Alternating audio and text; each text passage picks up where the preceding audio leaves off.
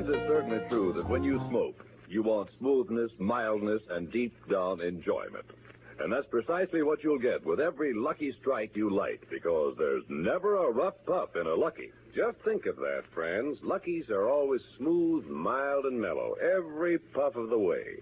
For you see, it takes fine tobacco to make a fine cigarette. And LSMFT, Lucky Strike, means fine tobacco. Now, fine tobacco costs more, and Luckies pay more. That's right. Luckies pay millions of dollars more than official parity prices to get ripe, mellow tobacco for your Lucky Strike. Just listen for a moment to what the tobacco experts say about the kind of leaf Lucky Strike buys. Take Mr. L. Garland Griffin, a tobacco auctioneer from Clarksville, Virginia, who recently said, "All in all, I've sold over 100 million pounds of tobacco. And season after season, I've seen Lucky Strike buy fine tobacco. Prime, ripe leaf. The kind of tobacco for downright good smoking. I've smoked Luckies regularly for 14 years. Now there's a tip for you, friends, from a man who really knows tobacco. So for your own deep-down smoking enjoyment, light up a Lucky. You'll agree with the tobacco experts, with the millions who choose Luckies for a finer, milder, smoother smoke. Yes, puff after puff, pack after pack.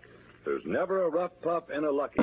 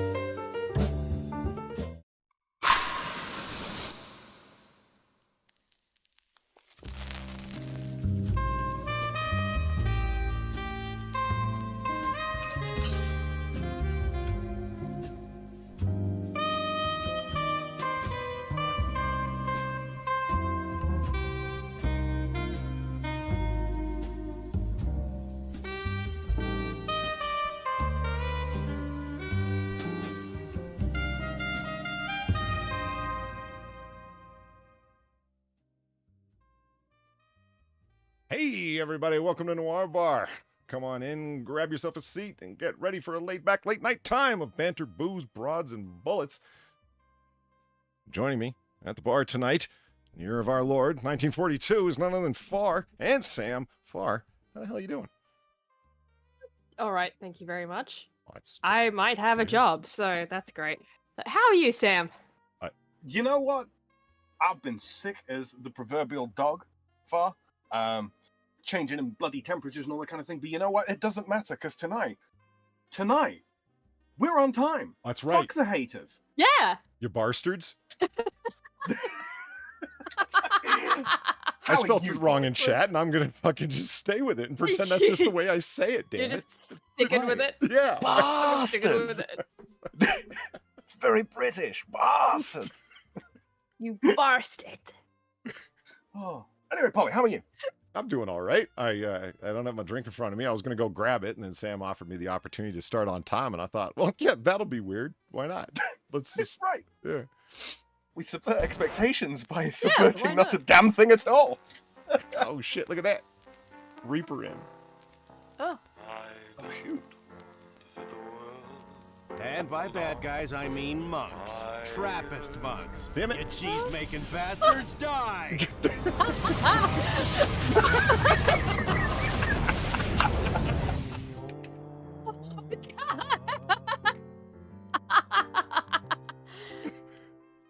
I thought that was a mistake, and it turned out to be the best time to overlay donations ever. What are the Oh. odds? Right? Oh my god. It's almost given me enough time to get the Streamlabs page up.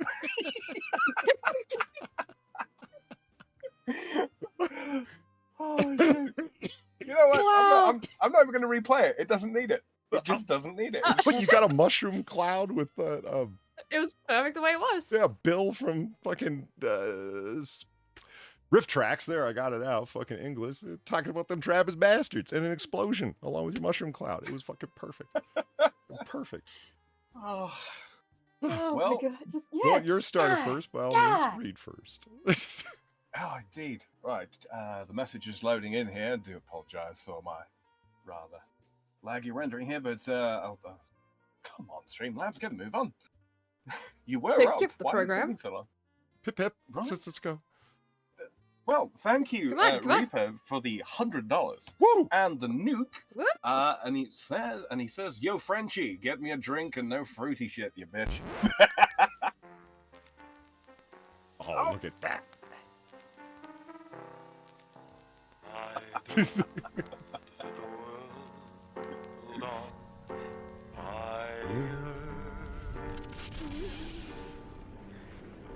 I just want to start a flame in your heart. Oh, the follow-up nuke straight away. Look at that. Thank you very much, VBTK. That is, of course, Kayla, with the $111.11 with, methinks you need some bread with your wine, you silly, sick French fried frog. Try saying that 5 times fast. Silly sick. Was it silly sick French frog? What? Silly, sick French fried frog. Yeah, okay, the fried threw me. I can't do that. Yep. The 4, all right. The 5, no. I know my limits. A man needs to know his limitations. I've been watching a lot of Dirty Harry lately. It's fine, Sam. Mm-hmm. Got Emperor Dingle. Thank you very much for the $15. And will I play that donation again? Well, you're goddamn right I will. There it is. And by bad guys, I mean monks. Trappist monks. You cheese-making bastards, die! With your peaceful ways.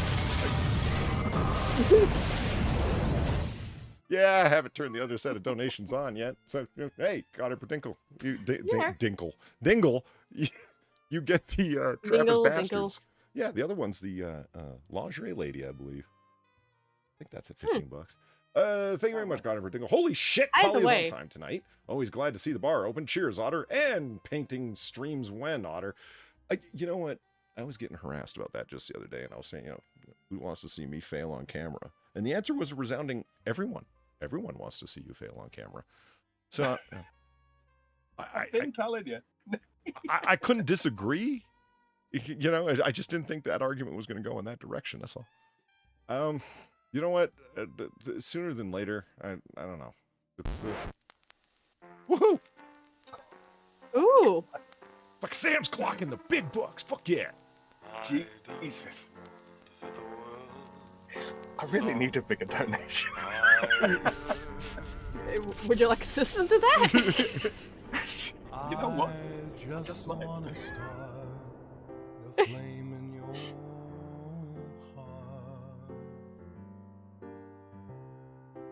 Oh, I think Thank that's you a on the fine donation for the $100 to $200 level, if you ask me. it really is. Not too long, right? Not too long. Just about right. Thank you again, Unholy Reaper, of the 150 Benjamin Franklins right there. No, man, but good luck with the rig. Thank you very much, mate. Greatly appreciated. Greatly appreciated. Half of the bits are already on their way. But you know what, though? Like, even if Polly had his Noir Bar donations up, would have been a perfect combination anyway. Either way. Oh? An atomic if it explosion was along the with a lingerie woman in woman. lingerie? Oh, true. Bombshell. Mhm. Oh, yeah, because you want to set your heart on fire while the lady's getting dressed, right? Yeah. Yeah. Oh. Like, either way, it would have been a great combo. But just think about it. Now, I know there were a bunch of confused Americans in the room with Sam just saying, lose. Get 15 Ben Franklins. Reaper, anytime you want to give me 15 $100 bills, I'm down anytime, brother. Wait, is it not Franklin on the back of the $1? Who's on the $1 again? George Washington, for the love of God. God. Of course it is. Of course it is. I do apologize, chat. I mentioned earlier on, He's I'm French, sick. he doesn't know. It's fine, I guess. I've got you know what it is, don't you? I've got a $100 bill. But it's folded up so only the one shows. I have a $100 bill. I just keep Franklin's face hidden. What with his? It's a one singular $100 bill, all right, and it's for when I get back to the States, so I can take y'all out for a drink. Oh, nice. That's what that's for. Nice. Yeah. Mm-hmm. It's not folded in such a way it makes it look like Ben Franklin is sucking a whale's dick. That's right. Or folded up in such a Or way whale sucking a that dick. United States of America says send nudes. Yeah. You could totally do that. I can show you how. It's just folded. That's all. So there's a one, so that I remember. Are there any neat In a tricks you can do tragically with French uninteresting currency way. like that? Okay. Sam, are there any neat tricks you can do with French currency like that? Because not that when I mentioned the immediately. whales, like the whale sucking a dick thing, that's actually what the $5 note is here. You can fold it in such a way it looks like that. I can't say I've ever tried. It's mostly architecture on our notes. I do have some Irish notes here though, from back when they still had their own currency. Do you know how to make an Irish note smell like liquor?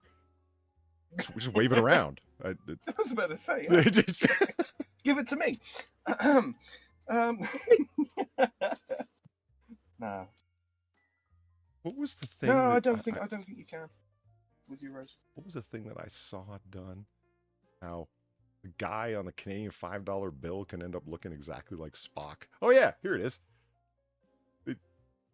I saw Mike Myers point this out in an interview one time, and I was like, "Holy shit! It so does look like Spock. That's hilarious." Hold on. There we go. Oh no, yeah. Let me see this. And then there it is for chat. See, look at that. It's, Oh my god. all you have to do is draw the eyebrows and the hair, and it's fucking Spock.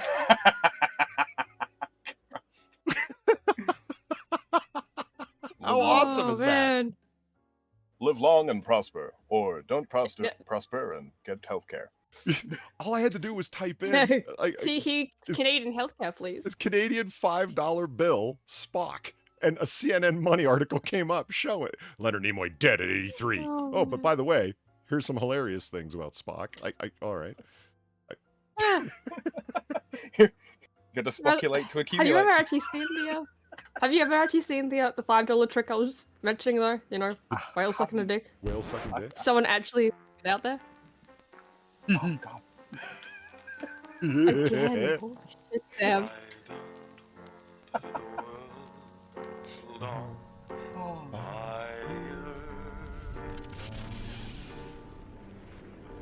I just wanna start a flame in your heart. Nice. Ah, thank you, Kayla, for the 151 George Washingtons. Well done. Well done. Oh yeah, You got it. She says, "Oh yeah, 150. Well, I'll Bacardi this. Yeah, something, something, something. Awesome." So, you want to see it, Polly? I just Yes, sent I you the do. image. Did you send it to It me? looks even worse than the new note. Yeah, it looks even worse than the new note, by the way. It just looks like it's sensually sucking a dick now. When you just hit the images, look how many people have done it. Like half-ass ones, really well done ones. Here's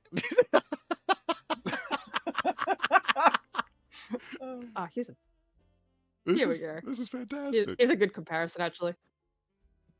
There we go. Right. Let me grab a whale dick sucking or something. I just sent the pictures. All right. Second here. Come over yonder here and oh wait, hold on. Copy link and up here. No. Ooh. So that's the old one, but a good way to Hold on, tell, can't see it yet. like, Just give me a second. There what we I go. mean, All right. is like the second one I sent, because it shows you the comparison to the old and new notes.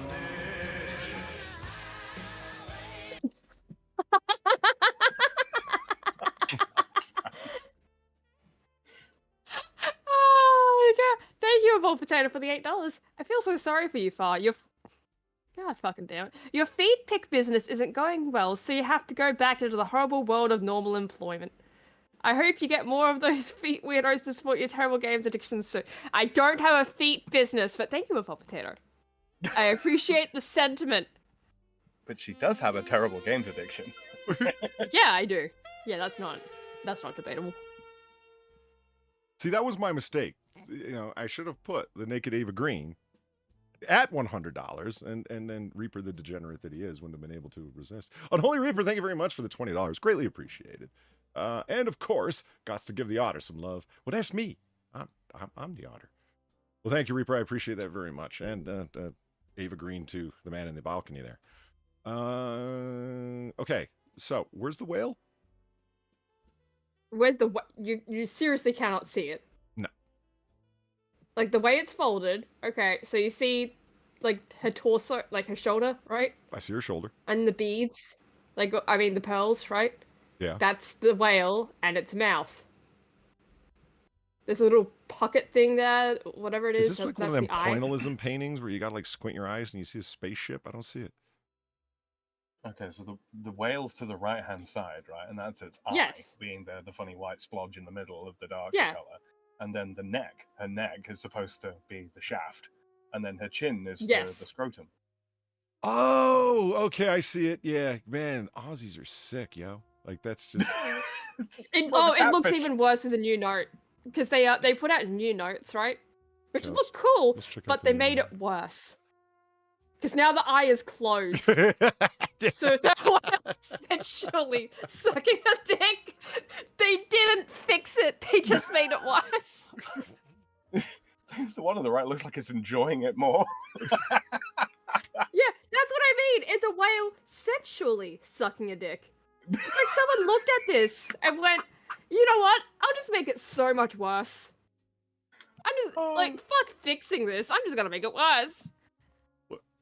Ladies and gentlemen, you know when Far gives us crap about the Polly and I crap about the kind of dirty, filthy, degenerate shit that we usually come out with? Mhm. I want you all to remember this moment. Yeah. Look, I'm not the one that came up with the trick. You're aware of that, right? Well, yes, of course, Far. I did because not just tricks are come for up kids. with, oh, if you fold it this way. Oh, shut up. I was hoping to see the $20 conspiracy theory that Frank Cap and Thomas Jefferson are talking about. I don't see it though, like on images. Wait, which bill is Thomas Jefferson on? None. But that's a travesty. Is it? Is it though? Yes. No. Look, he was enamored with my people, all right. Now people, my people help your people, so you know. I feel like he could be And symbolic. look how that turned out. Nobody And I mean, out of everyone, nobody did more to enamor the French with the American cause than Ben Franklin. He was the guy who bothered to learn to speak French and hung out there and was a fucking celebrity. He was the most well-known colonial at the time. He was Dr. Franklin, the guy who walked around in a raccoon skin cap, and yet did all this sciencey stuff. They thought he was this fantastical frontier throwback kind of guy who was out there doing science in the middle of nowhere. They loved him. Thomas Jefferson was a blue blood. They didn't have enough of them. No, well, true. Well, this is what I'm saying. You know, you should put Thomas Jefferson on your money. We'll put Benjamin Franklin on ours. No. That seems like a really weird trade-off, man. There's the one that I didn't know anything about until so famously in a Philip Marlowe noir detective story, he gets a portrait of Madison, as he calls it, throughout the whole $5,000 bill that he keeps referring to as his portrait of Madison. And that's right, Madison, the underrated founding father, by a long shot. You know that Constitution you like so much? Yeah, he wrote that.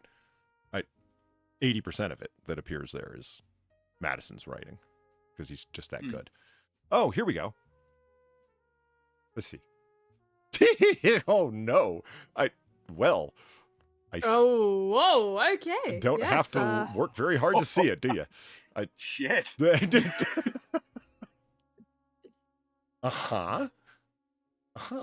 Yeah. What do you even say to that?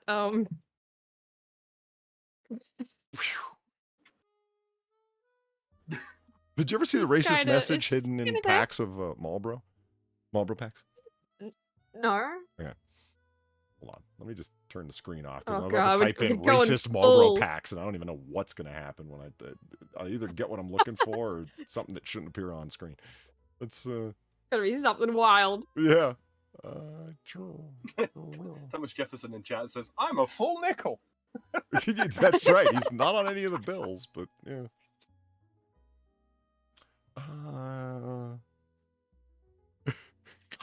Can I just stop and say how much I love this picture? Can I just I love this picture. Heck? Oh, that is that is the most this is a very deep picture I've seen in a while. Yeah. Wow, Mitch McConnell's really let himself go. But he's still got control of your social media. Look. That's fantastic. I love that. Oh my god. Mark, can I commission something like that? I guess. Speaking of commissions, if you would like channel art or avatar art or just plain old art, you can hit up Far on the link below and go off to her art dump and look at all the stuff that she does and hit her up for a commission of whatever. But not erotic art. I've been told she doesn't do that. Yes, thank you. God, no. Yeah. What was I going to do? Racist Marlboro pack. Oh, yeah, thank you. Racist Marlboro pack, yeah. Can't believe that those are words that actually fucking left my mouth. Okay. The Marlboro Man isn't racist. Now these, now packs of Winston, they're racist. The ridiculously racist history of menthol cigarettes? I smoke menthol cigarettes. What are you saying? Well, did you get that donation coming through? Not only did I get that donation coming through, I'm confused as to why they aren't Noir Bar donations, because they're turned on. Yeah, I got the pepper spray one. Yeah. So it's not just you. Odd. Vol Potato, thank you for the $3. Let's try it again. There we go. Huh. It's supposed to be Weibo legs. And I was like, where's the Weibo leg music? Vol Potato, thank you for the $3 and the Weibo legs. I'm pretty sure they loved Franklin more because he single-handedly paid for all the French debt just from the taxes his whores paid. The horn dog he was. Yeah, Vol Potato, you're not wrong. The man was a whoremaster. There's really no point in beating around the bush about it. See what I did there, Sam? Indeed. Okay. Indeed. I appreciated it. I hate you, but I appreciated it. Look at this. This is really the ridiculously racist history of menthol cigarettes. Real, rich, and cool. That's Winston Menthol. Newport, Bold, cool, Newport. I'm sorry, this is a nice ad. What do you want? This guy looked cool. The Yeah, lady's like, all these into him. aren't- Like, it's just these aren't bad ads. These are just cool ads. What's your problem? Like, these aren't racist at all. Like, I don't see the issue. Like, what, is it because they're all black? Is that it? Yeah, but the largest consumers of menthol cigarettes are black folks. What's wrong with marketing towards the people that buy your product? I don't understand. At any rate, that is what we're going to try to do. What? You better not sell chicken and try and put a black person in your ad, you racist fuck. I'm like, well, but black people buy chicken and beef and everything else too. I can't put them in the ad because of your racist associations? That's strange. I gotta say though, I did see an advert for KFC on British TV ages back. I was streaming something. I think it was from the BBC, and this advert came up. Well, no, it went over the BBC because they don't do ads, do they? But no, it was must have been ITV then. Yeah, and it was KFC advert, and it played, and it was like really, really urban music, like thick urban music, and they were like playing basketball in the street and all that kind of thing, and it was just nothing but black people, and I was like, okay, now I'm not that racist, but that racist. Yeah, that's a very fine line to be walking. That ad. No kidding. Like, holy shit. I was like, shit. I wouldn't make this advert. And thank you very much, Kayla, for the 350. El Boyfriendo's legs. Let's go. Well, he only sent me pictures of her leg or video of her legs. If he sends me some of his own, hell, I'll put them up. I'll faster than your head spin. Amen. We'll just have to blur his feet. Right.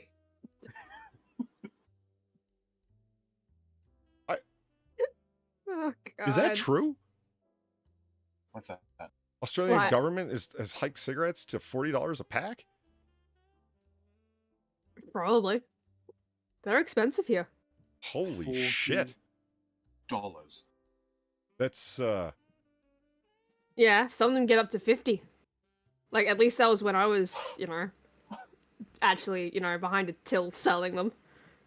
That is ridiculous. I'd burn down the government as a cheaper smoke in Minecraft.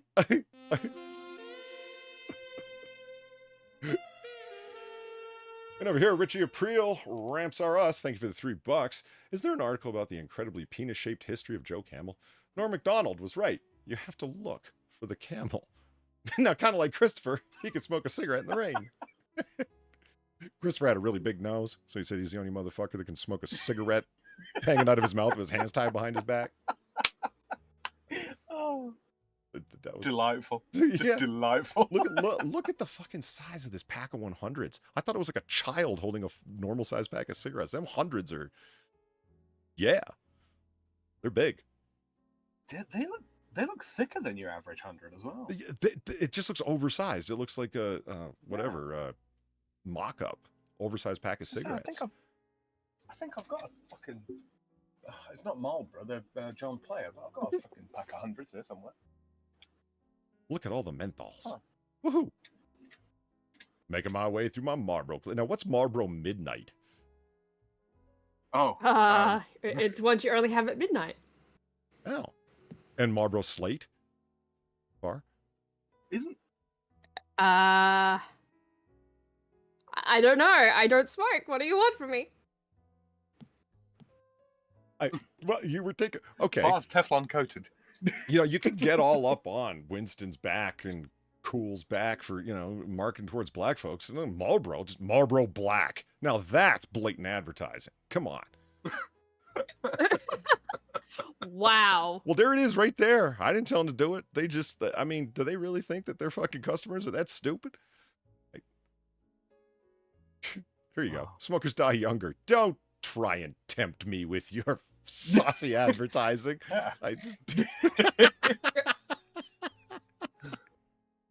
Talk about enticement and entrapment. I already think the tobacco's delicious. It doesn't... Oh. Look at that. Huh. Look at what?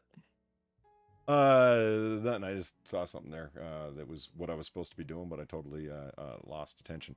What am I looking at? Yeah, what is that? That's a gray screen. That's what you're looking at. Hold on, there. Yeah, well, yes. Oh.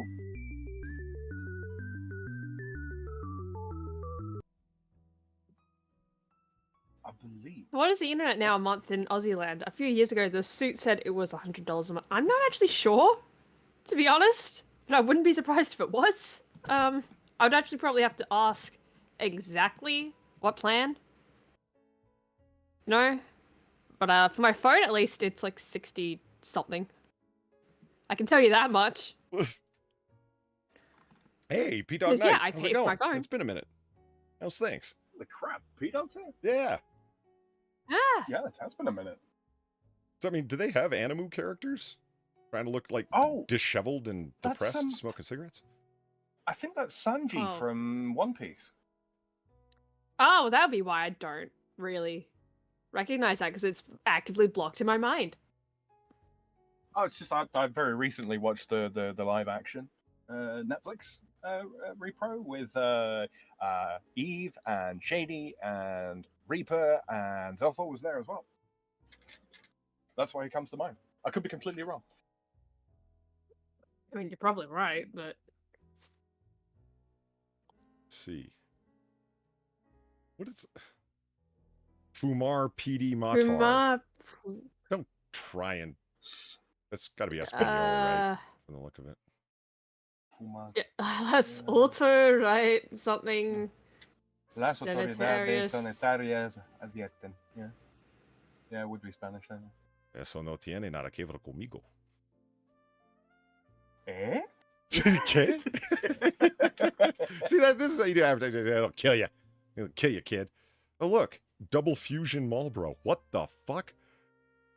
I would send you pictures of what they put on the cigarette packets here, but I think it would actually get the channel struck. Yeah, same with Australian packs. I think I know exactly what you mean. Yeah, they put pictures of people's extracted lungs on there. Oh, the grotesque pictures. Yeah. Yeah, same here. Yeah, like true, like pictures of like kids with like, you know, oxygen masks on, laying in a hospital bed, right? The they have that here. You can't reasonably get menthol cigarettes here anymore. They banned them because socialism. Because of course they did. It's France. Well, yeah. I mean, they were cheaper than regular cigarettes, so of course they had to ban them. Do they still have the the weird menthol cigarettes where you like crack the little doohickey in the filter? The little pod inside. Yeah, there were Camels. Yeah. Yeah. I was gonna say, it's not Marlboro. It's who was it? Lucky Strikes did a menthol one. Did they really? I thought it was just. I thought it was just Camel that did that. My friend was all about those, man. He loved that little crack until you hear the snap, and then it gets extra mentholated as it releases. You know, I couldn't help but tear one of those things apart, first the filter apart, as soon as we were drunk, because I had to see what that little pod looked like. You know, it's like tearing open a Guinness can to find that little widget that keeps it foamy. You know what I'm talking about. You have to see it. I did. You are an engineer's boy after all. Huh? What did that put in my can and in my filter? Doc, thank you very much for the $5. Take this as your sign to sow a little harmless chaos into the lives of everyone around you. Ask that weird question in the elevator. Take that air horn down from the main dragged by the bars. Air horns equal fun. Yeah. You ask the weird question in the elevator is a good one, but I still haven't found a better one than the one that I myself came up with years ago. You check it out. You step in the elevator. And Forrest heard this one before, I'm sure. Yeah. You step in the elevator, like I said, it's on the first, second floor, and you're gonna be riding up to like the 8th, okay? You know, most people when they get in an elevator, they turn around and they hit their number and they look at the numbers as you're going up on the floors. Don't do that. Step in the elevator and stay staring towards the back wall of the elevator car you're in, and press the button, go like number 3, or ask someone to hit number 3 for you, and just keep. Now you're gonna be facing the opposite direction of everybody else in the elevator. Don't look at anyone. Just keep staring straight ahead at the back wall. turned, quote, the wrong way. Now, if you think about it, there is no right way to be standing in an elevator. It doesn't make a difference, but do it anyway. By the time you get up to the 6th or 7th floor, you're going to have them ready to call the police that you're insane. I've done it. You can feel the tension in the elevator rise. You can feel it on the back of your neck. Everyone's getting more and more awkward. Like, is this motherfucker going to turn around? It's like, no, I'm not. You know the funny thing though, like the last time I was in Perth, right, and we're like, Flatty and I, right, we have an elevator in the hotel we're staying at, right? I found myself doing that, but not on purpose.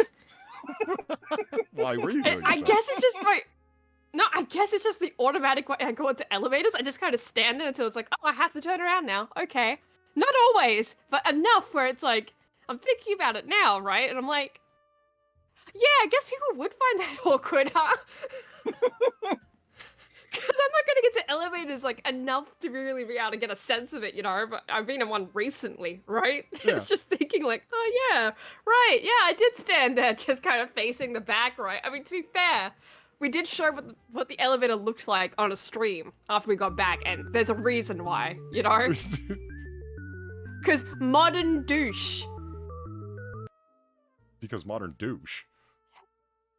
Have you, okay, so when you go into, I'll get to that in a second, right, the donation, but you know the, you know, like, how do I describe this? So we kind of came up with, like, the term modern douche to describe just basically what this hotel was. All right. Like, the aesthetic choices and everything. As soon as you say modern douche, Yeah, and you see, like, elevators with the glowy background in there, with elevator music that is the most club-like elevator music you have ever heard of in your life. The kind of furniture in the rooms where it's like, there's no skirting on the shower, it shares a door with the toilet.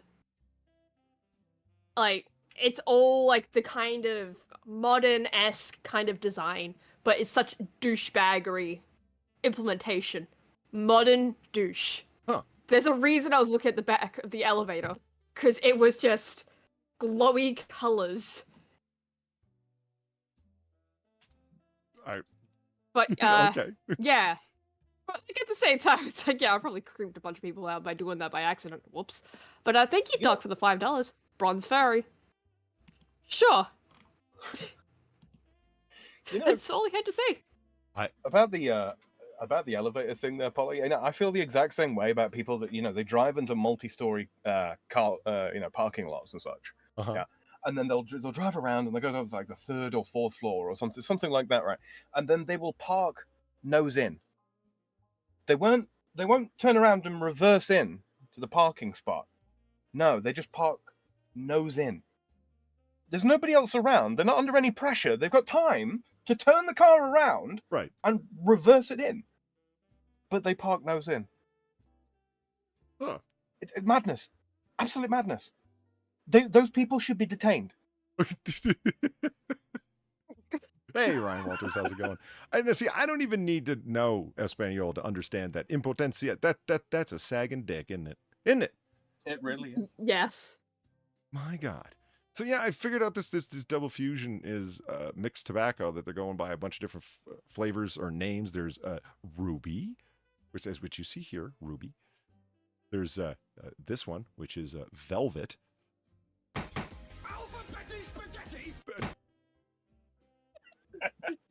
Thank you, FarZoosme meme. FarZoosme's meme for the $2. Alphabetti spaghetti. And that's all FarZoosme's meme said. I am, wow. That is something to trip over. Just FarZoosme's meme. Double fusion summer. And so Sam, you see these little dots on there? Yeah. Like, do you think those are clicker dots to change the flavor? I think they are. Kayla actually sent to me a pack that she picked up in. Well, I mean, I passed them on to you as she requested in your DMs there. Okay. Hold on, let me pull it back up. One ball, she says for the one that she sent, one ball is menthol, and then the second is mango, as in the fruit flavor. Okay, so it'll go menthol, and in this case, the flavor of summer. Mm-hmm. So gonorrhea. I was going to go with summer glow, but that works too. Oh, yeah. Okay, yeah. Does she have gonorrhea? Summer Glau? Probably. You I hope not. Well, Hollywood, trying to get ahead. You know how it is. Trying to get ahead, so she gave some. I- That sounds like a fucking Lou Reed song.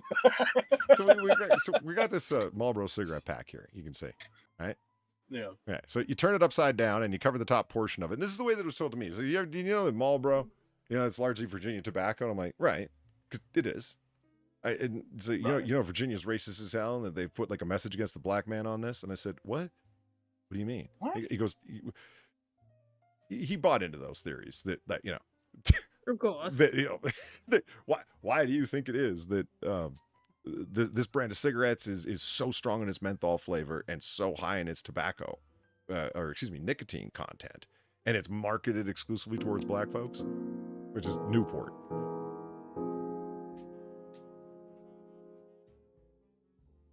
As I'm telling the ominous story. I'm particularly happy with that piece of music as it goes. There is a longer form that I'm going to post, but yeah. Real quick, Doc, thank you very much for the $5. He says, some people park nose in, some of us accidentally back ambulances into hospitals. We all make mistakes. Love and let live, carpe diem. Reading it as written. So you would buy those things, and why do you think malt liquor is so damn cheap and marketed? It's trying to keep the black man down. And I'm like, so anyway, he's got a pack of Marlboro cigarettes, and I think the irony of bless you is lost on him. Also, that it's the most popular American cigarette around the world. I'm surprised that he would think that it was targeting him personally, but he did. He goes, here, look, there's proof they even put it on their packs, and I'm like, okay, how? So you turn it upside down, you cover the top. Look, it's a black man hanging. What? See the little feet, the legs? God. Oh my God. Yeah, dude. and he had to explain to me. Like, he covered the top of his hand. Oh, we have legs. And he goes, see, it's a black man hanging. And I said, where? What are you talking about? Because I was looking at the crest, at the PM symbol here in the center, and the Philip Morris crest, whatever, in the center. That's what I thought. Like upside down, it would look like that. He goes, no, the legs and the feet. I'm like, oh man. You got to be fucking kidding me. Yeah, are you fucking for real? He was for fucking real, yes. God, I've seen gum chewers with less stretch than that. And you were struggling to see like the fucking whale sucking a dick on the $5, Like at least that has something there, Like you kind of look at it for a bit and you're like, oh yeah, it kind of does look like that, huh? That is just This is just a stretch. This is just a massive fucking stretch. You know, one of the things that actually does kind of piss me off, though, as regards to tobacco and such, right? You can buy Marlboro over here, and they're sort of decently priced or what have you. Yeah. You can also buy packs of loose Philip Morris tobacco for rolling with. Mm-hmm. It's not the same shit. I swear to God, the Philip Morris stuff that you buy in the little pouches, must be like the sweepings off of the floor, because it does not smoke anywhere near as nicely as a Marlboro. Filtered cigarette. It just doesn't. Don't smoke, kids. It's an expensive and dirty habit. Yes. Especially if you're in Australia. Carmela's housing scam, thank you for the $3. Does anyone remember Dennis Leary saying that you could put cigarettes in a black pack with a skull and bones and call them tumors and people would still smoke them? Yes, I do remember that. Absolutely, I do. That was one of his stand-ups that I heard on MP3. For some reason, call them tumors. We're still gonna smoke them. Yeah, you're damn right. Doesn't really matter what you do. You ever seen these cigarettes before? Oh, that's Australian. Yeah, look at the pack on the front. Yeah. Yeah. Why do they do this? Well, wait a minute. Chat should be able to what the picture or the hollow the hollow filter? Far. Oh, well, I'm not a smoker. So you can get a filter extension? Well, I mean, okay, so here we do have them in the form of Parliament filters. You guys still get Parliament filters? Oh, see how the filter only goes so far towards the end and then stops short like that? Yeah. They work like little cigarette holders work. Yeah, everybody it was the claim, not everybody did it, but it was the claim that so you could do easy coke bumps. And I'm not saying that's what I knew them to be used for, but they may have been used for that from time to time, is what I'm saying. Oh, Mm-hmm. I feel bad for some. I don't know. Maybe it's just me, but when we ballin', we ain't doing bumps. Yeah, but You've never heard a whiter person say that, have you? Bumps. How do you do it when you're in the club? Because I know the owner. Yeah. What's this lady doing? Parliament recessed filter. It works like a cigarette holder works. How? How? Oh, I don't know.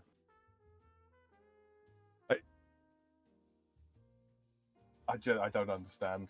The lady with the spiders in her eyes seems to think so. Oh.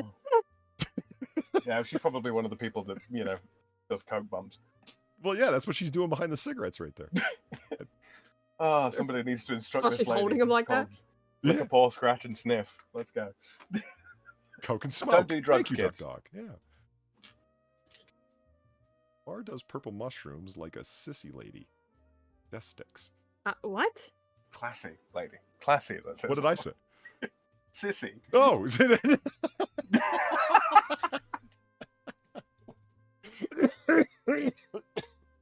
Look, if there's one thing I know about Far is that she's no sissy. Well, no. Okay. I don't know how long it would take to go back to find the fucking meme that I saw the other day that I thought Far would find funny, and I forgot to fucking save it, damn it. Oh. Yeah, I know. Well, at least I'm in your thoughts. Yeah. Well, hold on. I haven't. Hold on. Maybe I will be able to find. Talk amongst yourselves while I scroll. It's fine. Oh, okay. Holy Christ! Is that fucking? My God, that's that guy from the cover of the romance novels. Here, look. Which guy? What? That guy. Oh, Fabio. Oh Fabio. my God. Yeah, that's it. Yeah. I couldn't remember his name. Here, look at fucking Fabio, man. He ain't aging well, man. Got like a Nancy Pelosi thing working there. It's like I said to Zoho the other day. He looks he looks like Alice Cooper's younger brother. Oh God, yeah, I can see it. Uh-huh. What the hell event is he at that Perrier Joulet is sponsoring it? That's a good question. An event? Oh, yeah. I don't know. And Lamborghini's there. Lamborghini of Beverly Hills. Uh-huh. You know one of my favorite facts about Lamborghini? Huh. They started off What? producing tractor engines. And I just find that delightful. Nice. Nice. Yeah. My old man owned a Lamborghini tractor once. How did that go for him? He used to use it to pull trucks out of ditches because he is a recovery mechanic. Were they also Lamborghini trucks? No, in fact not. Sadly.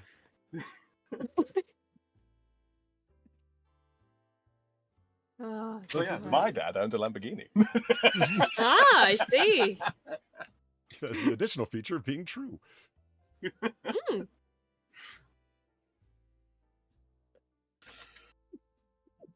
So don't talk amongst yourselves. It's fine. God. Oh, sorry. well, I'm sorry. I was reminiscing about the old times when back when I was a your little dad girl owned in a France. Lamborghini. Exactly.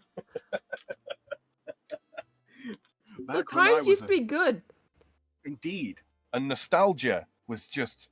Oh, it just used to be so Nostalgia good. was just a word. Nostalgia, it was gold-tinted back then. The times were different when I was alive. Right? Childhoods weren't ruined yet.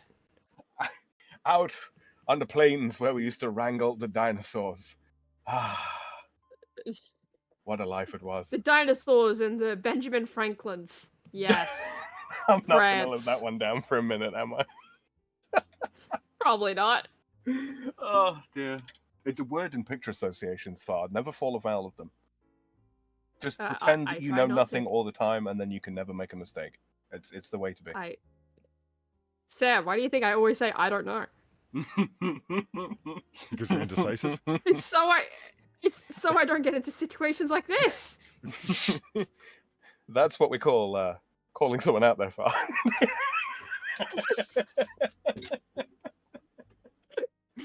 I'll call myself out. Fuck it. 20 more seconds, Polly? You need 20 more? Yeah, I don't know. I don't even know. All right, let's have a I'll look at find chat this. here. What? What's chat doing? BG says, Sam, I find it a little rich that a Frenchman is trying to tell anyone to not drink. Your alcohol supplies were the only thing that your foreign legion never went want to. You know what? I can't even argue. The man's absolutely right. Oh, dear. We've... Nice. Ooh. Oh. SF21 donated $5 and said, for as run as James Bond, Roger Moore had in his contract unlimited Monte Cristo cigars while shooting. Sweet. I mean, screw healthcare. That's the kind of bonus I want. It does explain why he was always lighting one anew. Legendary bastard. Smoke him if you got him. Yeah, it makes sense. I've never heard that before. Roger Moore is one of my favorite Bond actors. I don't know. Everyone loves Sean Connery, and I like Connery too. But I don't know. Roger Moore's got that English panache that really brings Bond alive, in my opinion. Whereas, Daniel Craig is just like a fucking thug, man. He's just there, like, beat up and shoot. And that's okay, but it's not the full Bond. You know what I mean? It's like, how does that guy get women? Women are attracted to murderers. Oh, okay. I mean, yeah, they are. It's true, but I think Connery aged better than Roger Moore did. Frankly, I think that's why people remember him a little more fondly. He aged badly. So, like, wait, you thought he was like too old by the time he was doing it? Like, so his last film was Never Say Never Again. No, and what was he, too old? Connery aged better than Roger Moore did. So he didn't have bad, or didn't age bad. He just aged better. Okay. Yeah. Whereas Moore looked like an old man by the time he was old. Connery looked like a distinguished gentleman when he was old.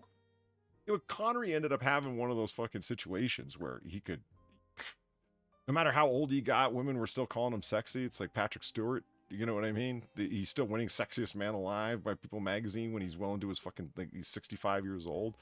And I've asked women about that, and it's like, yeah, he's attractive still. And I'm like, how is that? And they're like, I don't know. It's just something about certain guys. It's like Sean Connery lived down things that nobody else would. Remember him fucking, the things that surround him about slapping women? Oh, God. I think I know what you're talking about. What? Well, yeah. I'm just going to say maybe his statements stood on their own merit. Yeah, I remember seeing the clip that somebody sent me. I was like, do you remember that time that Barbara Walters asked him? I'm like, no, I don't remember that. I don't remember seeing that. And they, hold on. And they found the clip and sent it to me. And yeah, sure enough, it's Sean Connery being interviewed by Barbara Walters. And it's like, so you said in a previous interview that hitting women was okay. And he goes, well, I think things that happen between a man and a woman in a lot of ways, because of course there's going too far, but then certain situations call for a time where, yeah. And he just raises his, like his hand, like he's going to backhand someone, like just, I'm like, sometimes, And she goes, well, I don't think that a woman should ever be hit. He goes, I think that that's between the man and the woman. It's like, you just doubled down on smacking a bitch, and that's fine. Holy shit, Sean Connery. And then he goes on to win Sexiest Man Alive for like the third year in a row. Holy shit.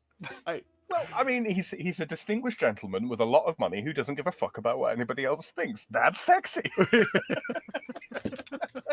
Clearly. We should all aspire you're not saying that because you're looking at him, Sam? Sorry, what? You're speaking for the women? Well, I mean, I've spoken to a few women and they all seem to agree. Chad Connery, right? Oh, dear. So the entire, memes described are always as funny as looking at memes, right? That's what the kids tell me. Sometimes. So the entire meme far is like, I was looking for it, can't find it. And I was looking for something else, and I couldn't find that either. So it's like, I can't find shit. Regardless, the meme that I saw was person fighting fighting in a desert environment, a giant insectoid creature with a spear. And the thing was about, like, I don't know, 5 or 6 times as big as they were. It was this huge dinosaur-like insectoid thing, like, looking to crush them in a desert. And it said, what people think Australia is like. And then the next panel was what Australia is actually like. It's an identical picture, except there's a little word bubble coming out of the guy's mouth that says, cunt.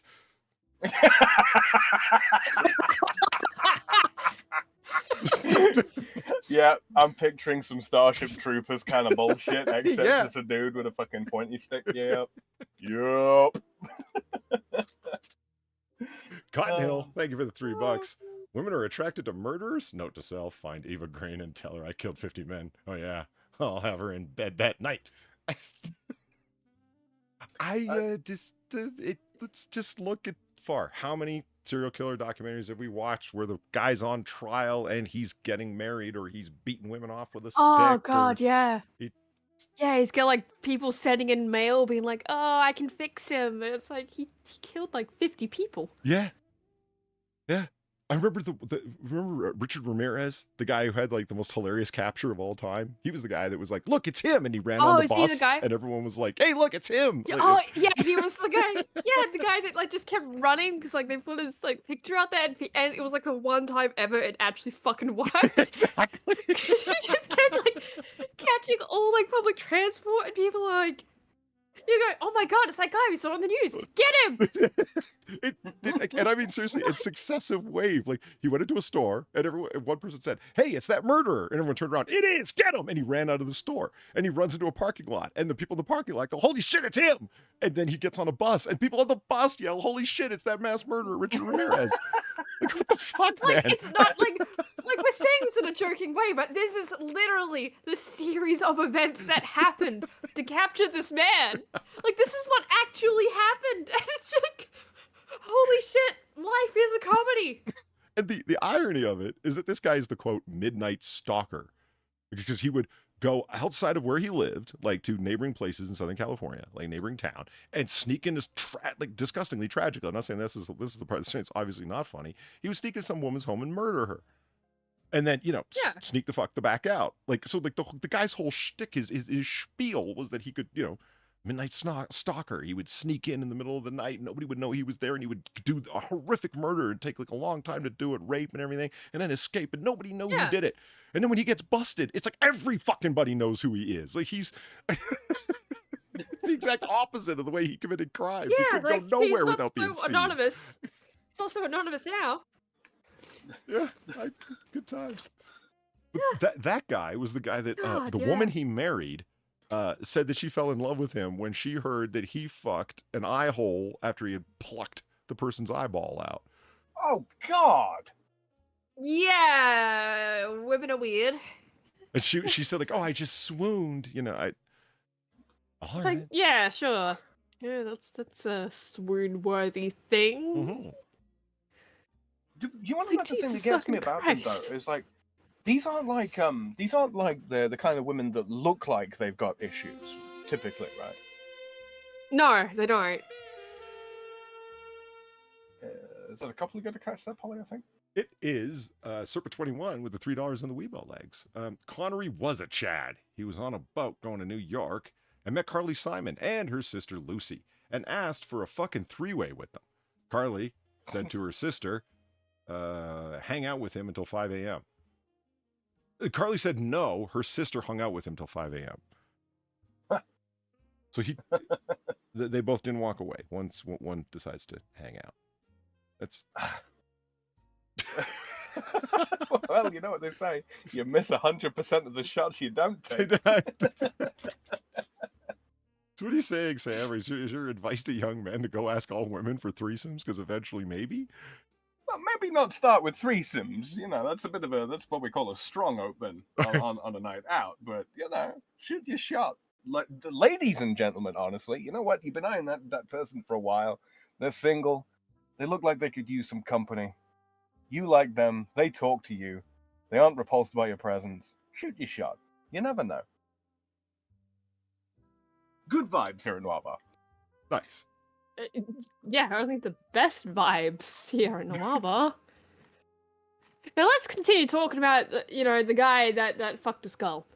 It had a woman swoon over him. I'm so glad you followed up with that, Paul. You're welcome. Have you ever wondered what it's like when leftists run conspiracy theories and buy into them?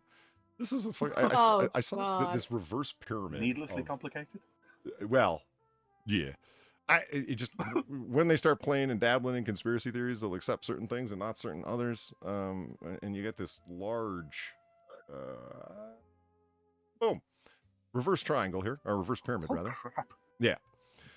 The conspiracy chart, going from grounded in reality all the way to completely detached from reality, right? And it starts out by saying, you know, things that actually happened are in the most, like, the Right. acceptable stuff. And notice they put it in green. And then there's the speculation line, the leaving reality, science denial, and the anti-Semitic point of no return up at the top.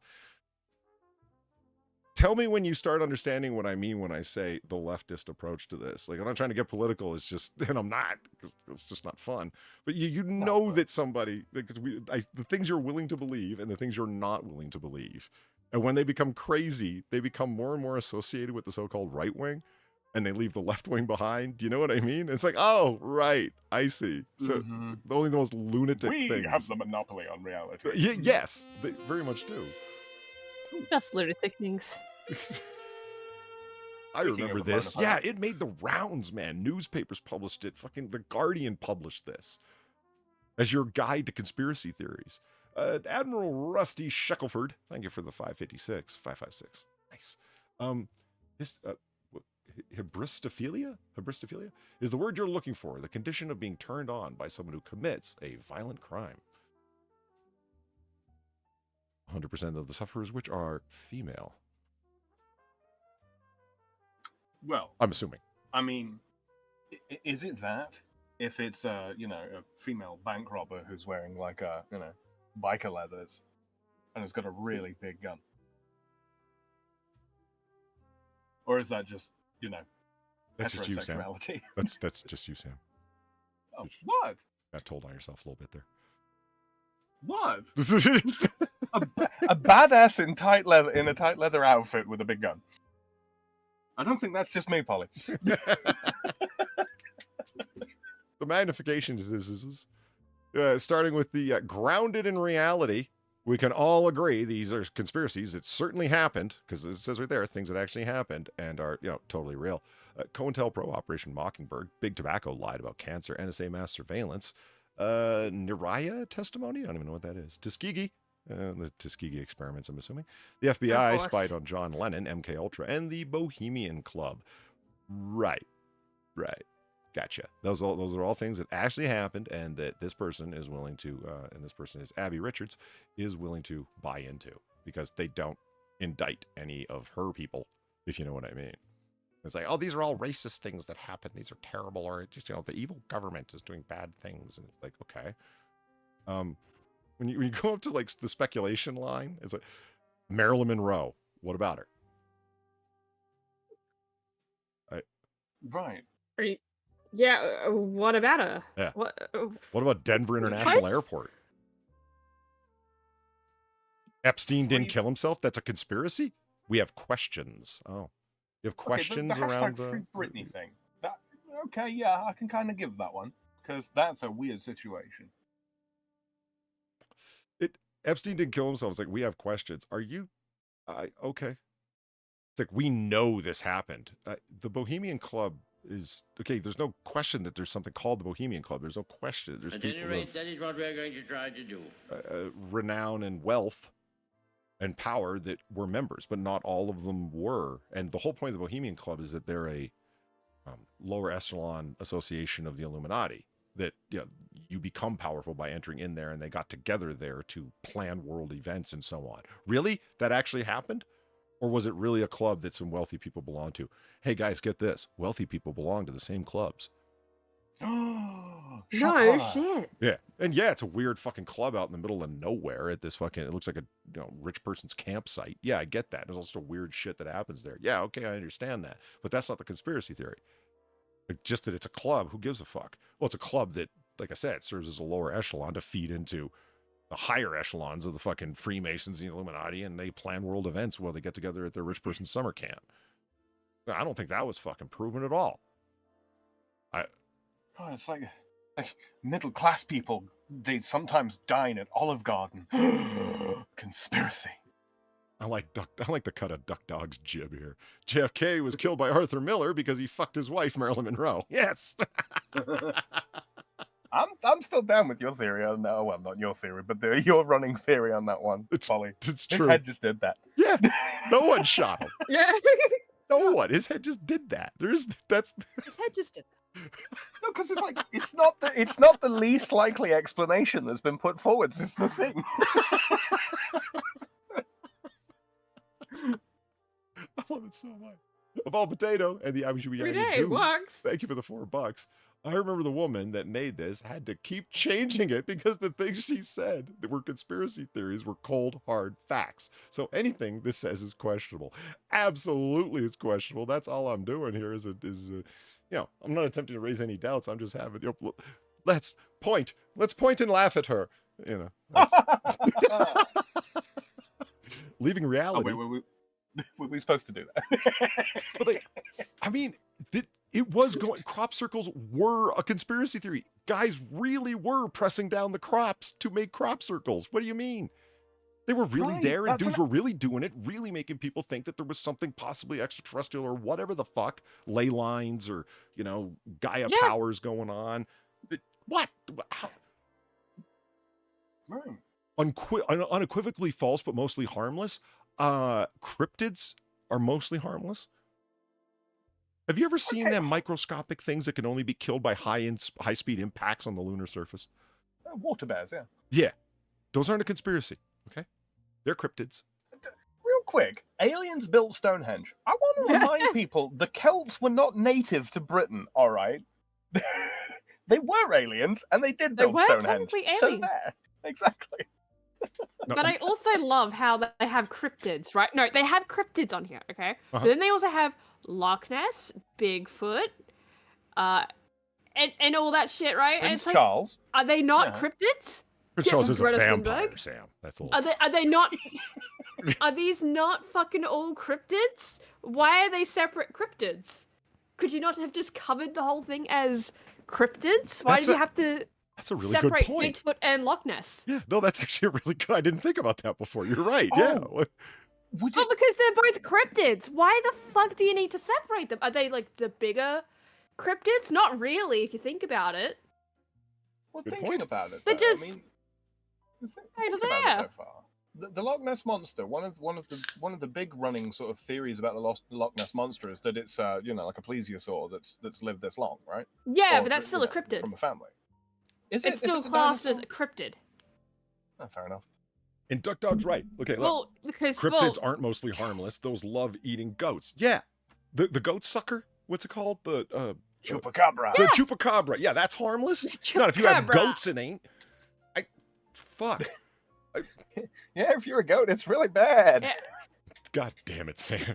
Oh, boo. But I mean, come on. Like, hasn't everyone watched that, the documentary about suburban Sasquatch? Bigfoots aren't harmless, Yeah, they got that wang and the documentary told me so. Yeah. Yeah, the wang and the and all that, Yeah. And the rubber hands, my god.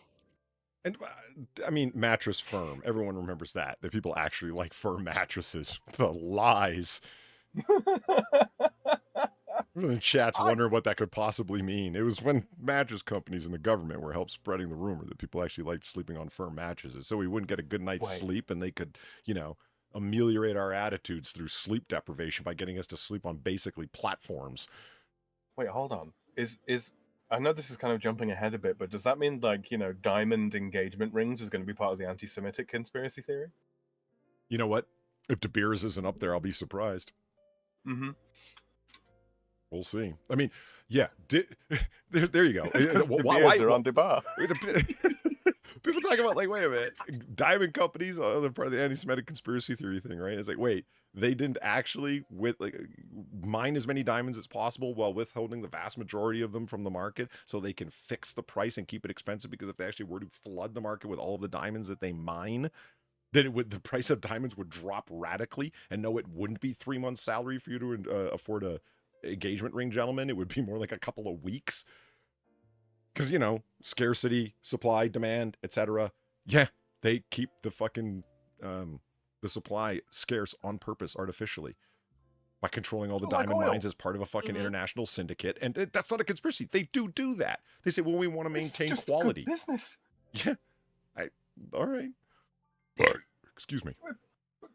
The Saudis do it with the oil. You know, it's no different. Now, I subscribe to what is claimed to be a conspiracy theory, but I think it's reality, okay? It's not that the Beatles never existed. It's that the Beatles and good albums coming from them never existed. Now, I buy that completely. You know, for me and my ilk, it's that the Beatles were ever good is the conspiracy theory. I'm with you on that one. There's a lot of Beatles records I'd have no appreciation for whatsoever. She loved you, yeah. It's not even melodic. Yeah. It's greatly overrated. I understand that there's this argument made in musicology that verse, refrain, end. That is there's the intro, the three structured, you know, with two chorus line song, that structure was created by, I think it was Help by the Beatles, that is the thing that all modern music has been rolling off of. That's the structure of the modern pop song. I've heard that argument from friends of mine that have taken musicology, and like, is that true? And I looked up online. Yeah, it comes up. Even came up in an episode of The Sopranos one time. The guy who worked at Kinko's that wanted to be a rock star that was getting fucking produced by Christoper. Was like, I can't do it like that anymore. It's been Help for fucking 40 years. Let's just do something new. I seriously, I don't think the Beatles are good. I just don't. Like, try and name a song where they're good. Like, convince me. I haven't. I remember when I was talking far about doing the all Bond theme songs rated from worst to best. Yes. And that you should still do, but yes. I really should. I mean, it's going to be hit so hard for copyright claims. Absolutely, but you know. Yeah, you got to just suck that shit up. I mean, Razorfist has a fucking empire compared to my channel, and he still puts out musical mythos and metal mythos stuff where he can't monetize it because it just gets attacked overnight for copyright holdings. And he goes, I do it because I love it. That's why. And it's like, yeah, if he can do it, I can do it. I should just bite the bullet. Because I want to tell people just how bad that fucking Wings song is. Live and Let Die, that song is terrible. I don't know why people think it's good. Yeah. A song should not have 3 progressive tempo changes. What the fuck? Well, I mean, it can, just so long as the tempo resolves properly, and it doesn't. I don't even mind tempo changes. It's just, it's overused, that song. Because, I mean, they play it on the fucking radio all the fucking time. Just saying. You know the part that gets to me more than anything? Well, we'll talk about fucking Madonna's ass in just a second. No, we won't talk about her ass. We'll talk about her. Let's not. Yeah. Let's not. I don't even want to imagine that. That song in particular, the part that gets to me is the you know when you were. That is what we're going to try to do. See, I'd rather listen to that for a 5-minute fucking thing than listen to Winston Churchill mumble over a beat incoherently for 5 minutes straight than listen to fucking Wings. I just, God, okay. The part of the song where it goes, you know, when you were younger, you used to say, live and let live. You know you did, you know you did, you know you did. Yeah, I know. He just said. It's crap, is what it is. It's just crap, and it's disconnected from the rest of the song. It's awful. And it happens 3 times during the song. I don't understand why. No. And like, wait, well, hold on. They really switched tracks quick here on Sirius XM? No, they didn't. That's the same song. No, it's not. Yeah, it is. It makes no sense. But, you know, cocaine's a hell of a drug. Well, to be fair, just that whole, like, if that was the song, just through and through, it would be fine for the action scenes in a Bond film. It would be fine. Yes. But it's not. But it's definitely not. Gamer Valine, thank you for the tree fitty. Elvis is overrated. Also, the firm mattress sleep conspiracy is way better than money laundering.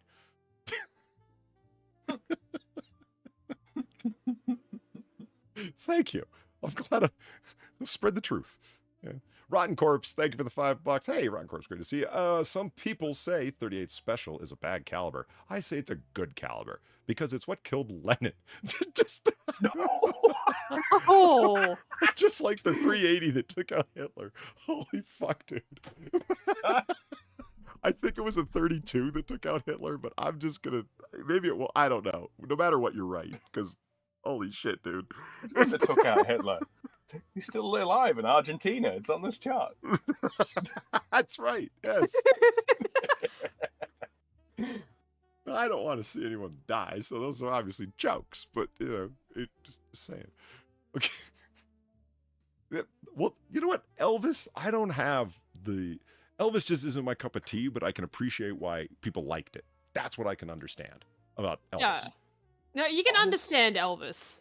Watching him perform, the guy's got charisma for days. I get it. He's got a nice voice. Like, okay, that I understand. No, I don't like listening to Elvis, but I get why somebody would. At the same time, though, it's like at the time. Remember, that was a new sound, right? Yeah. There's not really a lot else like it. Yeah, I gotta be honest. At the time, I prefer Elvis as a sort of as a crooner than rock and roll. I really do. I think his voice was much more suited to sort of, Jesus, I mean, name another crooner. Well, any of the people that... Bing Crosby? Bing Crosby or Dean Martin or any of the Rat Pack, or they're thought of as crooners, even though I think that's a miscategorization of them. They're a big band, but whatever. Yeah. Right. Is there a big difference between what's considered big band and bossa nova, by the way? I've never quite figured that one out. Yeah, big band is much more jazz-oriented. Right. Where bossa nova is much more dance-oriented. Big band will have singers. Bossa nova, not nearly as much. They'll have vocal artists, not singers. Do you know what I mean? Like someone to just rhythmically over top. Sky. Yeah, that's it. You would never have a Frank Sinatra singing with the Tommy Dorsey band. Totally big band, 100% of the way, and singing full sets of lyrics over top of it wouldn't happen outside of jazz-oriented big band. No way. Gotcha. Okay, here we are. The science denial, because we know that... Of course. Yeah, no leftists or... Jet fuel doesn't melt steel beams. It doesn't. It makes them soft. But, yeah. The global warming hoax... Hey, I agree. It is science denial. I'm sorry, Finland doesn't exist? What the fuck is up with that? I don't even know what... I didn't see that till right now. What is that? Why does the... Wait, what's the story behind that one? Are they talking about East Norway?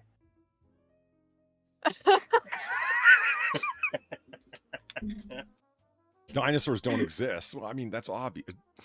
Jesus planted dinosaur bones as a test of your faith. You didn't know that? Heathens. No, they're dragons. They're not dinosaurs, they're dragons. Didn't you know? Yeah. Who says dinosaurs didn't exist? Who argues that? Okay, maybe a young Earth creationist might argue that dinosaurs and human beings exist I at the think same maybe time, those guys. But they don't argue that... Even they don't argue they didn't exist. They're just like human beings were around at the same time as them. That's it. I mean, it's a preposterous idea, but they still argue it. I'm still awaiting the raptor rapture. How do you explain the Flintstones if dinosaurs didn't exist with humans? Sam. Yeah.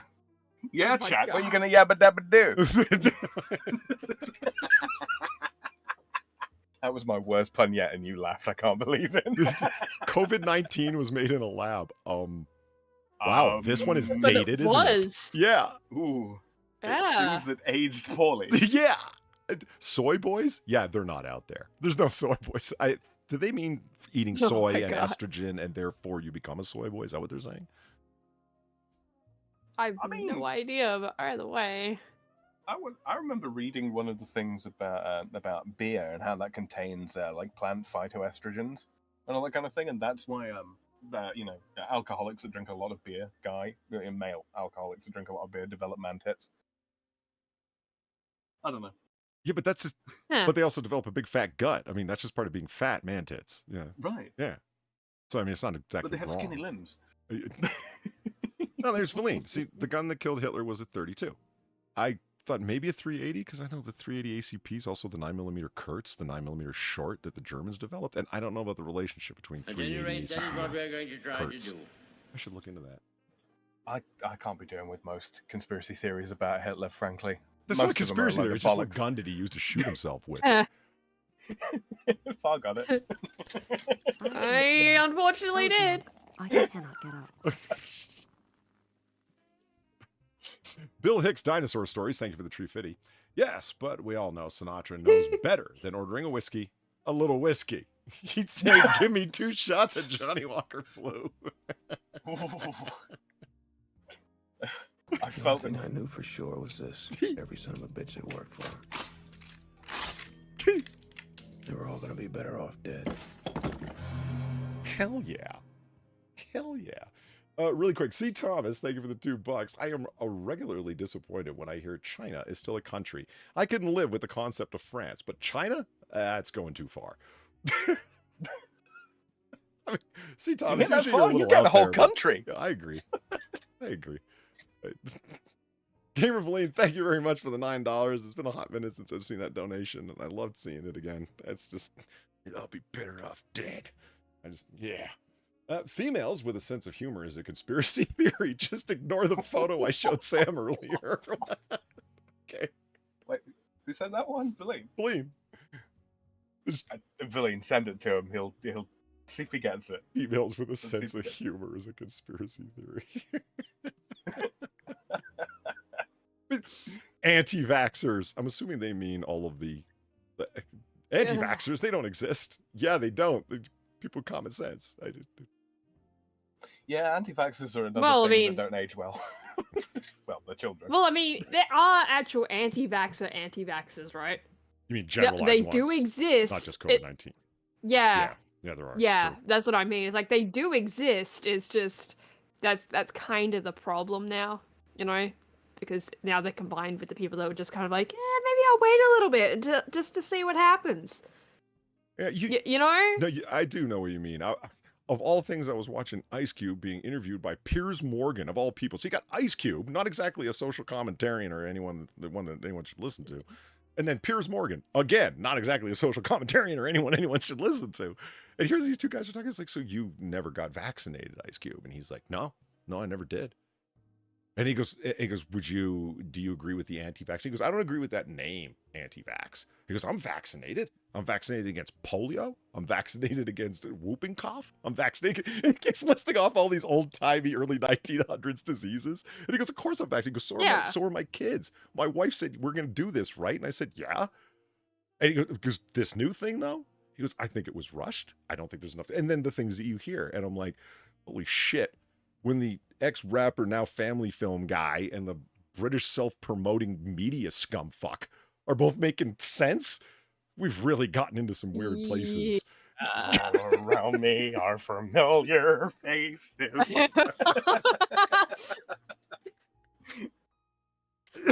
Oh, man. Oh God. Did Valine... 5G. 5G doesn't fucking exist here, let me tell you. 5G? What's that? I don't know what the 5G is. Laddie's got a 5G phone, right, Far? Probably. I mean, it plays up on the edge of technology. I thought she did. Okay. I was gonna say, it probably does. Is it any faster? Mine's a 4G phone. I don't have one of them fancy. I have no idea. I think you mean a microwave wand, Polly. Oh, but I forgot to. This is dangerous to yourself and others to buy into any of this. Essential oils cure all illnesses. Okay, yeah. Yeah. It's chemtrails. I don't really see how you're dangerous to anyone except for believing. Chemtrails is just dumb. Yeah, it's just a goofy fucking idea. I hear you, but how's that make you dangerous to anyone? The weird part about how does Finland not existing make you dangerous to yourself and others? Well, this is the thing. I mean, like the chemtrails one. I mean, like the quote unquote science behind it, right? The strontium, barium, aluminium, all that kind of thing up in the air to seed clouds, or what have you. No, that's relatively realistic. Are they doing it? No. It would be ludicrously expensive and largely pointless. We can't predict the weather on a good day. Yeah, right? Let alone when there are storms over the South Atlantic. I made myself laugh. To be honest, I'd be switching chemtrails and aliens built Stonehenge just because, like, say that's dangerous, right? The aliens built Stonehenge at this thing, moment right? that he knew. I got Gonzo! Yeah, so did I. Oh, yeah. I love how it's like a Do you want to get that? I don't, yeah, I will. I don't know why. I've checked 3 or 4 times, and now I've stopped checking because I don't want to fix it. It's like fun to see which one's going to come up. It's hilarious. It's great. I love it. It's I wish I could do that for all potluck. my donations. I wish I could do that for all my donations, right? Just have like, you know, rando things come up for a certain amount. It'd be great. I could set 3 things to come up at $100, and one of them is Turkey Man, just to see if people keep hitting the $100 to see if Turkey Man will come up. Wait, I do have a random donation, right? And I'm still just waiting to see if it ever appears at this point. You know what? Because it's set in there. Thinking about it, if we can set more than 3, right? So say if you could set like 10 things at the same donation amount, right, and it will just like randomly select one, you could actually probably game it so that like 5 times out of 10 this one will show, 3 times out of 10 this one will show, and then 1 time out of 10, 2 times out of 10 another will show, something along those lines. And you know, if you could set percentage upturns or what do we want, a percentage appearance and so on, that would I'd be all over that. You kind of can. You kind of can for those random donations. It's just unfortunately you can't set it to be random at a certain amount, which is why I'm just waiting for the day the random donation appears. I set. You know a way you could do it. It could be for any of them. Is you could have the spinner wheel like they have on Wheel of the Worst, right? The raffle wheel. Oh god, another wheel. Yeah, another wheel. Because there's software for that, and you can program it with the percentage turn-ups of whatever the fuck, right? And then when somebody hits a given donation, it's like $5, right? It's like, I'm going to spin a wheel. We're going to see what's going to come up. And, you know, one of them is, you know, Turkey Man with big crossbones and skulls on it and shit, and see what happens. It'd be fun. Oh, God. Is my channel going to end tonight? Let's find out. C. Thomas. Anyway, read your donation. I will. Thank you, C. Thomas, for the $2. Also, this is outdated because it lacks the proven theory that Puerto Rico isn't real. Much sad. Excuse me. You know, Far, when you move to America, you'll understand the Puerto Rico thing. I know right now it doesn't make much sense, but like Puerto Rico's part of America, but absolutely at the same time not. And they have, you know, it's it's Puerto Rico's a whole fucking thing, man. All right. They were talking about how they should make it the 51st state, right? Yeah, they were for a good while now. Yeah. I don't know.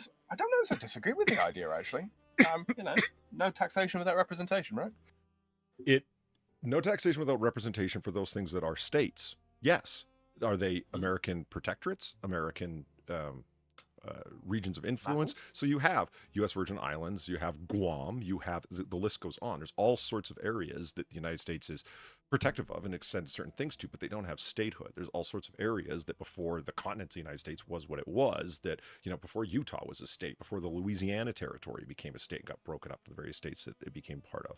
I mean, why should you know, well, no taxation. You know, there's nothing against the United States taxing an area that it offers protection over, even though it isn't a state. And you have any idea the debt that Puerto Rico has, the debt that America would be absorbing if it became a state?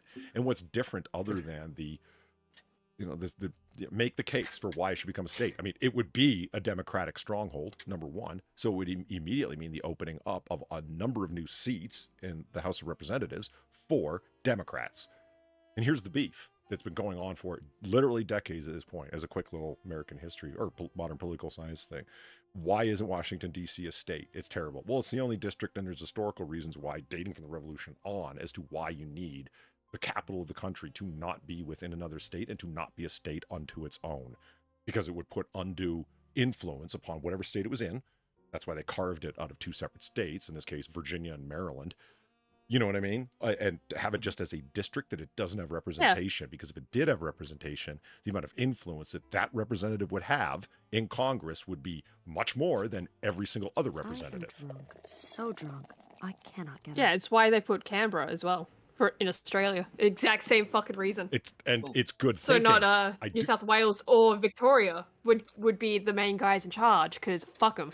Yeah. I mean, fuck Canberra too, but you know, at least it's not New South Wales or Victoria. Yeah.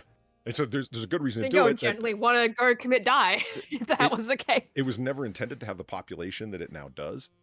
And it was never intended to have a population really at all. But that's why it was only 10 miles square. That's really, really fucking tiny if you think about it, especially in a 3-mile-per-hour world when the 4 corners of it were surveyed out by General Washington himself, by the way. so there's that. That's why no representation. Though I understand the problem. You have all these people that are American taxpayers that aren't represented in Congress by a voting member. There's somebody who sits in Congress, but they're not a voting member. Well, that's not the same thing. No, it's not. But the balance is out, and they do vote in the Electoral College. You know, they do have their standard 3 votes as everybody else does. So, I mean, it's not there is complete lack of representation, but there's enough that there's a complaint there. Yeah, absolutely. But here comes the problem. Why would Republicans never allow it? Because it would immediately be a Democratic seat. That's why. They would be voting to unbalance Congress as it is right now by adding another Democratic member who would have outdo influence compared to every other member of the House. On top of which, they're like, well, what about Utah? The fuck? What about Utah?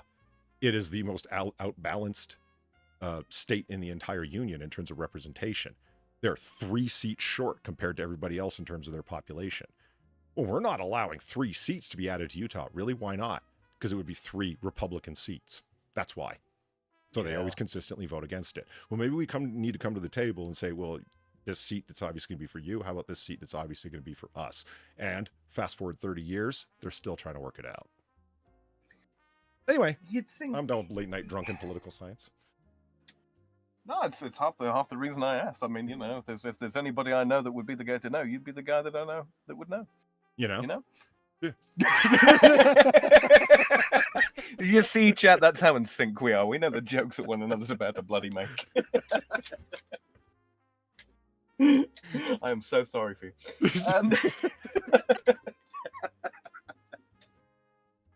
Okay. I believe we're going to go to the anti-Semitic point of no return.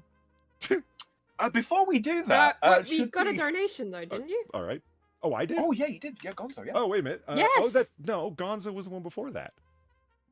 I got another Gonzo. Yeah, but we also had another one. I didn't get Gonzo for it though. But you're right, it's here. But well, let's see what we get this time. Let's find out. It was at this moment that he knew. Gonzo. He fucked up. What'd you guys get? Eva Green. Really? Chat and myself got Yeah. Gonzo. C. Thomas, thank you for the $2 and the Gonzo. Puerto Rico will only be a state once they extract their heads from their asses, stop being a shithole, and learn English like an actual state. Tell that to Hawaii. Have you noticed Hawaii has changed their name to Hawaii? Mm-hmm. With the apostrophe fees? Yeah. Yeah. Yes, indeed. You're not being culturally sensitive unless you stutter out Hawaii, or whatever. This from the people that still pronounce it Paris. I have made that argument before, Sam. I am perfectly happy to say Paris. Now, that's not very close to the right with the accent, but God damn it, it's closer in Paris. Honestly, I kind of got to wind that one back, though, to be honest, because I mean, like, at least you're pronouncing the word the way it's written, just with a localized accent. It's not like us with London. You would think that it would be relatively easy. What do you say for London? Londres. Londres. L-O-N. Oh, I'm so sorry. Londres. Whoa. Londres. Yo. Mm-hmm. Well, I just picking You it up. guys have and running away no with fucking it, room to talk. Uh-huh. How would you guys say Perth? Perth. Okay. So you just say the R really fucked up. Got it. Perth. The funny thing is, as well, is like it's cognate with like P-E-R-T-E rather than P-A-R-T-H.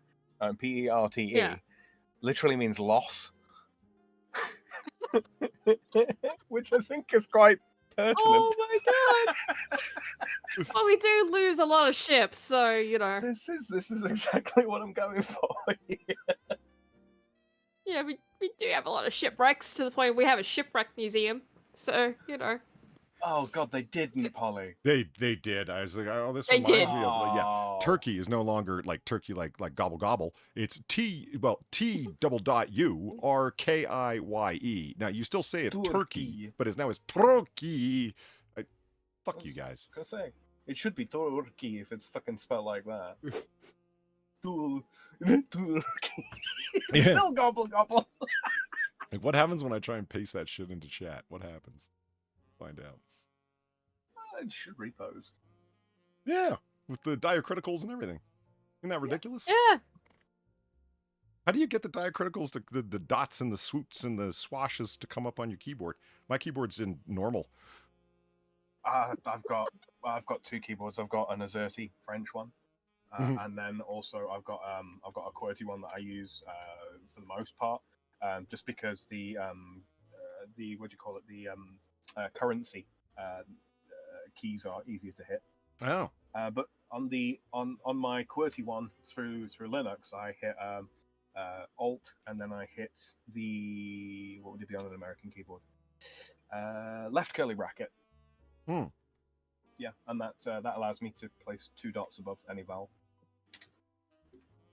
You know what I was? I am drunk, so drunk, I cannot get up. I got Eva Green. Ava. Yeah. See, Thomas, thank you for the $2. Straight Avas. When it 3 Avas straight across. Woohoo!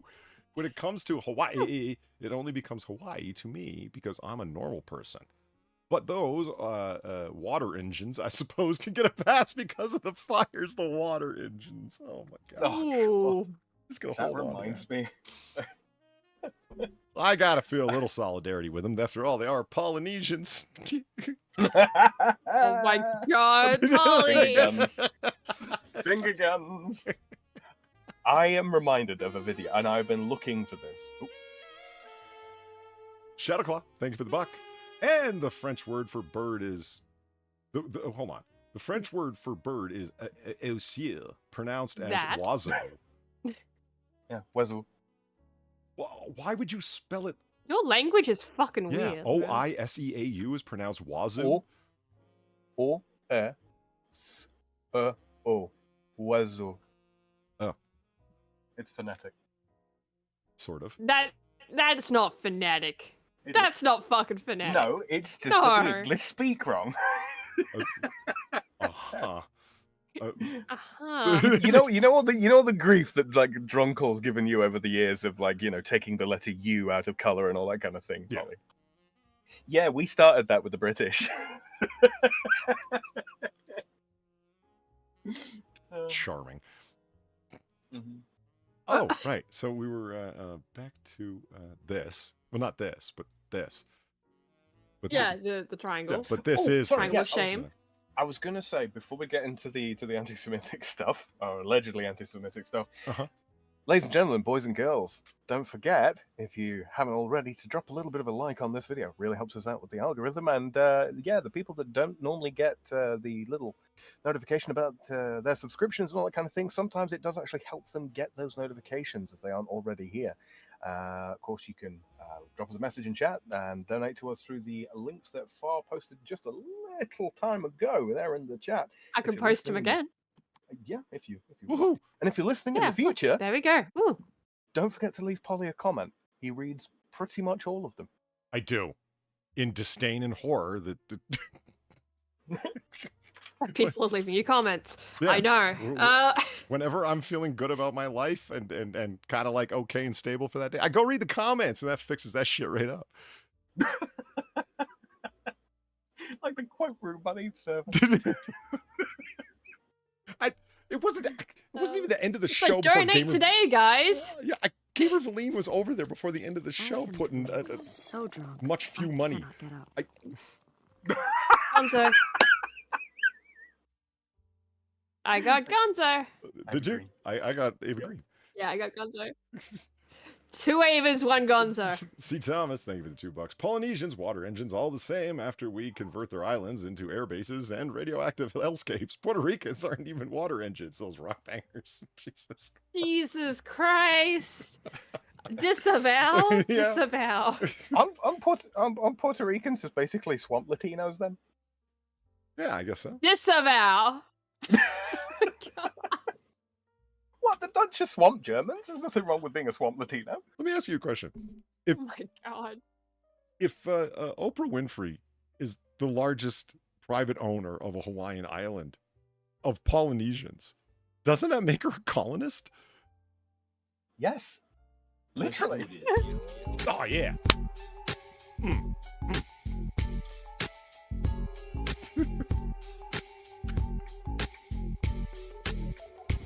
The only donation I worked harder on the music than the visuals. Gamer Feline, thank you for the 1050.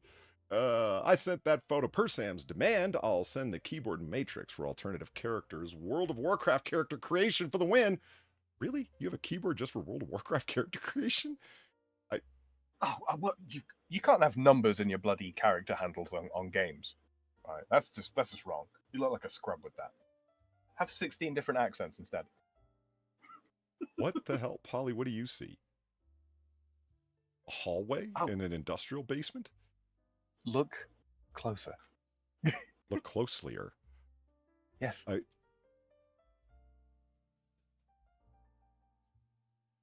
case there's like a woman showing ass or something in the background, I'm just gonna it's definitely not. It's stream friendly. Okay. Yeah, and I believe you.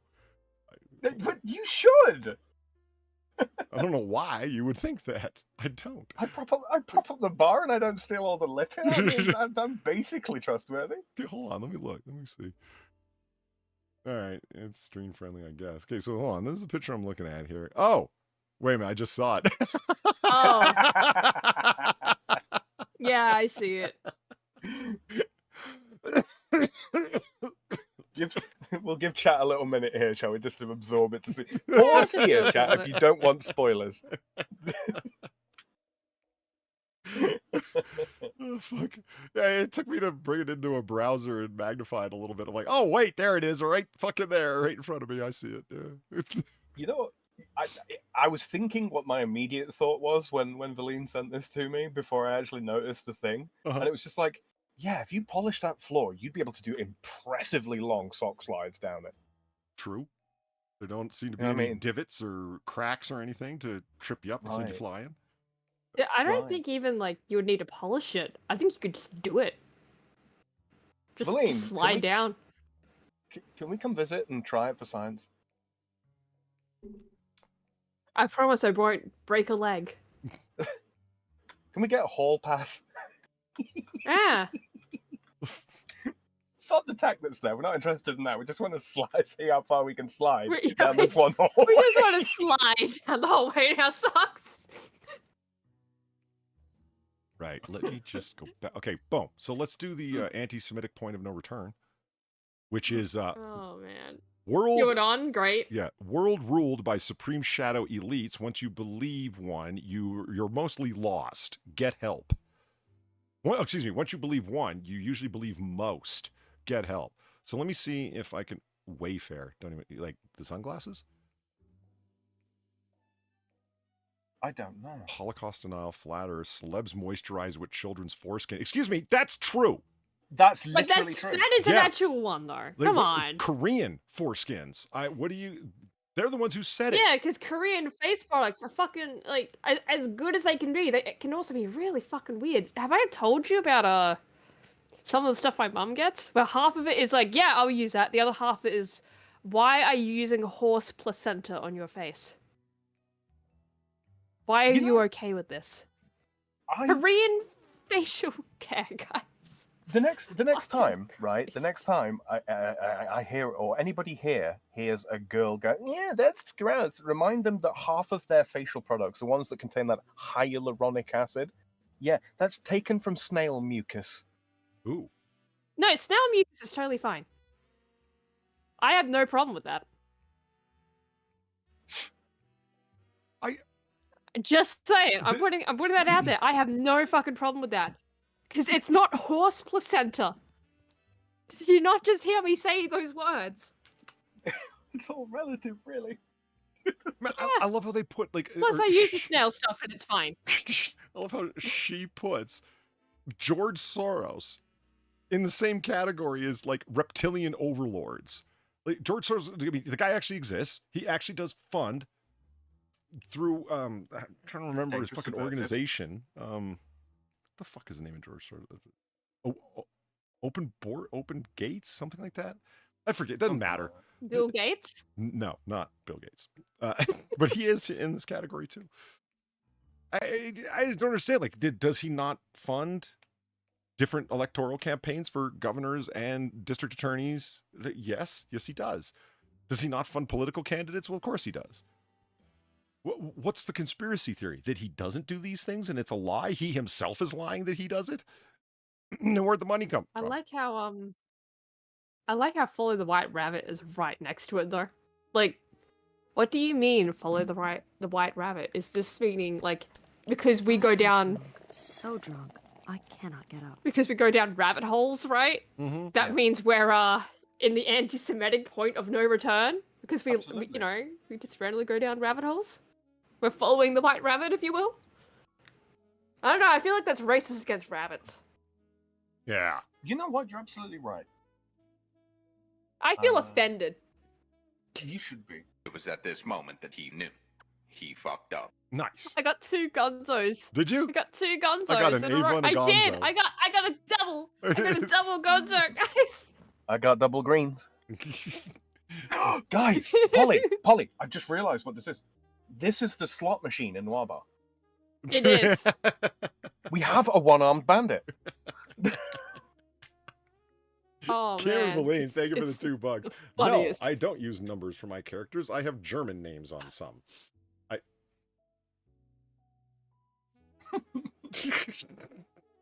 See, Thomas, thank you for the $2. Calling out George Soros for being a scumfuck. Isn't scumfuck. He isn't anti-Semitic because he sold out his own to the Germans for shekels. Yeah, he himself is Jewish. So what the fuck? How's that anti-Semitic? Is naming George Soros anti-Semitic because he's Jewish? I mean, yes. He's a Hungarian that was known to have worked with the fucking Nazis.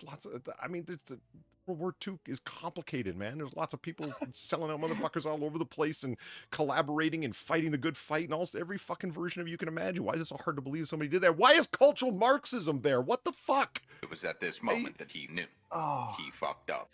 I got a triple gonzo. Eva Green.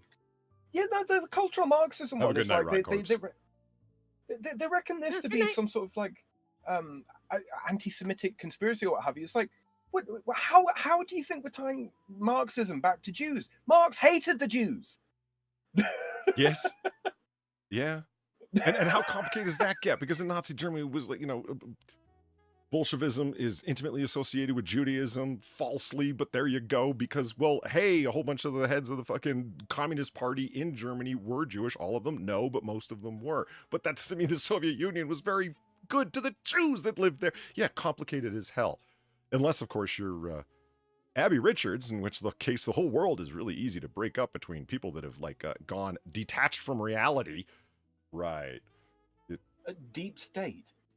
Yeah. No, what? People that work in government for an extended period of time and have political bias and political strategies or pseudo-political strategies of their very own in order to keep themselves in positions of power. Remember, idiots like this love the deep state because the deep state is who resisted Donald Trump in government. Remember that?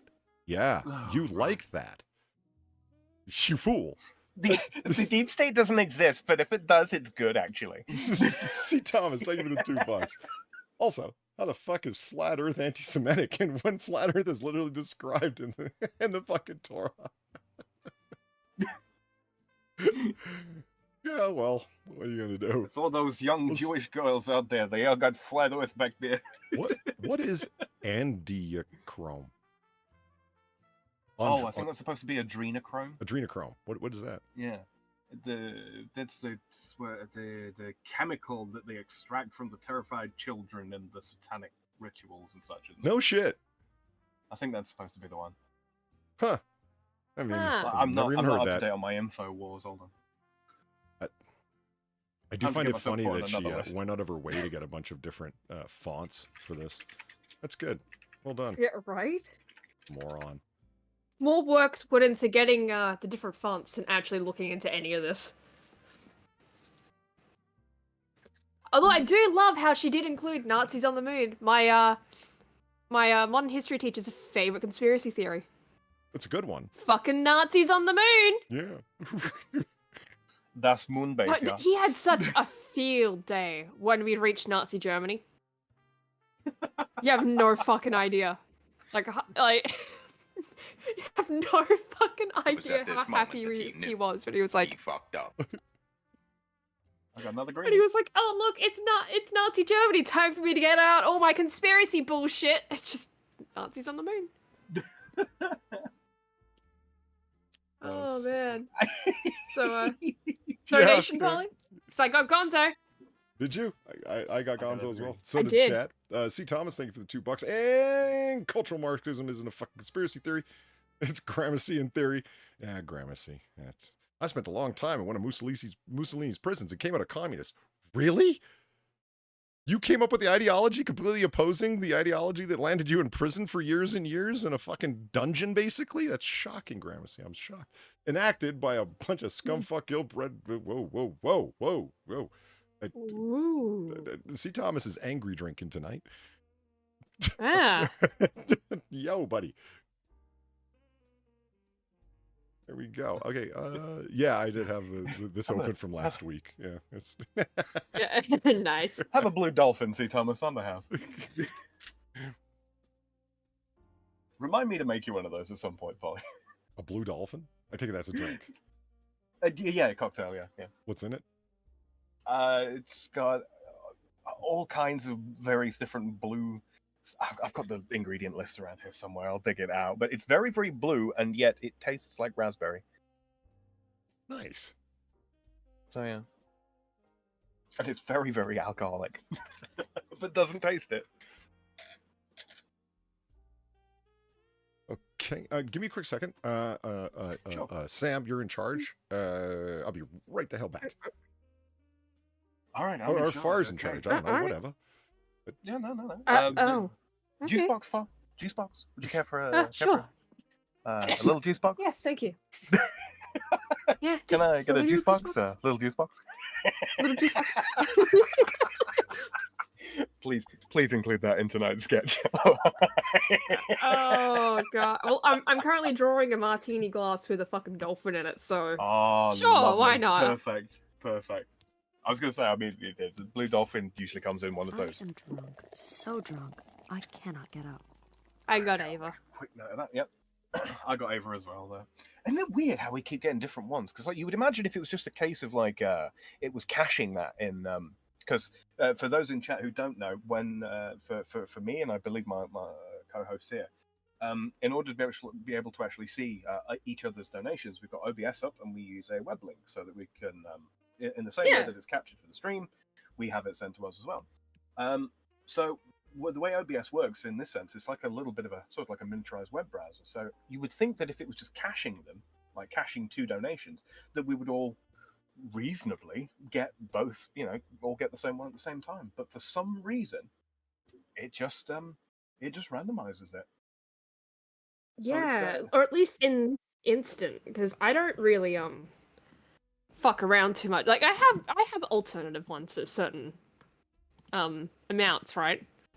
But they're off. I don't have anywhere near the same amount of issues that Polly seems to have when it comes to Streamlabs for whatever reason. But it's like I don't know. Like I have to wonder at what point does it start doing that? Yeah. I don't know. I'll have to experiment around. I mean, it's kind of fun that it does. I mean, it gives us no, it's fun. It's funny that it does it with this particular one because it's literally a slot machine, right? Right. Is it Gonzo or Eva Green? Gonzo or Green? It'd be great if we could actually sort of get it down so that like we can include more than just the two in there though, and make something of like an actual like a real slot machine out of it. Because I would absolutely I'd absolutely do like $1 one or something like that, Yeah, like you can theoretically do that, right? Because there is an option for having a randomized donation. Like hell, again, I have one just thrown in there, right? Yeah. Just to see if it'll ever actually happen. Which is why at the bottom of my donation list it says, random chance to drive a man mad. Because it's like that's a part of it, right? But so far it has never been set off. So I don't know, but like I know if you set them all to being random, it does randomize them. Yeah. But the problem is you can't do it within you can't do it within like a certain range. Right. Which is dumb. I think you should be able to do that because that'd be absolutely hilarious, but Yeah. But you can just do it all randomly. So you could theoretically just have a, complete slot machine set up with it. Because you can set exactly how random certain ones are. Yeah, you just can't have multiple price point as well. See, that's the thing for me. Yeah. I mean, it's one of those things. I mean, the way I kind of set it up for, and this is mostly for you guys in chat. So the cheaper ones, they are a little bit shorter. If you just want to drop a quick message and have that come through, you don't. Obviously, not everybody wants to listen to a nuke go off every single time, right? Yeah, right. Yeah, no. Speaking of, there is actually a new one in the mix. I think it's at the 20 mark or something like that. If I get a little opportunity later on, I'll show it off for nothing, just so you know what you're getting. Because it's fun. It's fun, I do know. Yeah. Okay. Yeah, welcome back. Well, you have a thank you very much. donation. I did. That's fucking You did? awesome. Bar treat. Patrons here are so generous. C. Thomas, thank you for the $2.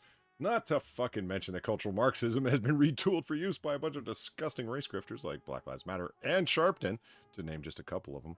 Gramercy's notebooks should have been burned. Yeah, I know. I mean, I feel bad for anyone being thrown into a fucking dungeon prison. I actually do feel bad for him, but the crap that he managed to imagine isn't... Do not retool that as your fucking Bible, man. Be like retooling Eldridge Cleaver's prison writings as a way to understand society. It's a bad idea. I should do late night readings from Soul on Ice by Eldridge Cleaver. It is the most insane shit. It just fucking would blow your mind. Is it more insane than the price that people are willing to pay for Andy Warhol creations? No, nothing is. Okay. I mean, it's a good example. No, nothing is. That's its own special kind of insanity. I'm trying to remember what's like. Just the titles alone are insane enough to make you fucking. What the hell? How is this guy a hero of the '60s, of the revolutionary '60s? Anyway, how's he a celebrated character of the left? This guy ran as a Republican. Oh, well, because it was '60s. They didn't have much else. Like later on, he ran as a Republican. Yeah, he was a classic example of a turncoat crazy man. Not to mention he was a fucking rapist. Oh. Charming. An unapologetic rapist. I mean, and he describes it in Soul on Ice. Remember when I was saying that I'd love to go over, do a video series just on like crazy people that no one else ever seems to talk about? And Eldridge Cleaver Which you should. Eldridge Cleaver would be in it. I think it would be hilarious. Who is that guy? People would say. It's like, I don't know. He was a Black Panther. He was a writer. He was a lot of things. For Ramparts magazine. Yeah. He ended up getting in a shootout for the stupidest of fucking reasons with cops. It came out naked, and they arrested him and shot the guy he was with, who was like 16 at the time. I know, it sounds insane, but the whole guy's life was fucking insane. He ended up over in Algiers for a while, because he broke out of fucking prison and escaped. And then when he's in France, he makes it to France. He sees Jesus Christ while he's out on a hotel balcony in the moon. And I am drunk, so drunk, I cannot get up. And becomes a born-again Christian. And then by the time he gets back to the United States, decides, no, actually, the Church of Jesus Christ of Latter-day Saints is the right move. So he becomes a Mormon. And then he decides, well, no, wait a minute, I'm actually just a conservative, a social conservative. So then he joins the Republican Party and runs for office. And then after that doesn't work, he starts selling metal cod pieces. Yeah, I remember you telling me about this guy when you were like describing the idea you had for just making these videos about these fucking crazy ass people that people just don't talk about. And I'm like, listen to you talk about the guy, and I'm like, why aren't you doing this already? Why haven't you already done this? And then I'm pretty sure I told you about our God, the fucking guy behind Polyespo. It's like, right. Oh, you think that's crazy? And then Polyespo dude came up. Like, so, you have so much shit you could use for that. It's really, Polly, I think it's a great idea. This ebook reader distresses me. Why? Like all the page flicky business going, I don't like this. I don't like this. What is the Internet Archive, Sam? You've never been here before? This is what we're looking at, chat. This is the thing we're looking at. Yeah, and you want to get your donation there, Paul? I do want to get my donation there, Clark. I'll be right back, guys. Just real quick. All right. Okay. T. Thomas, thank you for the $2. Never pity Gramercy. He chose the wrong religion, like his inbred sociopath daddy Marx did. Socialist theory, rather, is poorly thought out, never works, and should be eaten with warheads on foreheads. Yeah, the biggest problem with socialism Here's is where I come down with Here's where I come down with social and just all that. Like, it's a great idea on paper, but humans gonna human. Yeah. We don't tend to work like that. Like, maybe there's some alien civilization out there, right, that works very well with this exact thing on paper, but that's not humans. Humans just don't. There's a reason why we tend to default to capitalism. Just saying. Right. We're talking about Burning Man, Sin and Drunk. We're talking about Burning Man, the music festival or outdoor festival, I guess you'd call it, earlier on AAA. Yeah. And somebody in chat mentioned, yeah, you should go because they completely work by the barter system there. No cash is going on. And I start cracking jokes, but I was being serious about it. It's like, great. What a lesson in capitalism for them. Yeah, when it's like, because do you have that's something still that's technically worse? capitalism. Damn right it is. It's like, I've got X amount of this It's one just in a thing, and you've got different this other form. thing, and you're going to have to sit there and barter over, because there's no way it's worth it. If you want it under communism, everybody would throw everything in the center, and everyone would get according to their needs. So you showed up with a whole bunch of druggies and baggies, yeah, and they would be distributed amongst everybody equally. Is that what you want? It's like, well, no, I worked harder than these other people. They showed up with nothing and just got something.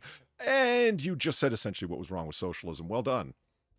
What a real life, real world lesson for them. Good. Go ahead. Run by the barter system. Yeah, again, like I said, like, great idea on paper. Actually implementing it, though. Humans got a human.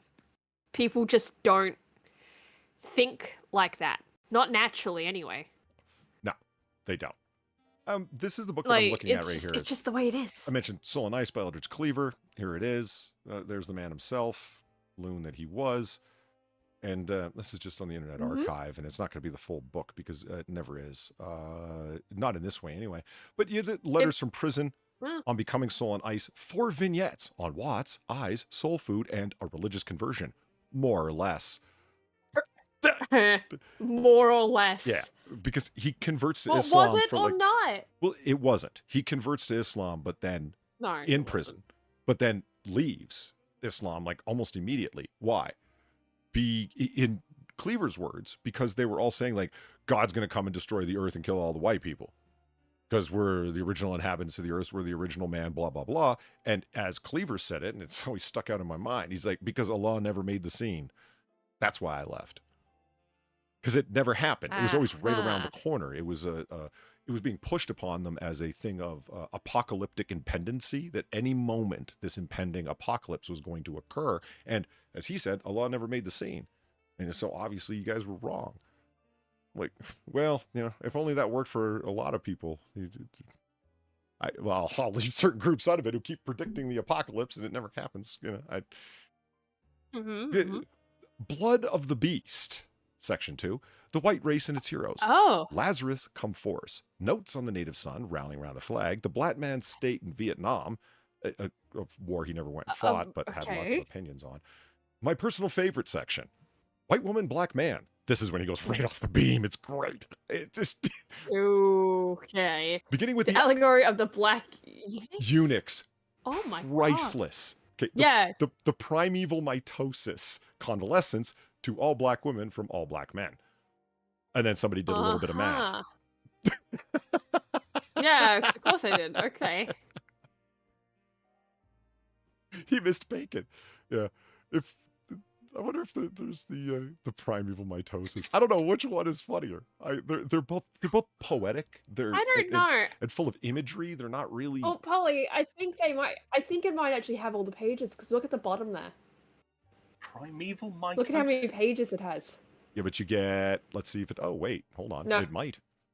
Yeah. Well, holy shit, it does. I'm pretty sure because I've been on the Internet Archive just recently, right? And yeah, they do tend to just have the full book on there. Often, yes, but sometimes you will flip to In the a center lot of pages cases. and it'll just say, like, this page is not available because of limited blah, blah, blah. But no, in this case, the whole fucking book is here. You're right. I don't see a reason why they would limit this one because it's just so out there. You know? I am drunk. So drunk. I cannot. Oh. See, Thomas, thank you for the $2. This dude seems like Uncle Ruckus, but isn't joking. he is a wildly racist man. There really can be no question about it. I like how whoever owned this book, right? Yeah. They've obviously marked passages. They absolutely have. I mean, just to give you a little sampling. Okay, so the allegory of the black eunuchs. Oh my God. Blood is a lubricant, said the eunuch on my left. Blood is a lubricant, said the eunuch on my left. It smooths the way and enables the people to slip out of the tightest of clutches. You don't tinker with a logjam, man. You dynamite it. You are thirsty for blood, said the infidel, speaking directly to the eunuch on my left, but it won't do. Yes, replied the eunuch. I'm thirsty for blood. White man's blood. And when I drink, I want to drink deeply, because I have a deep thirst to quench. I want to drink for every black man, woman, and child dragged into the slaughter from the shores of Africa, to every one of my brothers and sisters who suffered helplessly in the root holds of the damaged slave ships. For your friend who has bashed his own brains into the nut house, I want to drink the white man's blood for every ounce of flesh and blood that he crushed and broke into the Caribbean islands, for all the souls of black folks mingled into what is this? And it just, Jesus Christ. No, said the infidel. No, more blood will only add more crime upon crime. No. He suddenly stood up from the table, looked at each one of us as if to plead, like a criminal before a jury he knows is about to send him to the death chamber. He breathed deeply, as he had done earlier, and let his shoulders sag. Blood upon blood, crime upon crime, brick upon blood, upon brick of blood, to a new mad Tower of Babel, which too will fall. There could be no triumph in blood. Then he turned and faltered away from the table. We watched him walk away. He stopped and looked back at us, as if he half expected, half hoped for us to call him back. Then he turned and faded away from our sight, from our lives. They really did. This guy's supposed to be the bad guy? Yeah. They really did turn this shit into their fucking, like, guidebook, didn't they? Yes, I'm like talking about, Soul like, on the Ice is real one, legendary. like They talk about it like Cleaver. They just kind of forget about Cleaver and everything that he did post. Well, he joined the Black Panthers and then stopped talking about him and everything that happened to him for the next few decades, as if that was where, like, as if he and that young man both got shot in the house by the police when they were being chased. And how did you get in a position where you were in a shootout with police at all, Eldridge Cleaver? And how did you end up with a 16-year-old? How'd that happen? Well, because he decided so it's kind of complicated. What you had is leaders of the Black Panther Party in Oakland, because there were chapters all over the place. It started up more or less spontaneously with no connection with the original Black Panther Party for self-defense in Oakland.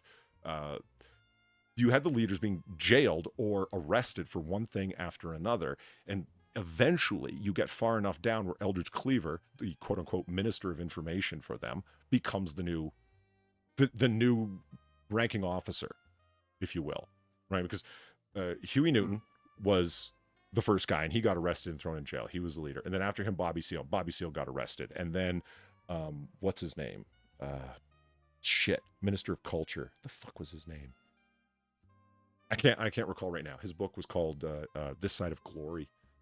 That was the title of the book, and I can't remember I gotta be honest, I'm not super familiar with the Panthers. Yeah, so by the time it had gone through 3 leaders, it was down to him, and he was the 4th guy in charge. So boom, Eldridge Cleaver's now the leader. Now that we've had this shootout, and like the Oakland police have decided to like really take it on with us, he comes to this decision that we're gonna go out there and we're gonna start a war. He's like, we need to kill us some cops. It's like, really? Jesus. And it's like, so he grabs the 16-year-old who's hot to trot. They both go out there, leather jackets, berets, let's fucking do this. And how did that work out for you? Well, they wait behind a car as a cop is coming around, and they're going to like get the drop on him, bang, shoot him and walk away or run away, whatever the fuck, right? As they start to step out, the cop, it just doesn't go the way that they're going to, cop pulls his gun because he senses that they're there or sees that they're there because he can see them crouching, and they run off. we've got a report of one tall black man wearing an afro, leather jacket, and a beret, and a younger man. So the report goes out over Oakland. This guy just tried to fucking kill me, which he did. The other people that were there, that David Hillard, that's his name, the third guy in charge. Name just popped in my head, David Hillard, who ended up running for Congress and winning, by the way. The Panthers are a long, exotic, strange fucking story, man. So they ended up looking for them for most of the night. The cops ended up looking for Cleaver and the young man he took with him, and they catch him in a house that's under construction, and they're in the basement hiding out, and they're like, come out with your hands up, blah blah blah blah blah. And he's like, man, we go out there, we tried to kill a cop. If we go out there, we are going to be shot dead. It's like, yeah, Oakland police of that time, you're goddamn right, you would. Like, that's not even that's just a realistic appraisal that he had of the situation. Like, fuck race and everything else. It might not have been the wild west, but it was still the Wild West. Yeah. So he says, he comes up with, like, under that pressure in that situation, this is the idea Cleaver came up with. What we're gonna He came up with alphabetic spaghetti. He did. Thank you, Looney Lenny, for the $2. Nothing else was said, but that's fine. That's fine. He's just telling us, what the guy came up with to do against the cops that were going to shoot him and this 16-year-old kid. Jesus. Yeah. So he comes up with this idea that what we're going to do is we're going to strip naked because it wouldn't, and we're going to leave our guns here. We're not going to go out and just like go cowboy style. And if we go out there unarmed, they're just going to blow us away. So we're going to strip fucking naked. And as we go out there, there's no way they're going to shoot two unarmed naked men. It would look incredibly bad. That's all we got. And so they do. And they walk out there and they start firing and blow the little kid away and take Cleaver in. Jesus. How did it turn out that they shot the kid but not Cleaver? I don't know. But they started firing at both of them. I think their aim was just that bad. That's the majority assumption anyway, and I tend to accept it. Is that they just started firing en masse and they thought it was going to be a quick murder or a quick shooting, and it didn't turn out that way. Yeah. And it's like, so they go over there, and the argument is Cleaver probably hit the ground when he saw the kid go down. They both hit the ground, and one was shot, one wasn't, because of really, really bad police aim. Yeah. Time, right? Yeah. Time, like how quickly can you hit the ground when you realize what's about to happen? Yeah. Shots start being fired. Quickly. He hears bullet whiz, and him and the kid both hit the ground. Unfortunately, the kid had caught a couple, and he hadn't. Yeah. You know what I mean? So he gets arrested, taken off to jail, and and on the story goes, he ends up he's charged with attempted murder of a police officer and so on, which he actually did do by his own admission later on. He never really denied it. He ends up getting broken out of fucking prison and shows up in Algiers a little while later because he's a fellow revolutionary. Made it down to Cuba first, where Assata Shakur still was and still is to the day. And on and on and on. Cuba. And eventually was selling cod pieces. Yeah. Well, at least it's not crack. Yeah. Primeval mitosis, yeah. I mean, this is when it really enters the poetic. When the primeval sphere divided itself, it established a basic tension of attraction, a dynamic magnetism for opposites, a primeval urge, which exerts itself in an irresistible attraction between male and female hemispheres, ever tending to fuse them back together into a unity in which the male and female realize their true nature, the lost unity of the primeval sphere. In this eternal and unwavering motivation of the female and male hemispheres, a man to woman, to transcend the primeval mitosis and to achieve supreme identity in the apocalyptic fusion. Fuck. How homophobic. This man is denying the existence of non-binary people, Polly, and I, for one, don't appreciate it.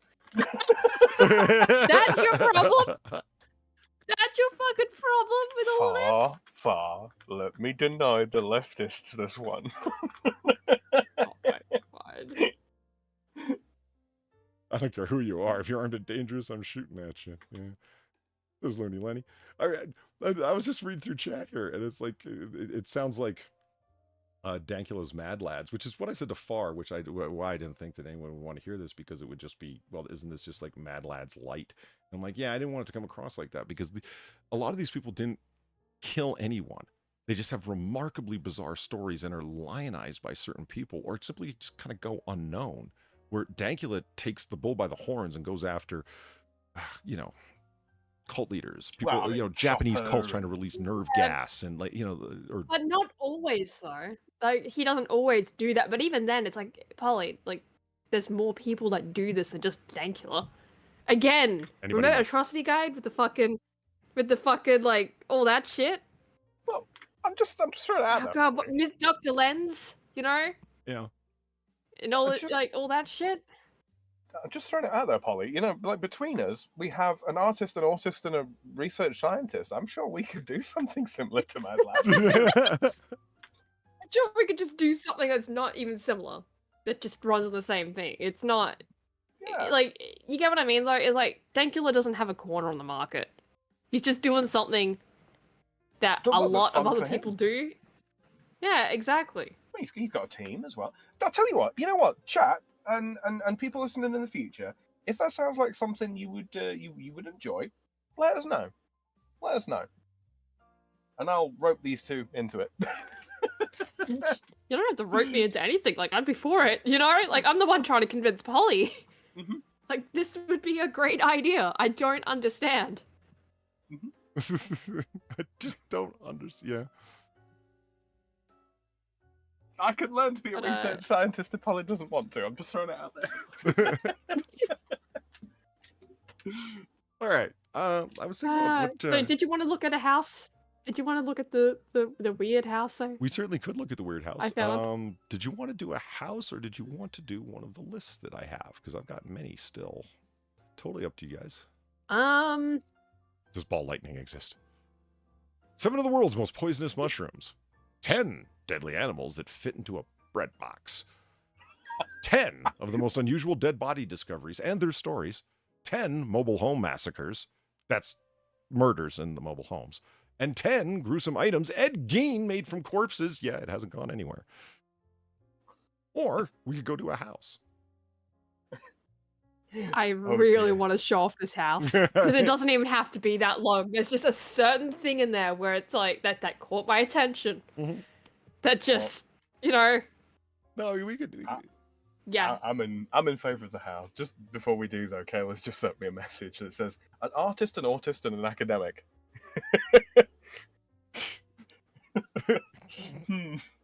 There's 3 A's there, Polly. I'm not a fan. Yeah. Your alliteration is Mm. unexpectedly insulting, Kayla. I was going to say, in the back of my mind, it's just going, ah! Okay, let's Right, do the so house. We got you wanna- Gamer of Lean going, ooh, which Yeah. house? Okay, well, we can do this. Oh, it's what I found. This house is, reading, on Primrose Road in South Lake Tahoe, California. Mm-hmm. Boom. Mm-hmm. And so far, it looks normal, right? Well, one. So far, Oh, it just hold on, looks let me like just, get it up there. There we go. It kind of looks A normal. little beige, but yeah, fairly normal. Yeah. yeah, like it looks like something you could just walk down the road in a country town, right? And you just, oh look, yeah, house, right?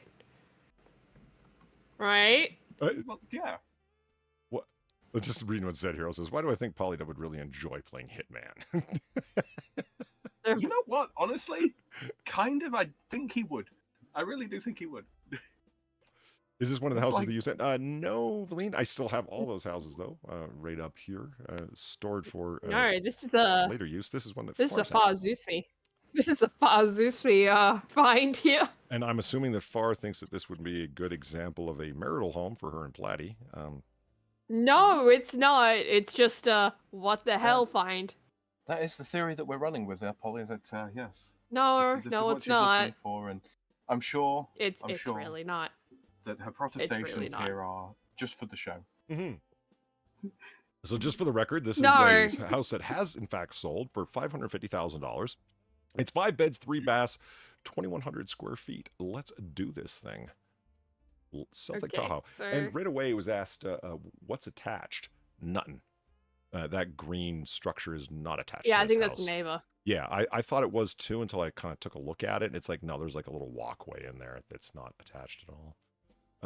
Okay, so this is the front of the house, strangely enough, though it doesn't look like one. Doesn't look like California at all, but that's because it's South Lake Tahoe and it's It Northern really California. doesn't. Yeah. Yeah. Even the trees don't The look too... trees kind of give it away. You think so? I was going to say, even the trees Yeah, don't they look look particularly like, they look California. like little sequoias. Moving along. Okay, so here we are inside. So it looks very 70s, right? It does look very 70s. It also looks very unstaged for even basic photography work. Couldn't you have cleaned up a little? Yep. I think I've owned that. Oh, mug it gets at some better. point. I do love when people have these drapes in their house where they're like basically pointless. Yeah. It's crepe paper hanging from a rail. Yeah. I mean, it doesn't block light. It doesn't obscure things. Like, there's no privacy garnered by them. So what are they there for other than this green gossamer hanging from a rod? Probably to keep some of the cold out without, like, you know, obscuring too much of the outside view. No, they live near a lake, Bugs right? too. So bugs. If they open the window, the bugs can just get in around the sides. Yeah, but you stretch. Yeah, but not most of them. You'd keep a lot of them out. Can we just So I'm willing to appreciate that I beat got to use the the- word gossamer? The Come on. bet. Gee. But I'm really about though. It's probably a heat thing. It's probably keeping the cold out or something. Doesn't come up very often, damn it. I like that they got the rolling desk. Those are kind of cool. Yeah. Huh. You could replace the light bulb even for your, or like put the laundry on the other side of the couch and then put it somewhere else when you're taking pictures around there. Is that I also want to mention that, is that a lino wall? A lino Is bulb. that wall just... Oh. The back wall. No. There, yeah. Oh, it The does wall- look like is it's that been just linoed. I hear you. Yeah. Yeah, it's just It also fucking looks like this little lino. see-through way has got a bunch of bongs sitting in it, but you know, maybe that's just me. Yeah. Well, California, am I right? Mm. Yeah, California. God, this looks like it could be a house in Australia. That's the wild part. Like, it's just got that level of just, we don't give a fuck bogan shittiness to it, where it's like, it's livable. It's fine. Yeah. I do kind of feel bad for the people that, like, okay, so you got this garage that's like your big, what do they call them? Sliding door glass deal Yeah. situations, whatever the fuck. There's a word for them, but I've been drinking. Yeah, like a patio door or Yeah. something like that. And right? it leads out into your garage. Well, it's a good thing your glass goes all the way to the floor so you can get that stunning view of the vehicle you own.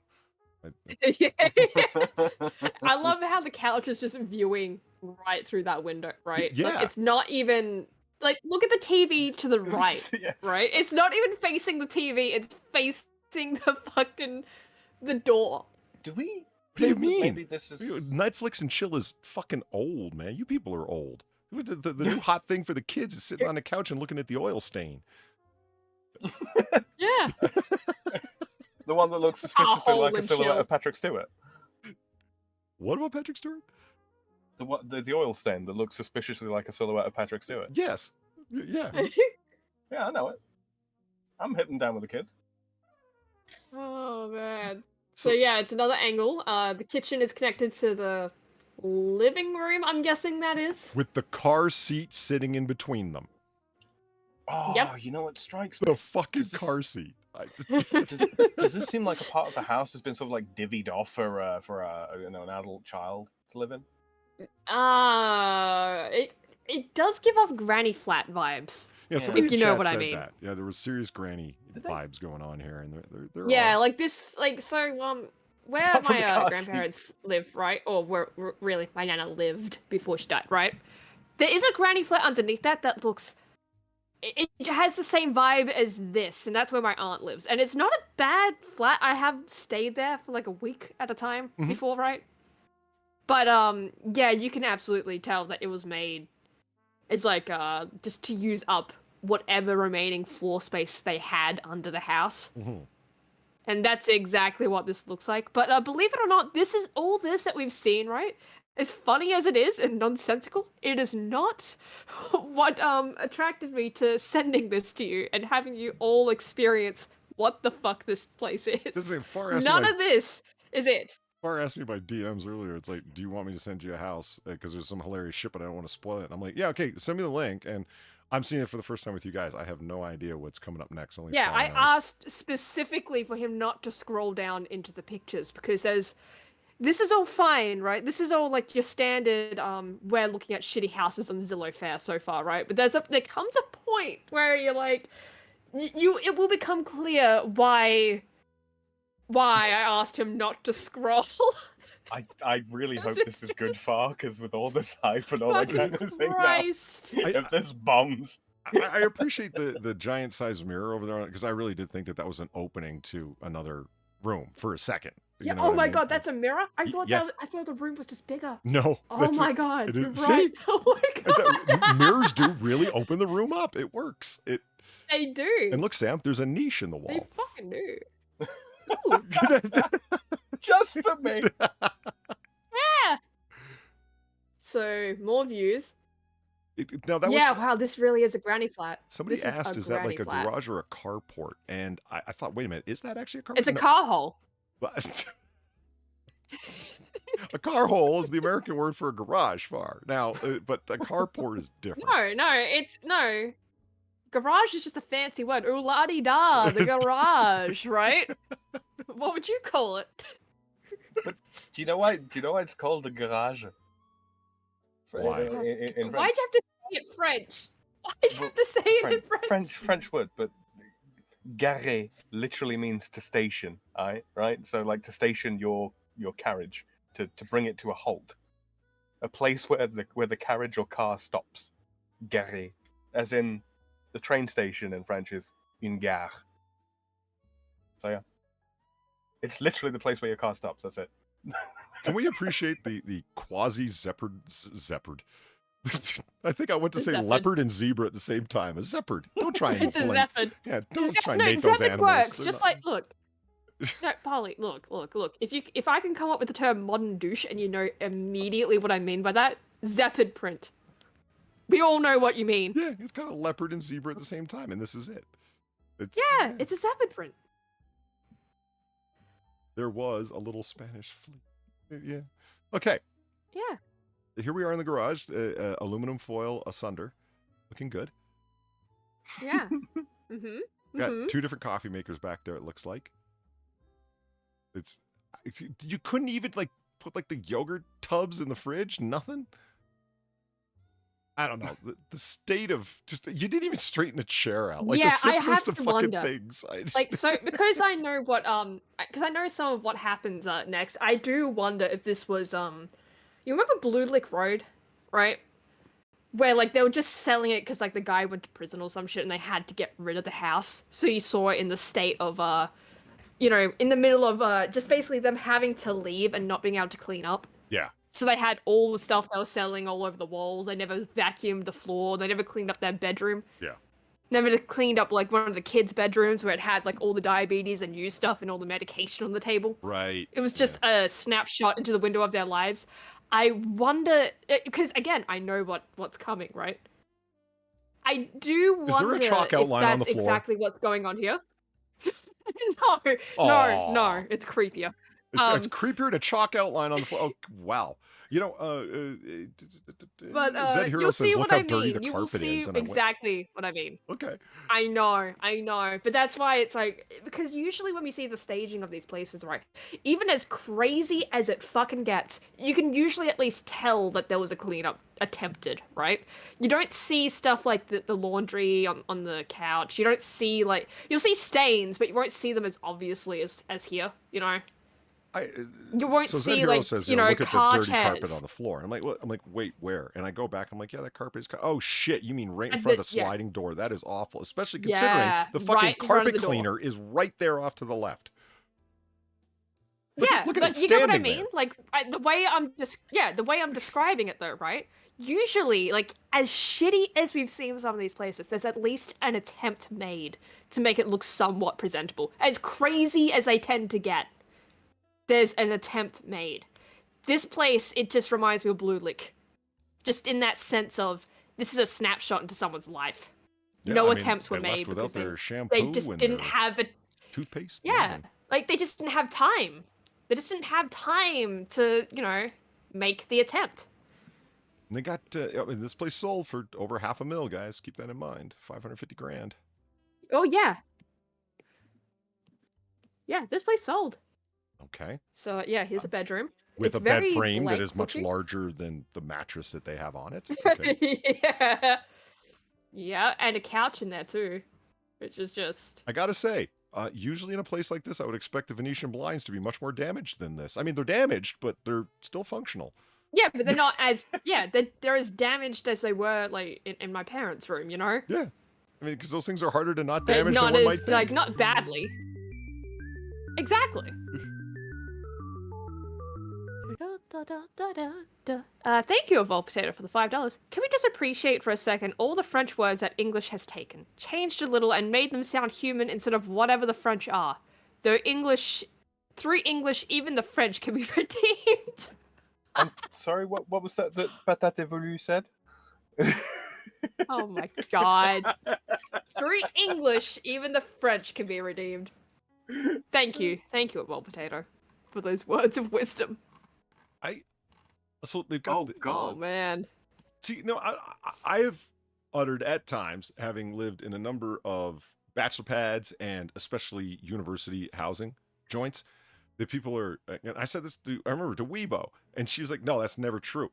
Sometimes it is much better and preferable just have your box spring and your mattress on the floor. Just forgo the entire notion of a bed frame. It could look much cleaner and more orderly and more straight."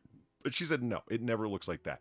Denied, Weibo. Take a look at this. Tell me that bed wouldn't look better on the floor. Yeah. Look, as someone that actually, slept on a couch bed willingly for years on end, sometimes the mattress on the floor is just the better way to go. Yeah. Just saying. In chat there, Kayla says, is that a machine for penetrative fun on the floor by the wall?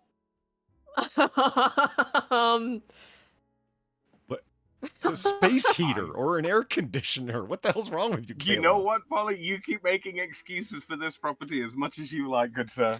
I'm going with Kayla's suggestion. All right, moving along. Oh, here we go. All right, so this is the car hole, where they have another fridge-freezer combo. It was at this moment right there. that he knew. He fucked up. The fridge-freezer combo and the washer-dryer combo. Very nice. It's quite a large car station, I'm not going to lie. Yeah. C. Thomas, thank you very much for the $2. Polly asking for sensible things from Zillow entries is like asking Sam to stop LARPing, as some made up things like French or Vichy.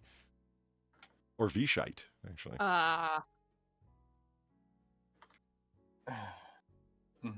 No one, okay. All right. Calling a Frenchman a Vishite, it's like calling, well, I was about to say an American a commie, but that doesn't work. Tragically. No, it kind of does if you consider Vietnam War. Go to the right places. Are there... Okay, Sam, are there Frenchmen that go around today tragically calling themselves Vishites, and the Vishites did nothing... Vichy did nothing wrong? Do those people exist? Well, I mean, technically, yes, but they're all in jail. Because it's literally I got a comparison for you, though. Huh. Oh, wow, okay. No, but I got a comparison for you. Calling a Frenchman a Vichy is like insulting Anzac Day to an Australian or New Zealander. You just don't do it. I heard your sister do it. Yeah, I but heard her go off in a she's speech in the background about how bad she thought Anzac Day was. She's at university, Polly. Well, She's at university, Polly. Most people are not like that. She wasn't at the time. She hadn't even gone at the time. That was like 3 years ago. Yeah. No, 3 years ago, she would have been there. 4 years ago.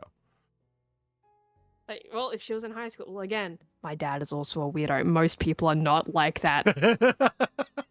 Most people are not like that. So you're saying when I visit Australia, I shouldn't be like, let me tell you what's wrong with Anzac Day.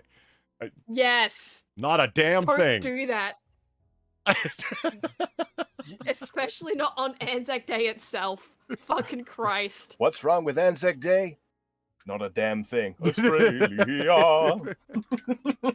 Yeah. I do like their walkie up porch, but their filthy fucking carpet right inside that walkway. You guys could have laid down a plastic runner, something. Son of a bitch. Well, they have a carpet like right here outside too. You know? So why is the inside carpet so filthy? Why is the breaker box open? Good fucking question. Oh my god. And here we are! Oh, here we go. Hello. Hello, Tina and Maria and Stephanie and Georgia and Scarlett and Marie. I just got a shiver down my spine. I did. Like I was not expecting that. What's with the Chez Lounge that they're sitting on? What the fuck? It gets better / worse from here. Honestly, like this is why it caught my attention. Because it's not just this room. Oh my! I guess they needed a little bit of Monica in their life and a little bit of Stephanie by their side. Just gonna go ahead and grab a copy of this. It may or may not be my post to X with no context picture. I don't know. I'll have to see what else comes up. This is exactly why I said don't scroll down. You can see, right?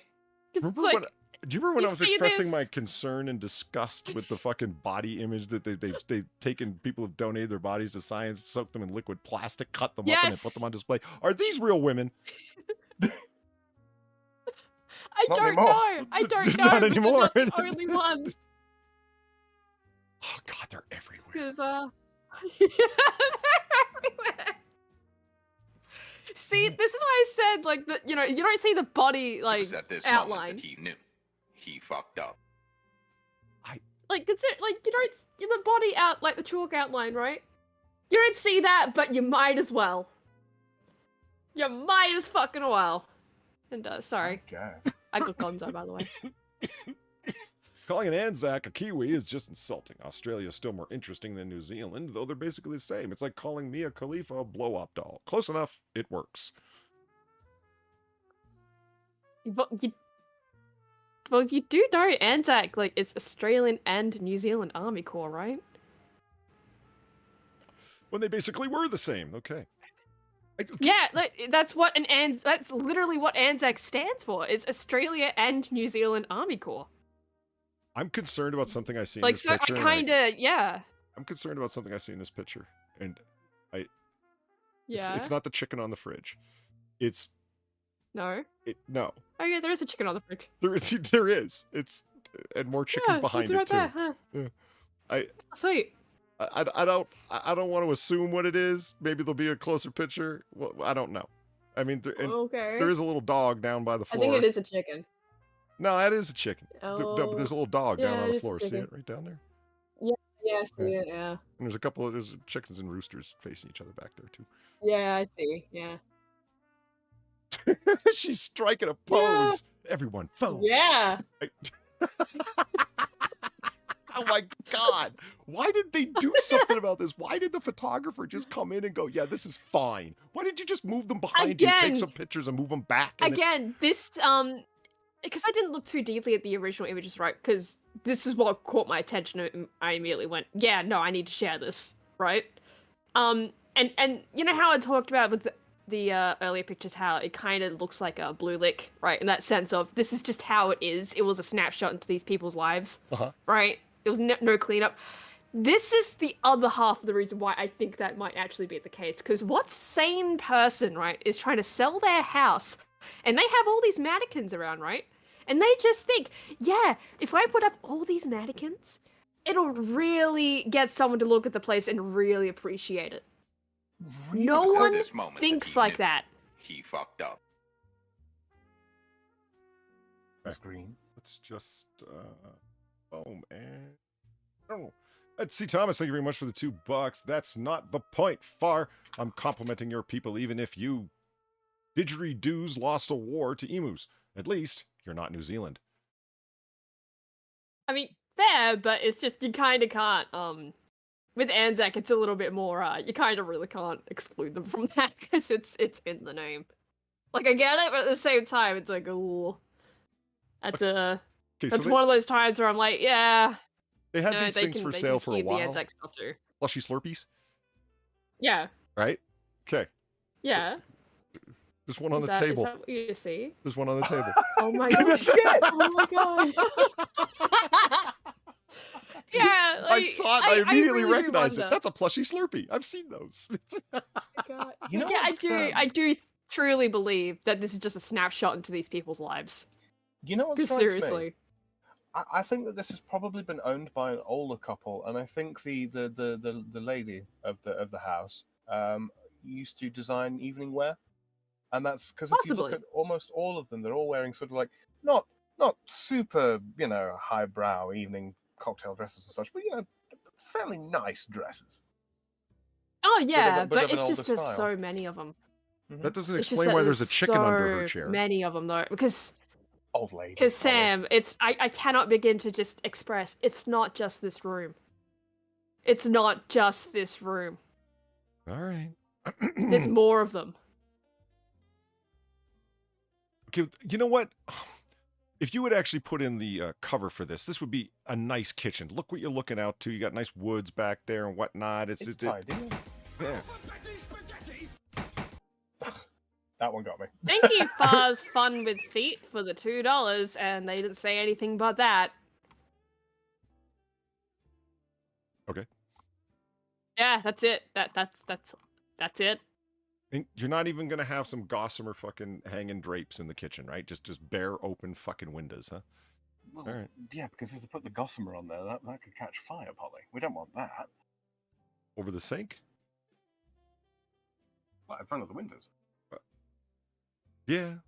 I'm just saying, like, this is the tiles No, actually fucking consistent. The backsplashes is consistent. The metal frames holding up this overhang are a little trashy, but whatever. Yeah, you clad those, don't you? You hide those away. Yeah, You're damn right I you would do. rather they replace the tiles. I would want to replace the tiles if that was just me. Yeah, those are very 70s. Well, it's not the 70s look. It's the fact that I know from experience with tiles like that, right? Stuff gets caught in between in the grout. It's not good. Yeah, but that's why you seal the grout, so that shit don't happen. And if it does, bleach will get you there. And then Yeah, seal but the even grout. if you seal it, it still gets caught in that. No. It's just so much work. Just get a flat surface. Fuck that. Ooh, listen to the rich girl, Sam. She can afford sheets of marble. Right? I'm not saying marble. I'm just saying flat surface. Fuck the tiles. We know what you meant. I'm sorry, Massa. Oh, don't look at me, lady. She's looking Shut right the at fuck me. I don't like it. It's just, I can feel her eyes. Yeah, These it's are just some all the fucking mannequins. These are spookily realistic in the face. Did she lose a finger Yeah. in the war? I don't know, what but it it is, looks don't like you? she did. They do the realistic faces so that you can apply colored makeup and all that kind of thing specifically for dress designs, for working Oh, on God. ensembles, right? So yeah, I'm going with fashion designer. Oh my God, I mean, there's a it's head on the possible, ground. but Or a whole torso. oh my God, yeah, that's a torso. Look, small people have to have evening wear too, okay? Oh my God, that is a statue of the Blessed Virgin Mary in the background. I knew it. Oh dear! I saw it. I didn't want to think that was it. What are you doing, people? And she What are put you a little doing? red dress on the Virgin Mary. Yeah. And who is that creepy guy standing in the doorway? Maybe. I think it's another mannequin. You know what it is? No, you ring the doorbell on there, the front door creaks open by itself, that thing pops its head, you ring. Oh, man. Oh, did I ever tell you what I did to a friend once, right? Because I was over at her house and her mum had all these fucking mannequins, right? She went to the bathroom, right? And I've just got these 3 fucking mannequins that are just sitting in the living room, which is very close by. I just drag all the mannequins so they're all facing the bathroom. Not crowding the door, but they're just, they're close enough where it's just, they're all facing. And she gets out and she was not, she was rightfully terrified. That's what that reminds me of. Are you sure That's what that's that not just fucking reminds the fucking killer that lives here, the renter, as Peter says, that he's just can you go stand in the bathroom? He's like, sure. And so he just kind of puts his hands in his pockets, and that's what he looks like he's doing. He's just standing with his hands in his pockets going, you done yet? Taking pictures of my lovelies. No, I think it's a mannequin. I think it would have to be. We'll have to see if he appears in more shots like the G-Man or something, Yeah, right? Oh, man. And yeah, the fucking, look at that fireplace.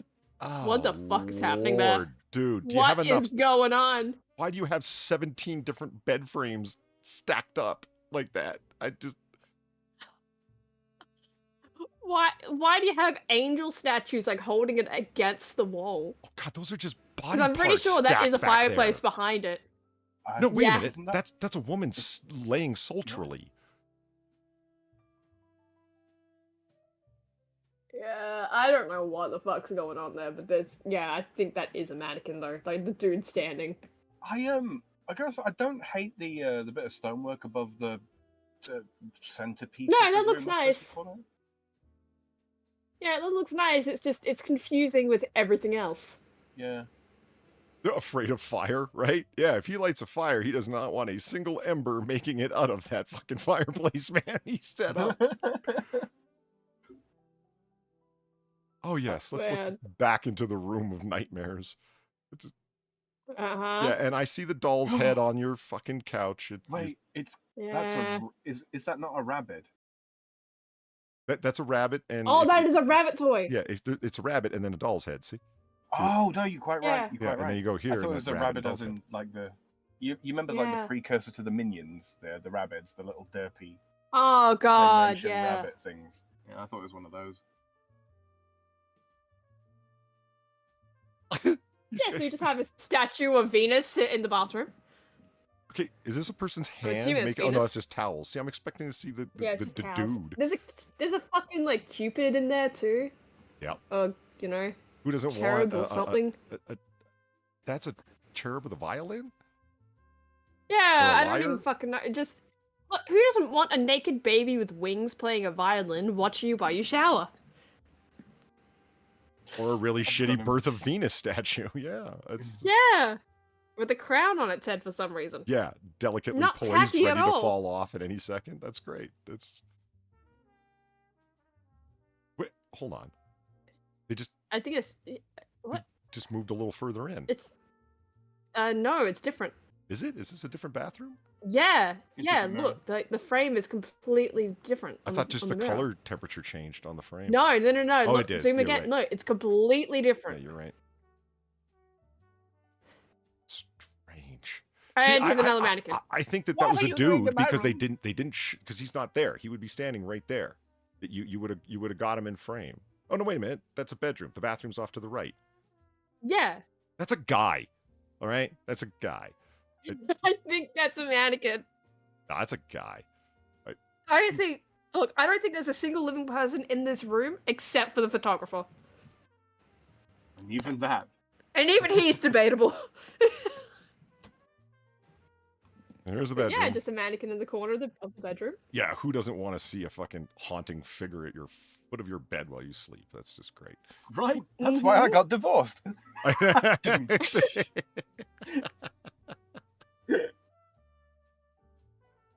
And here's outside Old Man Smith's house that the children are afraid to go every Halloween. Rupert asking in chat, what is this? A fucked up version of Hidden Items? Honestly, yes. That's exactly what this is. So, yeah, you can see why it caught my attention, right? Yeah. Right? Because it's just fucking Christ. It looks so normal from the outside. Like, yeah, you have questions, sure, but you're kind of like, okay, whatever. Right? Yeah. Like, if you were in a country-esque town like this looks, and you just walk down the street and you pass by this house, you would think nothing of it. California, can you, fix up your fucking roads? I mean, Jesus, God, look at the state. Yeah. But, you would think nothing of it, though, right? You'd maybe think that, the road needs a bit fixing, but you wouldn't think about the contents of the house. I gotta say, it's only once you start looking. I don't entirely hate the area. It looks like it might be a fairly. No, I don't either. Yeah, that's why it's like, I do say that. It's like, you pass by it, you would think nothing of it. It's just, it's a pleasant day. Pleasant area. Road needs a little fixing, but whatever. Pleasant enough. It's only once you start looking inside and you see the weirdness inside. You know? You're like, what the fuck? Why do you have all these mannequins? That and they're asking for nearly $750 million. Yeah, and it's sold. Yeah, here we go. Okay, I'm always looking for the descriptions. With a little love, this duplex has great income property potential. Centrally located and close to casinos, beaches, shopping, skiing, and the only cinema in town. There is a spacious 3-bedroom, 2-bathroom unit upstairs and a 2-bedroom, 1-bathroom unit with a 1-car garage downstairs. Large driveway that can accommodate numerous cars. Don't miss out on this unique opportunity. Property sold as is. Does that mean I get the mannequins? Yeah. Take them with you, please. Yes. I'm pretty sure I'm correct in my assessment that this was a quick sell. This is a literal snapshot into these people's lives. Yeah. Look at the fucking value plummet. But still, 550 grand, that has to be just the Lake Tahoe, California location, man. And the rent or the property values must be absolutely insane there. Imagine a place that didn't have a bunch of women dipped in plastic in it. Yeah, right? Now, here's the thing, right? I totally wouldn't... This house looks fine. If you take away all the oddness of it, it looks fine. Like, yeah, a bit... You might need to fix it a little bit. Right? It's like saying, oh, well, from you my know, Hitler, perspective... Hitler was fine if you get rid of all of the anti-Semitism. God, don't finish that. That's like saying Hitler. Just... Jesus Christ. But, like, just from my perspective of, like, when I mentioned it looks like, drop that. It looks like, you know, your typical bogan-ish affair, right? Right. Where it's like, you know, you could totally go down the street from me right now and find several houses that look not exactly like this, but similar enough where, like, it has the same vibe of just, they have retrofitted this house so much to make it livable in weird and unusual ways. So, like, I'm not that, that weirded out about some of the choices. You know, like, you know, the car hole with the door in it, right? Right. A little odd, but okay. Just need a little odd, but at the same time, it's like, fix up the carpet and maybe don't have the couch facing the door. Or hell, maybe don't have that as a lounge room at all if you have one upstairs, for fuck's sake. You know?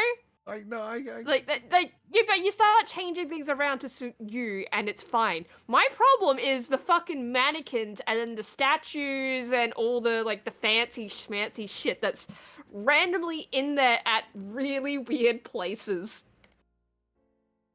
You know? Like, that's the big problem, honestly. You know, like, everything else, it's little things. The one that's in the masculine mannequin in the background there. I'm going to call that one mannequin guy stalker. I'm telling you now. That is a mannequin. Yeah, it is. Holy shit! Look at that. Yeah, and it is a woman mannequin. laying seductively naked. How do you even get a dress on that? Or is that the neat part? You don't. Notice that they didn't take pictures inside that room. Yeah, Well, that's where the murders happen. They just kind of left it up to the imagination. Holy shit. That's what the big pot of plastic, of molten plastic is. It's you got this bald chick, I'm assuming that it is, and then some naked, seductive woman laying on the fucking ground. I mean, oh my god. Like, it's quality mannequins, quality wigs as well, if you're looking at the hair for them. Because those are, like, straight up fucking wigs on those. There's no way they would have just implanted it on the fucking head. They're mannequins. They don't do that. Oh! Do you think this might be somebody with, like, extreme multiple personality disorder? Like, who was it that James McAvoy played in, not Glass, the precursor to it? I know what you mean, yeah. Yeah, there's the Beast and there's Patricia and someone else. You know the ones. Shattered? I've got to go back and watch. Yeah, I don't know, but it would be funny if it was. You know, like, in just a very dark way. But I don't know what the fuck is going on with this place, to be quite honest. It's more and more bizarre the more you start thinking about the mannequin side of it, right? Because these are expensive mannequins, just looking at them. Yeah. You know? Like, these aren't, like, just the shitty mannequins I used, you know, to maneuver around a bathroom door to freak out a friend. Split. You know? These are mannequins that look weirdly realistic. Yeah. And are posed in, like, very specific ways, some of them, right? Like the one lying on the floor. Yep. Then the wigs are of pretty high quality too, just looking at them like this.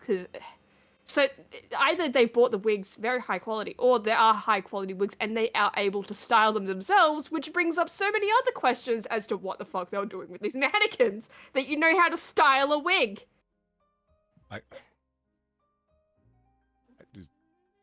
I don't know. I'm kind of disappointed. I was hoping we got a picture of the psycho living here, but yeah, I guess not. Right? Yeah, well, you don't. You don't. You just get more mannequins. It's oops, more mannequins. Like, I don't know why you're so disappointed, man. You got mannequin. You got fucking psycho shit going on here. Yeah, yay.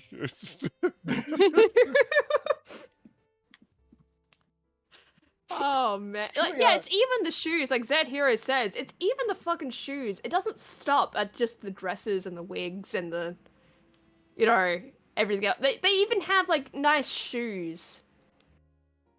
You know, like there's so much work being put into those. I'm just spending some time looking through the South Tahoe. Great! There's great schools just... here. Yeah. Awesome. Take your mannequin to school day. Good God. There's just very little detail. Like, there's no murders committed here. No references. Oh, it's a great fixer-upper. Yeah, but, you know. Built 1962. Yeah. Probably why it just resonates so much with me of like, wow, this looks like an Australian house. Like, you know, really just twisted to fit the needs of the individual. Yeah. In ways it was never built to sustain. Because that's a lot of the houses you come across. I mean, it already has souls. There's like a previous selling, and it lists off as like, these records are provided by a third party, the homeowner, or public record. And it's like, this information is just like, who the fuck provided that? And then, you do see the strange, like, it ends with a comma as if it keeps going, and the end of it, sold as is, and the quotation marks are only at one end of it. Like, again, where the fuck did you pull this from? It's all half-ass. Seriously low effort. Like I said, it seems like it was pulled out of something else. Like this large space says a lot. Like, as if large driveway unit that, and it's like, okay, it contains multiple chalk outlines where the murder victims were found and can accommodate 3 numerous cars. Like, yeah, it can accommodate like 5 new mannequins. Right. Is it multiple spaces or is it a single tabulation? Multiple spaces. See? Multiple spaces. Weird. Oh wow. It's not a formatting error where they've injected a whatever, like, new paragraph break or whatever, and this is just the way that the formatting worked out in Zillow's section here. No, those are spaces that were deliberately put in. Maybe it was written by the like person this whole who thing is owns the weird. home. Damn right. They're a fucking psychopath. Oh, excuse this me. whole house is just fucking strange. Whoa, the house right next to it is 1.4 million? That must be the massive unit with more bedrooms and whatnot, right? The absolute unit. Yeah, this is the big green unit, yeah. Big green. 16 bedroom, 8 bath. Yeah, there you go. Right. Giant rental property. You can see all the fucking like upper end, lower vacation home thing for people that are skiing. Oh, it's like a motel kind of affair. Yeah, looks like it. Oh, holy shit. Well, South Lake Tahoe, that's semi-rural California, right? Yeah, but very northern California, if I'm not mistaken. Mm-hmm. Which is probably why it starts looking slightly like Washington State stuff. Slightly, anyway. Yeah. Because it's heading up into Oregon. Hello. Then... No internet. Yeah, which is odd. Internet isn't actually down because I'm still streaming. Yeah, no. Yeah, that'd be a bit, This is how my, this chat is how my internet is just yeah. Don't worry about it. Should we do English, Sam? Do you speak it? Periodically, somehow. Mm-hmm. Should we do a list? Yeah. Yeah, okay. We could do the Ed Gein, right? Things he made right after Mannequins. We could, okay, well, we could do Ed Gein. We also, I still got this open. It's so legendary. Did we talk about this already? I believe we did. Catholic Coffee, the Joan of Arc French roast. The people that should sponsor you. The people that should be sponsoring you, Polygon. I just think I'm serious, man. Give the I word. want to hire these artists. They just do a great job with this sponge art look. I don't know what else to call it. Looks fantastic. Digital watercolor is the only sort of thing that comes to mind. Yeah, something like that. What am I talking for? Far, you're an artist. You understand these things far better than I you do. pretty much described it though, Sam. Really? Kinda, yeah. Like, this is probably the closest you can get to digitally recreating watercolor, to be honest. It really does look like the brush that they use. You can see it going off the edge, right? And that's that's the look that or the vibe that I get from it anyway. Sketched and then brushed in, and you see and I think the effect of it is fucking awesome. But yeah, there's something so ridiculously funny about the Saint Joan of Arc. The French dark roast. It's just, I did What makes it appreciate Catholic specifically? What makes it so specifically Catholic? Is it blessed by a priest? No, it's sold from. Like everybody has, coffee companies, right? Even Jeremy Hambley has a fucking coffee company or whatever the fuck he calls it.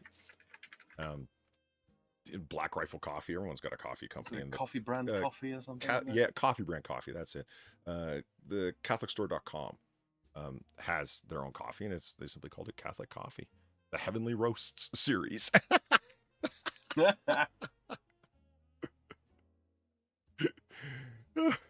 And is it blessed? No, it's just each one's about like a separate saint and has got something to do with them. Particularly, there's a particular thing behind each one. That the people that are doing the work on the Joan of Arc one are all part of the Blessed Sisters of Saint Joan of Arc, etc. That kind of thing. You can go to the website and check it out. I just love the art. In any case, yeah, we can certainly do a we can do a list. Hold on, let me go there. That's better. Gruesome things that Ed Gein made. That's right. 10 mobile home massacres. The 10 of the most unusual dead body discoveries and their stories. 10 deadly animals that fit in a bread box. You should be interested in that far. You open your bread box, you don't know what deadly animal is going to jump out. This list could help you. Well, joke's on you. We don't have a bread box. Oh. 8 weird places where bodies have been found. 10 weird and terrifying medical instruments from the past. 7 of the world's most poisonous mushrooms. And does ball lightning exist?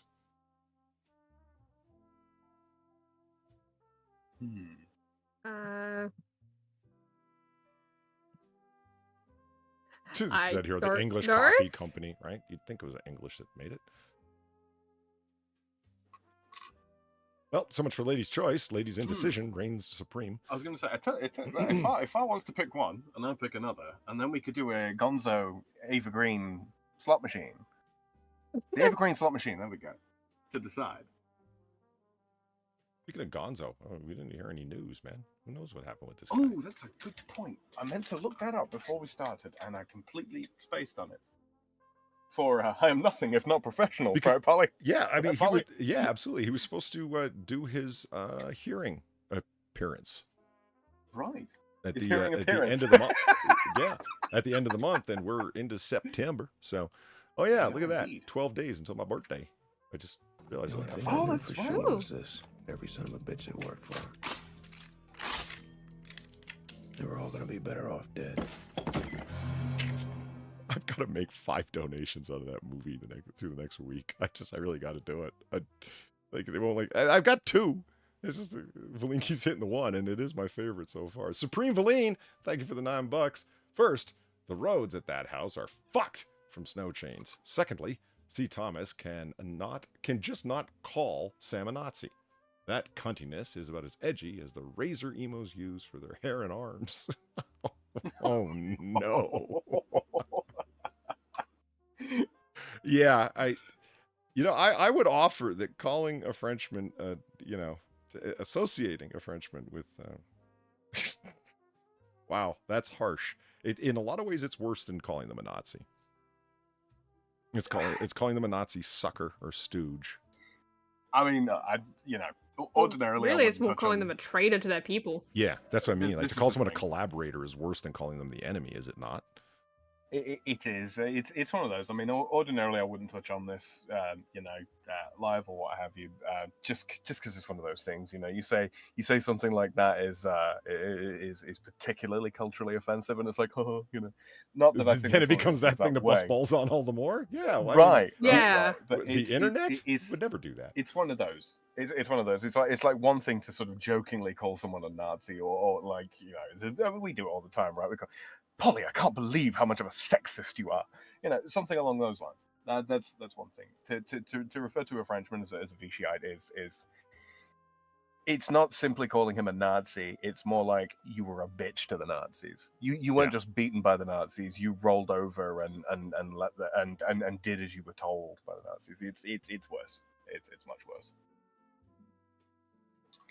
But it's one of those. It's water off a duck's back as far as I'm concerned. But yeah. You if you do visit France, anybody out there visits France, if you do call someone that or intimate that or what have you, be prepared to have everybody in the bar take out their frustrations on you. Yeah, and don't expect the police to to field your complaint either, because the moment that they hear, they'll be like, well, you called him a Vichyite, what do you want us to do?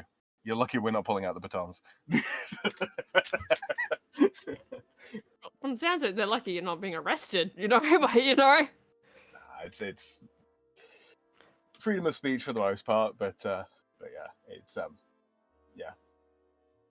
So there is it brings to mind one of my favorite monuments, which is really underrated in my opinion. There's a whole bunch of monuments that are less celebrated and less known on the National Mall than Washington Monument, Lincoln Memorial, Jefferson Memorial. The World War II Memorial is incredible. It is really, really well done. The Korean War one is sadly overlooked. The FDR is way too big, though interesting. But of course I'm going to be opposed to that freaking commie. But with a commie, he's a pinko. I think that's the only thing that's... Which is worse. Yeah, I mean, harsh things, but I mean, the New Deal was, it didn't save the economy. World War II did. Let's just be honest. But the memorial to the 56 signers of the Declaration of Independence. Most people don't even know it's there. Sadly, you go along a little man bridge that's there. Like as you're walking along, you can see where it is on the National Mall. There's a Washington Monument in the background through the length of it. And as you're coming up, like all the good monuments, including World War II, it doesn't interfere with anything. You can still see like wide open. And this is looking at the monument. And it's like, how? Where's there a monument there? Because as you're going up, you walk down, and then there's the first words of the Declaration of Independence in Congress, on July 4th, 1776, the unanimous decision of the 13 states, etc. And then once you get down there, you see all the rocks, and each one of them has a flat stone face with the various signatures as they appear on the Declaration on them, which is really kind of fucking cool. If you're into Revolutionary War history and stuff like I am, it's fucking sweet. And that's when you see all think about the technology. I'm sorry? Think about the technology required to carve those, signatures onto the rods. I mean, that's just fucking cool. It really is. History aside. And of course, the big famous one by John Hancock, who supposedly signed his name so large that King George III could read his name without his spectacles, and that was like the idea being is like, yeah, do you think I'm not proud of this? The president of the Continental Congress. It's like, I will sign this so damn large that you can't help but miss it. I just turned around to look at the one that I've got framed behind me, and it's like, yeah, it really is big back there. Look at that shit. That's a big cock move right there. Yeah, it really is, which is why people to the day say put your John Hancock here, where it's become synonymous with signature. At least in America it has. Can we just appreciate the irony for a second? There's a whole bunch of Canadian geese swimming in the background there.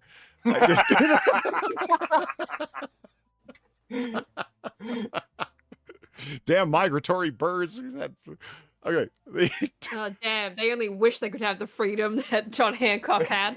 Do you mean to tell me that illegal aliens are defiling your monuments, Polly? I wonder what that's like. Wow.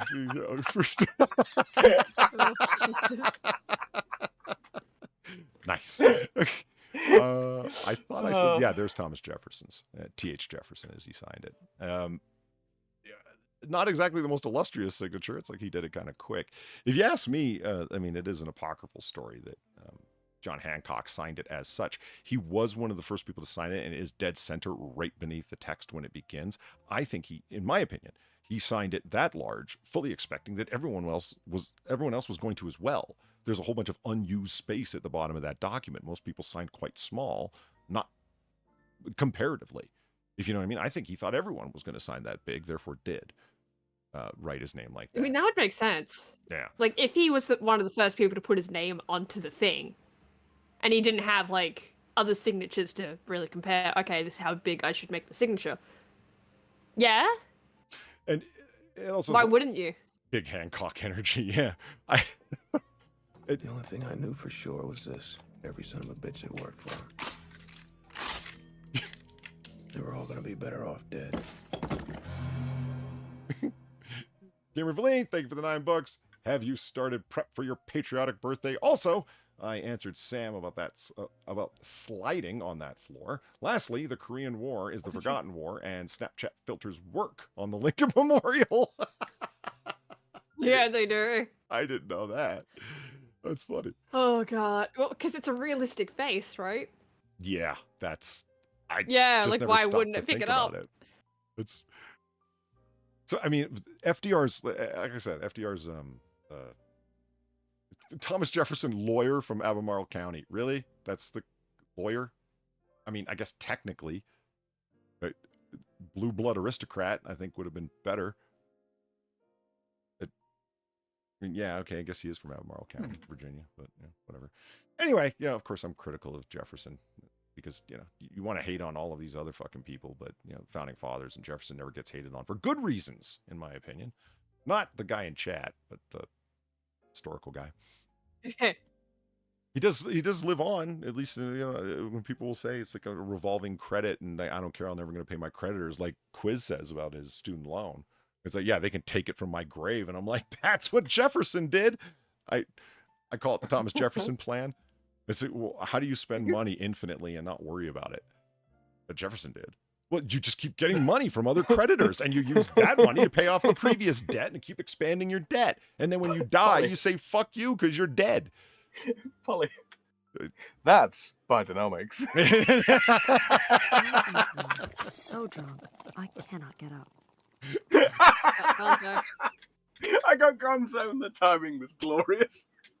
Garrett Lee, thank you for the $2. Check your DMs. The answers are there.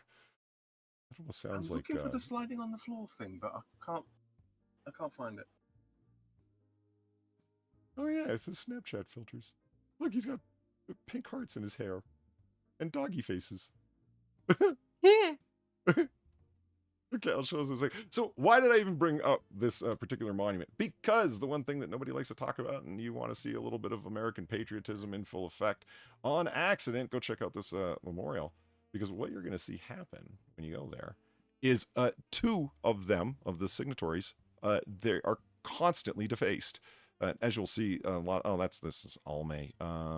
People usually don't like to take pictures of this when it's not looking picturesque, like having bird shit on it and whatnot, right? Yeah. And then, you know, these particular pictures, oh, look at the gold inlay looks very nice. Yeah, that's when it's looking good. Most of that gold inlay just being, you know, it's stone, and then you put gold inlay in there. How long do you think that's going to last? Not very long. So not long. Yeah. So the Department of the Interior, that's responsible for the National Mall, for most of it anyway, they keep the upkeep on it, but they have to keep redoing that gold inlay so it falls apart over time. So it doesn't look fantastic all the time. But there are two that are constantly having gum put on them, and people spit on them, and people fucking drop their coffees and turn their ice cream cones upside down on them. Of course they do. Why on those two? Because those are the two guys that turned traitor on the revolution and went over to the British. Oh, really? Yeah. And that is fucking Holy priceless, shit. and I love it. Yeah, fuck them. It's like, isn't that defacing public property?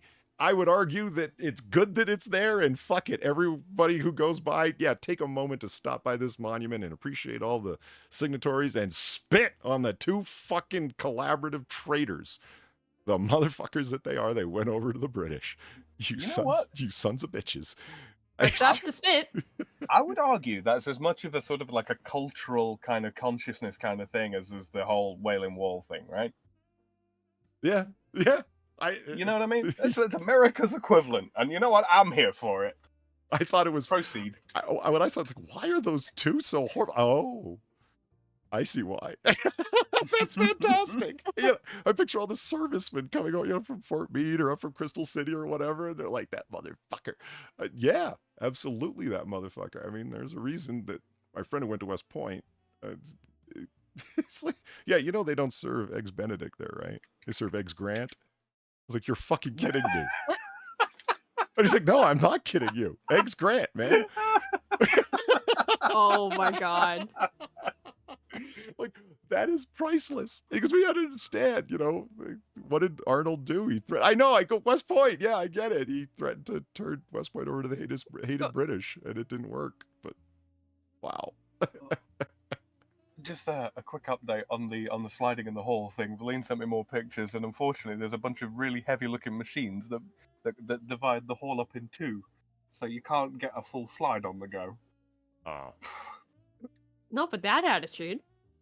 Well, you know what? It's time to break out the human catapult. Yeah. Come on, let's go. Sorry. Anyway. Copy link. Roll this one up real quick. Boom. There we go. Oh, good lord. Oh. Yeah. There, Snapchat filters on.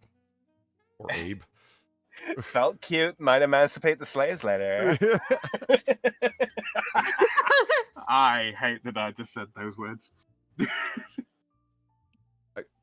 I do remember it was just, I think it was Monday or was it Wednesday on AAA when Drunkle's like, I mean, if you don't see Abraham Lincoln in his top hat, I'm just not going to recognize him. It's like when I visit Washington, D.C., the Lincoln Memorial is just such a fantastic piece of art. It's just amazing. And like, he doesn't have the top hat on there. He goes, yes, he does. I'm like, no, he doesn't. I mean, there you go. No, he doesn't. There's the proof. Because he's indoors. You don't wear your hat indoors.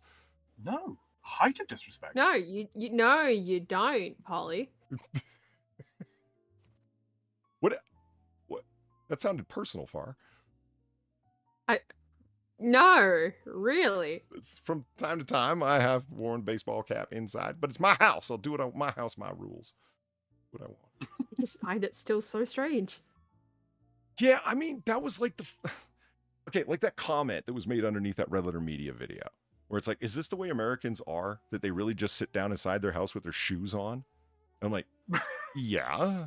I thought that was... It depends.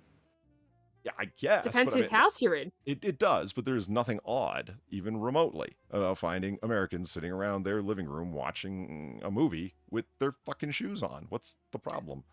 I've got my shoes on right now. They're my indoor Adidas, but I got them on. Yeah, they're basically like indoor slippers, which I also have. At that point. I think it's a bit different if you're downstairs. To go upstairs, I mean, if you could, you're going to pick something up from upstairs, you could be out the door real quick and you got time or whatever, fine, fair enough. We're going to run up the stairs, grab whatever you need, run back down. But walking around upstairs in the bedroom and all that kind of thing with your outdoor shoes on, that just seems like a bad idea to me. I mean, vacuum clean anyway, obviously, but just don't track shit up. La-di-da, he has an upstairs and downstairs inside part of the house. Far, it's not my fault. They built this house about 300 years ago. La-di-da, the French are fancy. See the bait and switch there, chat. I love that fucking little clip there, Polly. Yeah, to answer Valine's question, yeah, I'm going to my patriotic birthday. Like I said, a big event in American history. Big one. I had no idea that it happened on my birthday. It was Valine that pointed that out to me, like, I don't know, 2 weeks ago. And so am I going to make a big honking deal out of it? Yeah, fuck it. Why not? Sure. Which event's that? Well, I don't want to spoil it. It happened over a century ago. You don't want to spoil it's too soon. The event that happened over a century ago. I mean, I told you it was 12 days until my birthday. You can't just do a little maths and figure it out. I said maths for you, man. I don't really know American history that well, Polly. Polly, we are both I'm like a day Australian. in advance of you. It blows my mind. Like that. Far, it didn't occur to you to type in September 14th American history and hit At enter? any rate, that is what we're going to try to do. No, not when you can tell me. Carefully, thank you for You the know, 350. Yes. Sorry, go ahead. Okay. Thank you for the 350, Carefully.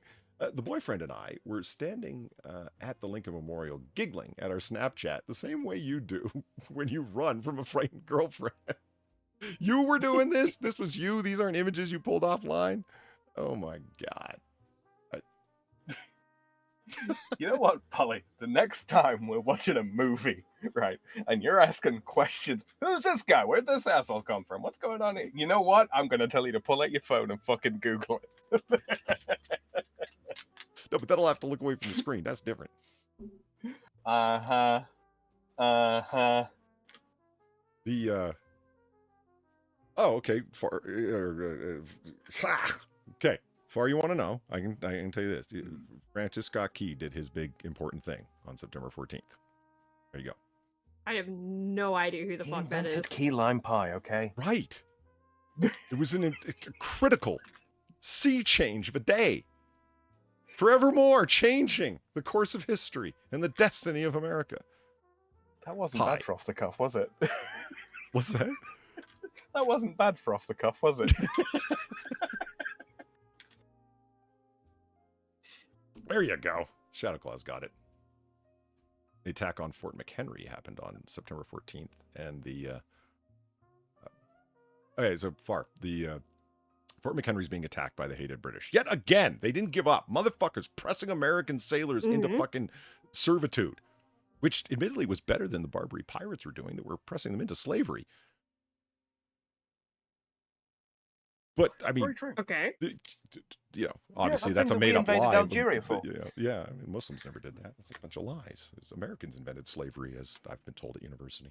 Anyway, no, Fort McHenry is being attacked during the War of 1812, and they have a big banner up, the Star Spangled Banner, if you will, and there's a certain guy there, a poet by the name of Francis Scott Key, and he's observing this attack. Night is falling. The shells are still coming down. It's still being bombarded. This is a critical post of the American army to fend off the British attacks that are like onslaught. They're not doing very well in the War of 1812.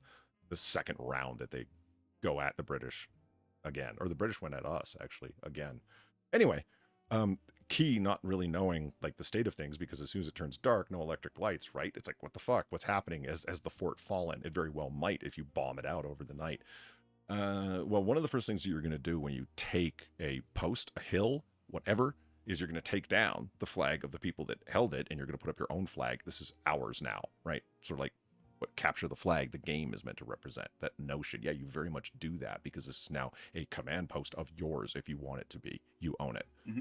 You've king of the hill. Yeah, absolutely. Because you managed to overrun the fort. You're not going to leave your enemy's flag up. You're going to take it down. Like I said, they had a giant flag over Fort McHenry before. When dawn finally breaks and Key is watching in the morning, it's like as soon as he sees the sun coming up, what does he see? But the flag is still up. That means, yeah, they held through the entire night. Being like, oh my God, they were able to hold the post. That's amazing. They weren't able to be bombed out of it. It's being inspired and being a poet. He went and wrote this poem that he called the Star Spangled Banner. That poem are the lyrics of the national anthem, the Star Spangled Banner. So if you've ever wondered why the American national anthem and the fucking retards who criticize it are like, look how violent it is. Isn't it rockets, red glare, the bombs bursting in air? Fuck, that's what Americans like, you know. It's like, no, it was about an attack on a fort, you fucking historically ignorant prick. And that's why there is all that imagery. And, come the morning, the flag was still there, hence all the lyrics that are going on. It's about stalwartness. It's about maintaining grace under fire and living throughout, even though the odds are against you, and they very much were, just surviving to make it through. And then that flag, too, Key, represents the land of the free, home of the brave. This is us. Not an empire that would crush its former colonists and try and press them into slavery, or, servitude. Those that will fight to maintain something as elusive as liberty. I love the fact that the Star Spangled Banner gets so much shit when ours really doesn't. What's in yours? If you'll indulge me, I'll give you like roughly how it translates. Is hold on 2 seconds. There's an official translation. There's an getting an official translation. I was going to say, rather than me going line by line, I'll just give it to you. There we go. Let's go, children of the fatherland. The day of glory has arrived. Against us, tyranny's bloody flag is raised. It's repeated. Okay. In the countryside, do you hear the roaring of these fierce soldiers? They come right to our arms to slit the throats of our sons, our friends. The chorus. Grab your weapons, citizens. Form your battalions. Let us march! Let us march! May impure blood water our fields. Whoa! Holy Verse 2. shit! This horde of slaves. There's a verse 2? Oh yeah. This horde of slaves, traitors, plotting kings. What do they want? For whom these vile shackles, these long-prepared irons? Frenchmen, for us! Oh, what an insult! What emotions that must excite! It is us they dare to consider returning to ancient slavery. That's the first 2 verses. Jesus fucking Christ. You want to know what the Australian national anthem it just is? Go for it. Describing like how it's like our land is girt by sea and how we have boundless plains to share. Like, Jesus fucking Christ. Oh, Canada. Oh, Canada. Well, just Australians all let us rejoice, for we are young and free.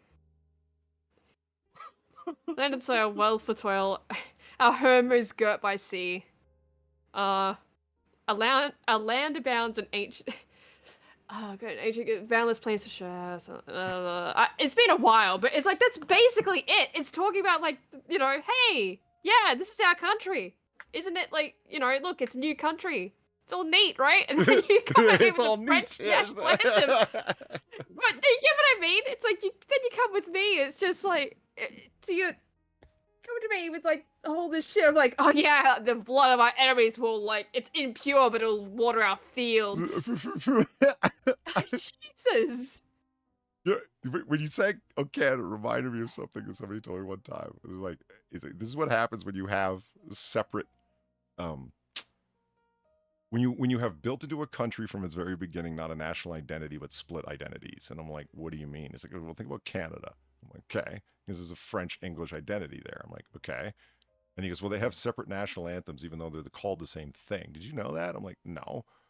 And so it's like, oh Canada, yeah, right? That makes sense. Right. So I just looked it up, and it's actually right there on the Wikipedia page for "Oh Canada," the national anthem of Canada. The English lyrics are "Oh Canada, our home and native land, true patriot love in all us command, in all of us command. With glowing hearts we see thee rise, the true north strong and free. From far and wide, oh Canada, we stand on guard for thee. God keep our land glorious and free. Oh Canada, we stand on guard for thee." There, that's it. Quite short, actually. Mm-hmm. So the French version is very, very different, but it's still called the same thing. And the English translation of the French national anthem, it's like I said, it's right here, is "O Canada, land of our ancestors, glorious deeds circle your brow. For your arm knows how to wield the sword, your arm knows how to carry the cross. Your history is an epic of brilliant deeds, your valor steeped in faith." Jesus. The final line, "will protect our homes and our rights." It's like the French version is fucking based. We know how to carry the cross and of our faith, and like, yo, all right then. I'll let me just do verse 3, all right? Because it occurs to me. This is especially pertinent. What? These foreign troops would make laws in our home? What? These mercenary phalanxes would bring down our proud warriors? Good Lord, by chained hands, our brows would bend beneath the yoke. While despots would become the masters of our fate. We're pretty fucking metal, really. Yeah, whereas we're just, you know... God. I don't remember. Like, what the hell is it in reference to? Who's the enemy that would, you know, that you want their blood on your soil and whatnot? It was written like, Evolved Potatoes putting the Australian one in chat. It's like, yeah, I got a bit wrong. But to be fair, it's been a while since I've actually had to think about a national anthem, right? It's been a solid fucking while, you know. But There we go. yeah, it's like it's even more hippie shit than like I really remember just reading this. Like Jesus fucking Christ. Come to Australia, the land that like where everything wants to kill you except volcanoes, and we have the most hippie fucking sounding national anthem you've ever fucking heard in your life. There you go. Man, I really wish it was Waltzing Matilda. On April 24th, 1792, Rouget de Lille was a captain of engineers stationed in Strasbourg, near the Rhine River. The mayor of the town called for an anthem just days after the French declared war on Austria. The amateur musician penned the song in a single night, giving it the title of Chant de guerre de l'Armée du Rhin, which is Battle Hymn of the Army of the Rhine. So that's where that comes from. We were fighting the Austrians. For which time? Something. Yeah, for something. But no, I genuinely wish ours was Waltzing Matilda, just because it would be funny to have our national anthem literally be a song about a fucking homeless man stealing a sheep and drowning himself in a body of water. Because that's what it's about. It's just you have to like, if you're not Australian, you kind of have a bit of a translation guide next to you for it. It's just, that would be hilarious. Gamer Valine, thank you very much for the $19 and the most well, yeah, it's probably my favorite patriotic donation I have. I mean, the Eagles shooting is fucking great, but I don't know. I got a special place for the Washington one. Anyway, thank you very much for the $19. We ran the British Navy out of ammo and killed the high infantry commander on the ground invasion, breaking the command. Then we put Key's poem to a British drinking song called To Acheron in Heaven. Really? And Ron in Heaven. Really? It's to a British drinking song? That's epic. That's my favorite fucking piece of American Apocrypha since Yankee Doodle. I'll find out the origins of that. Like, it's a British marching song making fun of colonists. And yet, yeah, where someone actually made a comparison for that, by the way. Like, 1 minute. I love that so much. It's like the turnaround. Like, didn't even change any of the lyrics to make fun of the British. It's like, nah, we'll sing it. It's fine. Fuck you. These are our words now. You can't say them anymore. That I am going to look that up, Melina. I put it opened in a tab here. I want to read more about that. That's interesting. Yeah, someone made a comparison of that somewhere, right? Where they were like, so it'd be like the equivalent of like saying, put something on his head and called it fucking Gucci. Yes. Yeah, that'd be the modern day equivalent of Yankee Doodle Dandy. Yeah, of calling it macaroni. It was yeah, so funny. I did not understand the reference there in terms of style. That a macaroni was here it is. Extremely overly poncy dude. And oh man, look at the fucking clothing. Yeah. Sweet Jesus. Wait. No, here it is. So you're telling me that stuck a feather in his hat and called it macaroni would be like saying, wrote a G on his belt and called it Gucci. Which then someone else, and if I could just fucking actually look at this without this bullshit at the bottom, US moron came to town, hunting for some coochie, wrote a G up on his belt, and this bitch called it Gucci. Nice. That would be the Monday equivalent of it. Oh, man. Just... Look at these guys. I mean, that's fantastic. Because it's insulting in every way. It's just Americans don't know what they're doing. They think they're high class, and they're just a bunch of ridiculous fools. Even when they're trying their best. Because went to town riding on a pony. He couldn't even get a fucking horse or a steed. He's riding a freaking pony. And he thinks it's great. You know, stuck a feather in his hat. Like, just a feather was enough to make him think that he's high class, that he's styling. When really, he's nothing like the real thing, macaroni. Just a stupid feather in his dusty old hat. And he thinks he's cool. It's a big song to mock colonists. And it's... yeah, well, it's like the most American fucking song ever now. That's a grassroots revival, if ever I heard one. Yeah. This looks very, you know, French, if you'll forgive me, Sam. Well, it kind of does. Yeah, yeah. Like, Not in those shoes. This is very Court of Versailles. I'm just saying. It's just. That's like Very height long of skull. Georgian era British fashion. We wouldn't be caught dead Yeah, in those French. colours. Yeah, thank you, Far. It's like, and I carry around my little fake sword. You know, I never Well, understood. yeah, I doubt it's fake. It's just, it's very small. Small sword. It's not the size of the sword; it's what you do with it. I've never understood Well, I mean, the there sleeve were literally poofs. swords called small swords. So Yeah, I mean, okay, I get the neck poofs and the whatnot, the cravats and all that jazz. I have never gotten the sleeve poofs. They would just be obnoxious to me. They're like French cuffs. I wore French cuffs. how you feeling there, Sam? once. Well, I mean, are French cuffs named anything to do with French anything, or is it like the French press? I genuinely don't know. I genuinely don't know. I thought someone who's into men's fashion would know. Look at the buckles on them shoes. Look at I just wear clothes, Polly. That doesn't mean I'm much into men's fashion. I wear clothes. That doesn't mean I'm buckles. You know that my country 'tis of thee is set to God Save the Queen / King. Yeah, absolutely it is. I was damn near the national anthem over Star Spangled Banner, and which made me like look up the lyrics because I thought, oh, they're gonna be based as hell. I have been so long since I've listened to my country 'tis of thee, which was. Remember, Farm, we were talking about national anthems before when you were doing a deep dive on the Australian national anthem, and I said that's all I remembered is my country 'tis of thee. It's sung occasionally at inaugural addresses. I remember Barack Obama's inauguration. Aretha Franklin sang it, which is cool because Aretha Franklin's awesome. But is it a based song? I wouldn't go that far. It's more of like very of its time in that people were not particularly afraid to say things about God. Our fathers God, to thee, author of liberty, to thee we sing. Long may our land be bright with freedom's holy light. Protect us by thy might, great God, our King. The silver eastern strands, thy golden gate that stands, fronting the west, the flowery southland fair. Thy north sweet crystal air, O land beyond compare. We love thee best. Whew. That's, yeah. Huh.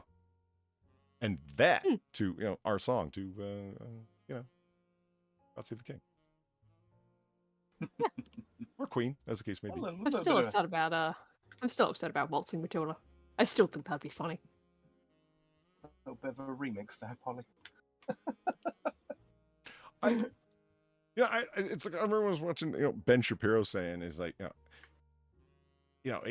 I hate everything about Russia. Like he was just saying, I remember it was a few years ago. He was like, I hate everything about Russia. He was whether it was the Soviet Union or current gangster Russia, and he just went off into this, not even a rant really. He was more like just kind of like looking up at the fucking studio lights when he was talking. Just he was thinking out loud, if anything.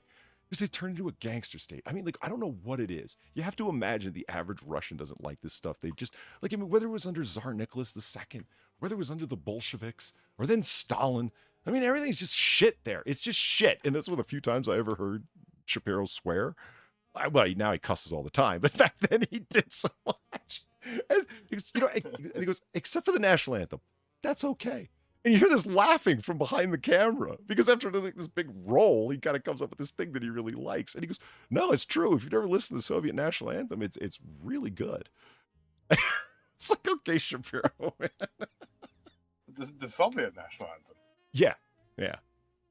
I remember reading the lyrics to it once and being like...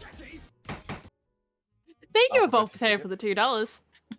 In Waltzing Matilda, they refer to as a squatter, which were people that came and claimed land, and when the real owners that were usually poor came over on the boats, they basically bribed the police to enforce their tyranny.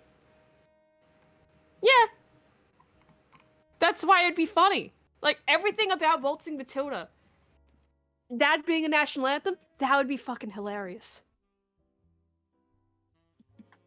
Like think about it. Like he steals a sheep, he's squatting on some land, and then he just fucking drowns himself. Because he's getting caught. Holy fuck. And now he's just haunting a fucking billabong. Won't you come a Waltzing Matilda with me? It'd be fucking hilarious. Polly, I've just I've just realised something. You know the otterito or the otter burrito. Yes. Stuck in the Middle with You. That song. Every time I see it, it just a little snippet of the song plays through my mind.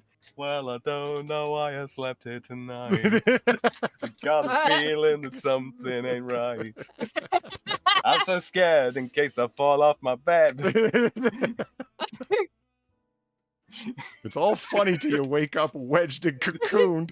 That's the next line of the song. I'm stuck wedged between you. I don't fucking know. Like.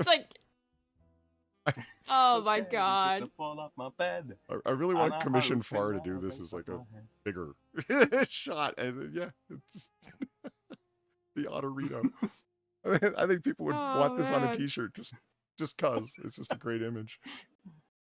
Mattress to the left of me, dresser to the right. Here I am, stuck in the middle with you.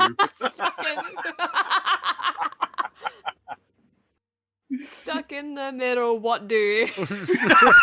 Yes! Yes, there we go. There we go. You heard it here first, folks. I'll see if I can write it and get some music together. Oh, God, if you need help, like, I'm not bad with fucking parody at least. Oh, right. God. I will admit that Far's version is better than mine. Better than your what? Well, I like your version too, though. Like, no, Shadowclaw did draw, a version right. Okay, now of this. Now I'm up to date. Right. He did. No, I quite like that one too. It's like it's also good in its own right. Oh. What did Shadowclaw It draw? is. I don't think I've seen it. I wonder if I can Is it on Twitter? find it. Like, yeah, it was a while back that he did it. But yeah, like it wasn't bad either. Like it was, like I quite liked it. I found it funny. Yeah, the such few money thing. I don't know. Oh Like, I my kind of want God, to task can I- Far with a broke otter, like because otters have pockets. Well, at least sea otters do. Pulling his pockets inside out, like such few money. I even think that would sell as a T-shirt. I'd wear it, but then again, I'm broke, so I'm kind of like just declaring my state in life, wouldn't it? Yeah, here's Shadowclaw's version. What's that? If it was fucking send, Jesus Christ, that's slow. I'm awaiting. Yeah, I know. So am I. It's not like the show's live or anything, Far. Oh, There we go. Okay, all right. Such few bandwidth. I'm sorry for my Such few Australian internet. bandwidth, yeah. Fuck. Boom. Yeah, like see, it's not bad either. That's beautiful. Oh, wow. It's not readjusting to the screen. That's fucking strange. There we go. Okay. Oh, there we go. Oh, shit. Yeah, like it's not bad. Make this smaller. I know how to. You can't just Hold down Control and scroll wheel down. not down, only up. Isn't that weird? Let's try that again. There we go. Hold down there you go. Yeah. I mean this does cover it a little bit better. The miffed face. Yeah. Yeah. No, I just like the angle of it. Like, because I just went with like the angle I did because it was easier. Yeah. And just, just quicker to do on the fly, right? Because I do a lot of those sketches that you see on the Noir Bar thing just really quickly on the fly, Yeah. It's not like I'm sitting there going, okay, then I'm gonna show it at this specific angle to show just how sad the otter is as he's stuck between the bed and the table. It's just like, no, that's the first thought, that angle. It's like, no, I quite like the angle he chose here of just, it makes it look way more dramatic. This, I mean, it does make it look more dramatic, and this does cover up like how angry and upset I was, because this was the what the fuck moment after about 20 seconds. But yeah, this actually does correctly summarize how I felt the moment it happened. Like, what is going on? I thought my bed had collapsed underneath me. I thought that that was my initial reaction. Because, I mean, you're laying in bed and all of a sudden you feel yourself hit the floor. Your assumption is the bed let out from underneath me. Yeah, you don't think that you rolled the fuck off the bed. Who does that? Apparently you do. Well, yeah, I know, but you don't assume it. But little speech bubble coming off the gun saying, "Hey you, Finally awake. All right, do you want to do the Gein thing and then get out of here? Yeah, sounds like a sure. plan to me. All right, so Ed Gein Hey. was a serial killer. Years are 1906 to 1984. I can't believe he lived to 84. Holy shit. Plainsfield, Wisconsin was the inspiration for supervillains or villains of several gruesome horror films, including Leatherface in the Texas Chainsaw Massacre, Buffalo Bill in the Silence of the Lambs, and Norman Bates in Psycho. Yeah, and he was a crazy fucking man. Gein's mother, Augusta, was psychotic, manipulative, domineering, a religious fanatic, and became a single mother after the 1940 heart attack and death of her alcoholic, improvident husband, George. George and Augusta. Out there in the bush. Improvident. Don't see that word very often. No kidding. Mhm. I just assumed that ChatGPT wrote all of these. Just comes across that way. After Gein's brother Henry died in 1944, some say by Gein's own hands, he had his mother all to himself. What a prize. Her world revolved around him just as she was the center of his existence. After she died in late 45, Gein, 39, lived alone for the first time in his life. Later diagnosed as suffering from schizophrenia, he missed his mother despite her emotional abuse towards him. Perhaps hoping that he might come to his mother by dressing as a woman, Gein robbed graves, digging up the bodies of women who reminded him of his mother. Later, he resorted to murder most foul. After dismembering the women, skinning them, and preserving their body parts, Gein fashioned the body parts into furniture, other household items, and articles of feminine attire. Here are 10 of the most gruesome items that Gein made from cadavers of the women he murdered or dug up at local cemeteries. Whew. Here's a nighttime story for you guys. You ready? Getting comfortable? Yeah. Give me a bedtime story. Number 10, curtain pull. Gein confessed having murdered only 2 women, bar owner Mary Hogan and hardware store owner Bernice Warden. But some believe that he may have killed as many as 7. The exact number is difficult to determine because Gein supplemented the bodies of his murder victims with corpses he stole from nearby cemeteries, the latter of whom included 51-year-old Eleanor Adams.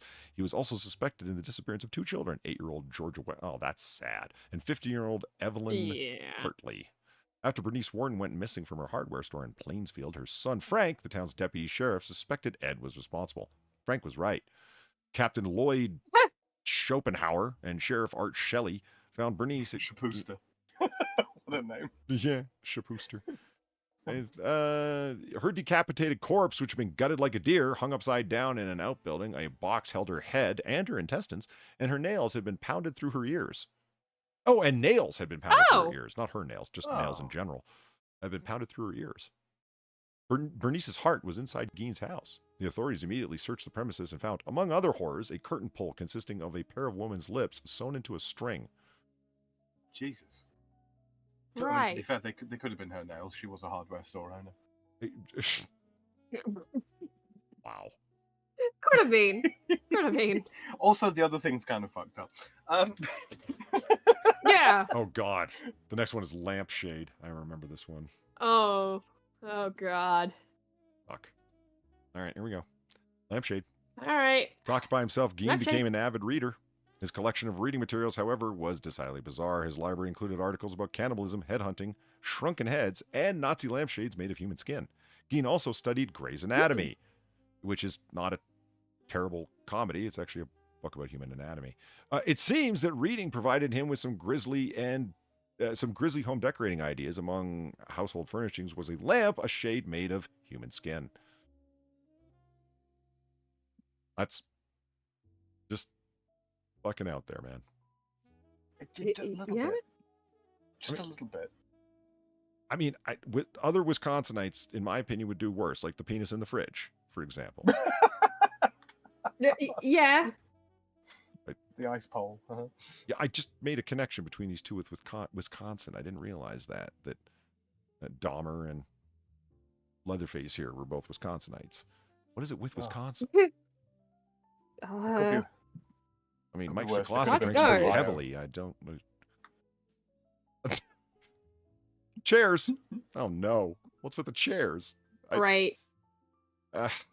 Gein parted with a few let me start this over again. It's disturbing. Gein parted with a few of his victims' body parts. He kept organs in his refrigerator. Oh. Like a future Wisconsinite Lovely. did. Yeah. And appears to have consumed parts of them after cooking them on his stovetop or his oven. Some say that he occasionally shared his macabre dinners with his acquaintances.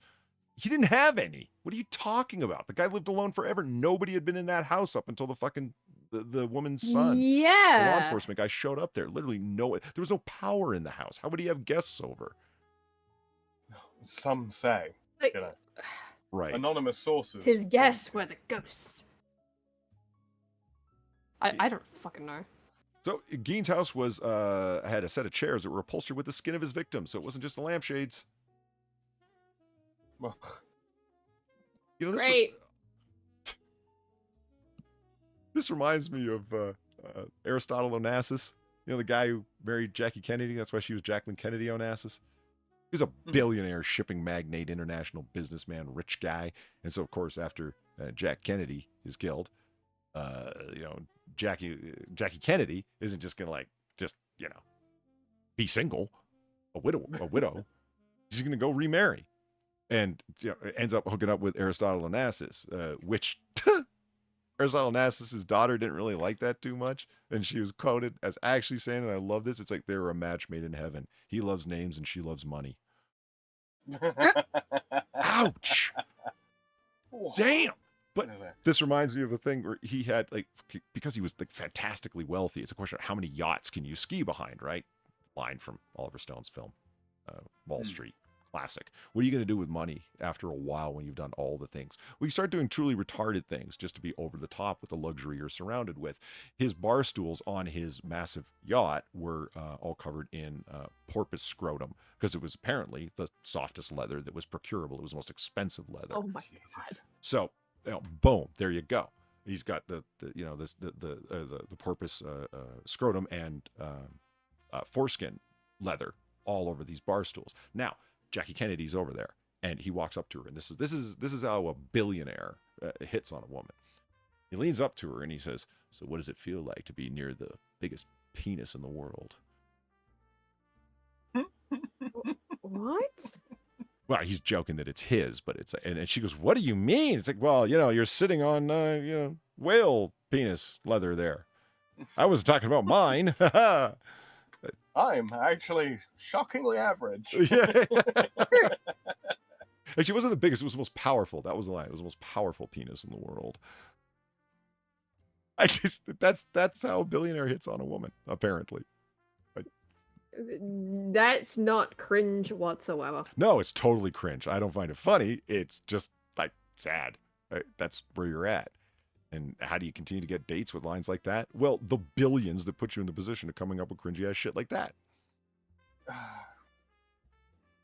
Well, it's kind of like the male equivalent or the masculine equivalent of bimboism, right?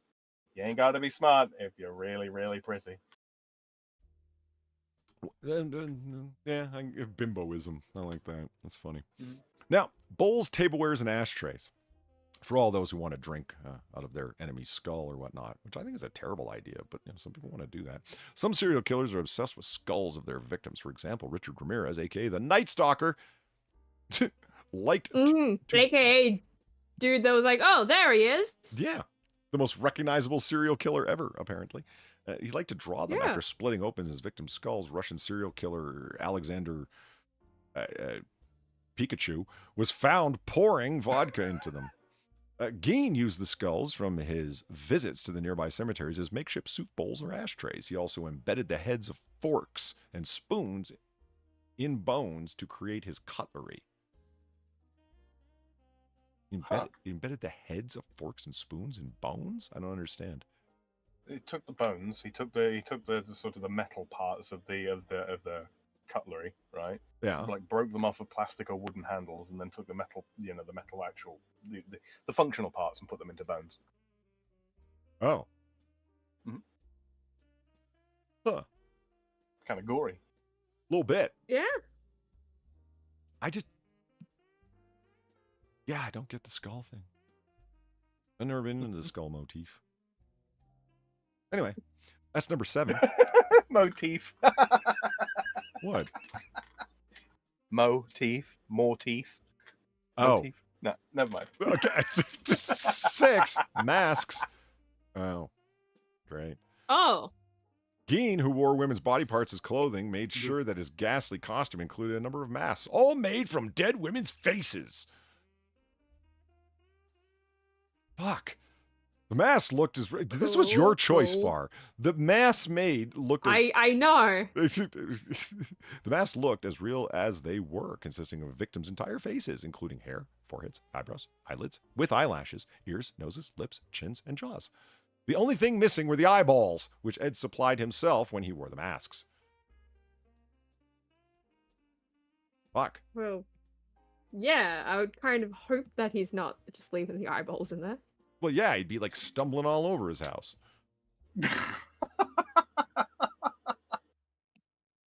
See, I mean, Far, you know what? Here's an example, okay? Like, this is disgusting. You know what I mean? This is horrible. This isn't fun at all. I'm working to make this fun. And it's like, well, Polly, you like dead bodies. No. See, this is the point, and everyone misses out on this. It's not about the macabre fact of dead bodies. It's about the disposal of dead bodies and how terrible people that want to commit murder are at it. That's the fucking thing. It's always about corpses being found somewhere. Yeah. And, and drunk will bust my balls. Far seems to be the only one who gets it and understands, because when people are willing to commit murder and they're willing to go so far as to actually kill another human being for insurance money, or for a personal grudge or a flash of anger or whatever the fuck drives you to actually take another person's life, you would think that you would be willing to keep on going with that level of energy, meaning get rid of the body in a way that's half decently smart. But no, again and again, never.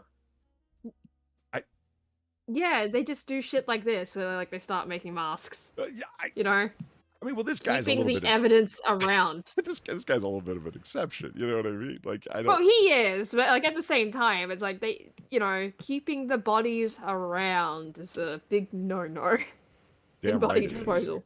Yeah, no, it is. Fuck this guy. Corset and belt. Oh my. Oh. Well. Oh, there's the nipple belt. Uh-huh. Yeah. The man who makes Tonetta seem perfectly normal. Right? Although he claimed to have refrained from necrophilia because the women's corpses, quote, smelled too bad, he donned his victim's skin after transforming them into articles of clothing. One such item was a corset designed to trim his waist and impart a more feminine figure on him, but his wardrobe also included several other ghastly items of feminine attire, including a belt made of nipples. Oh no, I appear to put on a little bit of weight. I'm going to have to move up to the third nipple. Oh my god. What the? Yeah, I would say, what in the goddamn? Yeah, I know. Okay, number 4. Are these more nipples? Wall hangings and other artifacts. Yeah, there's Gein right there, looking normal as all hell.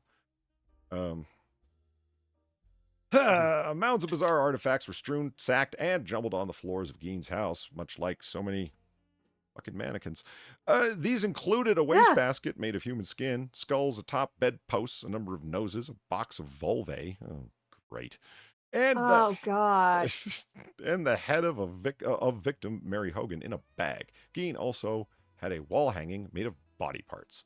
There were other items just as hideous, several of them, including a corset of human flesh. I already said that. See, ChatGPT doesn't know about this stuff.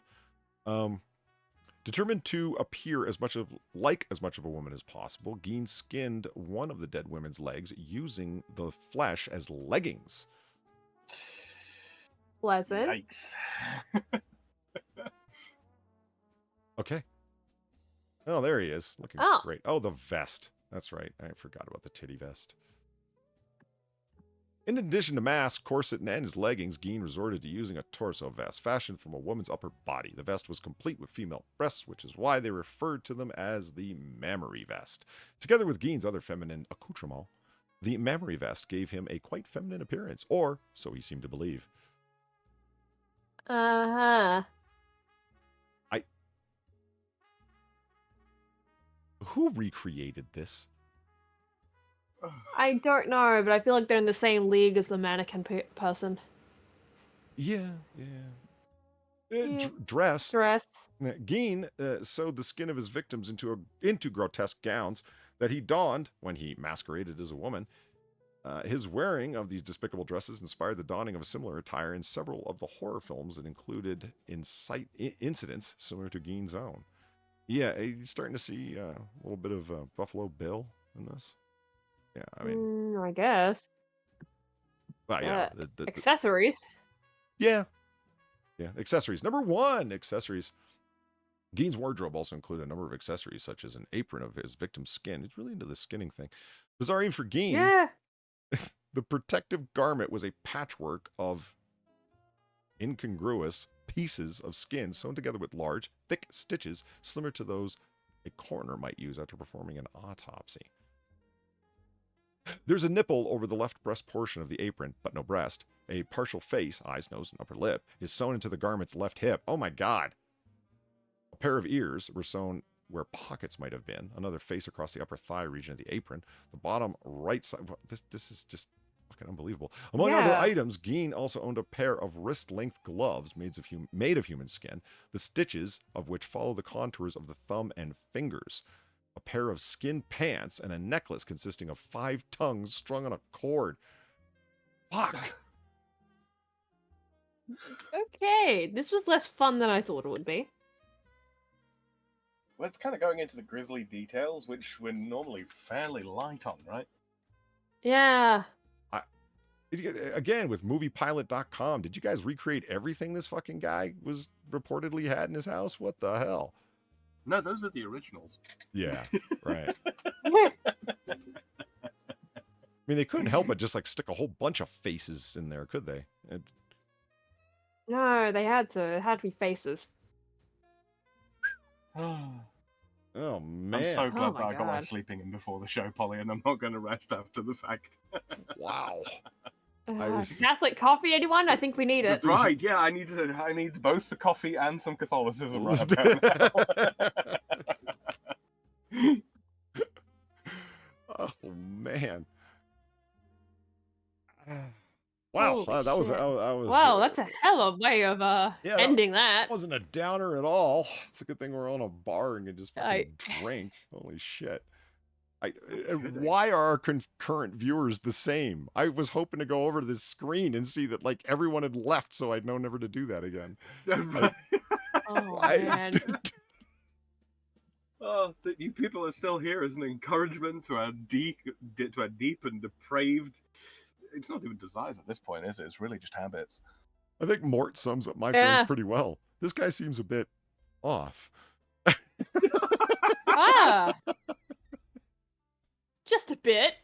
Holy shit. Just a touch. Oh, man. Just a fucking bit. Well, guys, girls, ladies, gentlemen, serial murderers, and everything. One and all.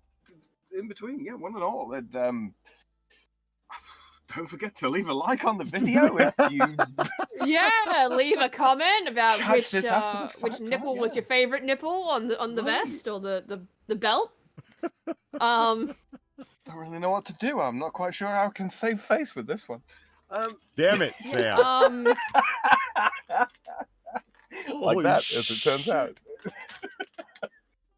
That does bring us to the end of Last Call here at Noir Bar, live from the shadiest district in Noir City in the year of our Lord 1942. I'd like to thank everyone for coming out for our own brand of 1940 booze-fueled banter. I'd like to thank Sam and Far, of course, for keeping me company at the bar. Wonderful company that they are. Oh, all good, mate. No Always problem. Fun. You're just shocked and have nothing to say, aren't you?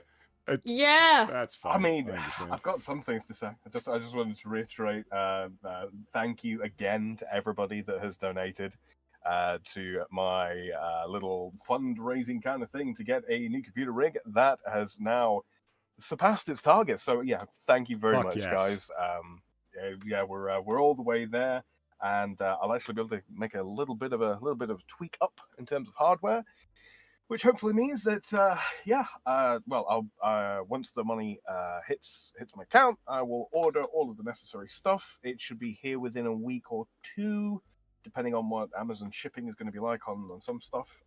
But yeah, so I'll have that together, and I'll be able to get round to actually producing some decent quality content that doesn't take me a week to render. Because Because yeah, but really looking forward to that. So again, from the bottom of my heart, thank you very much, everybody that has contributed, and keep your eye on my channel. More stuff coming soon. Sweet. And the amount of generosity shown to Sam to build up his new system is incredible. That's why our bar patrons are awesome beyond belief. Especially, oh my God, Reaper and Kayla.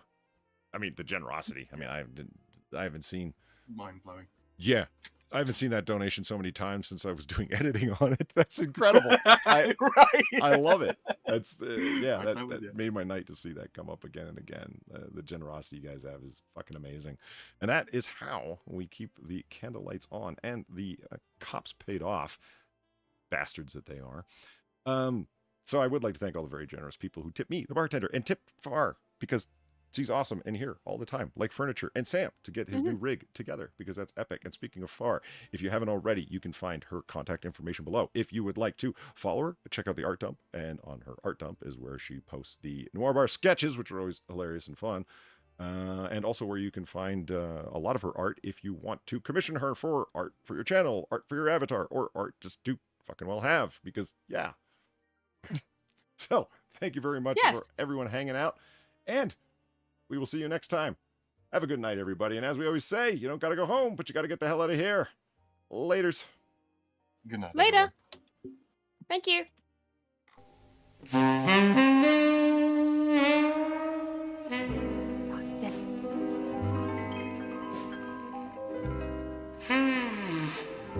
Mm-hmm.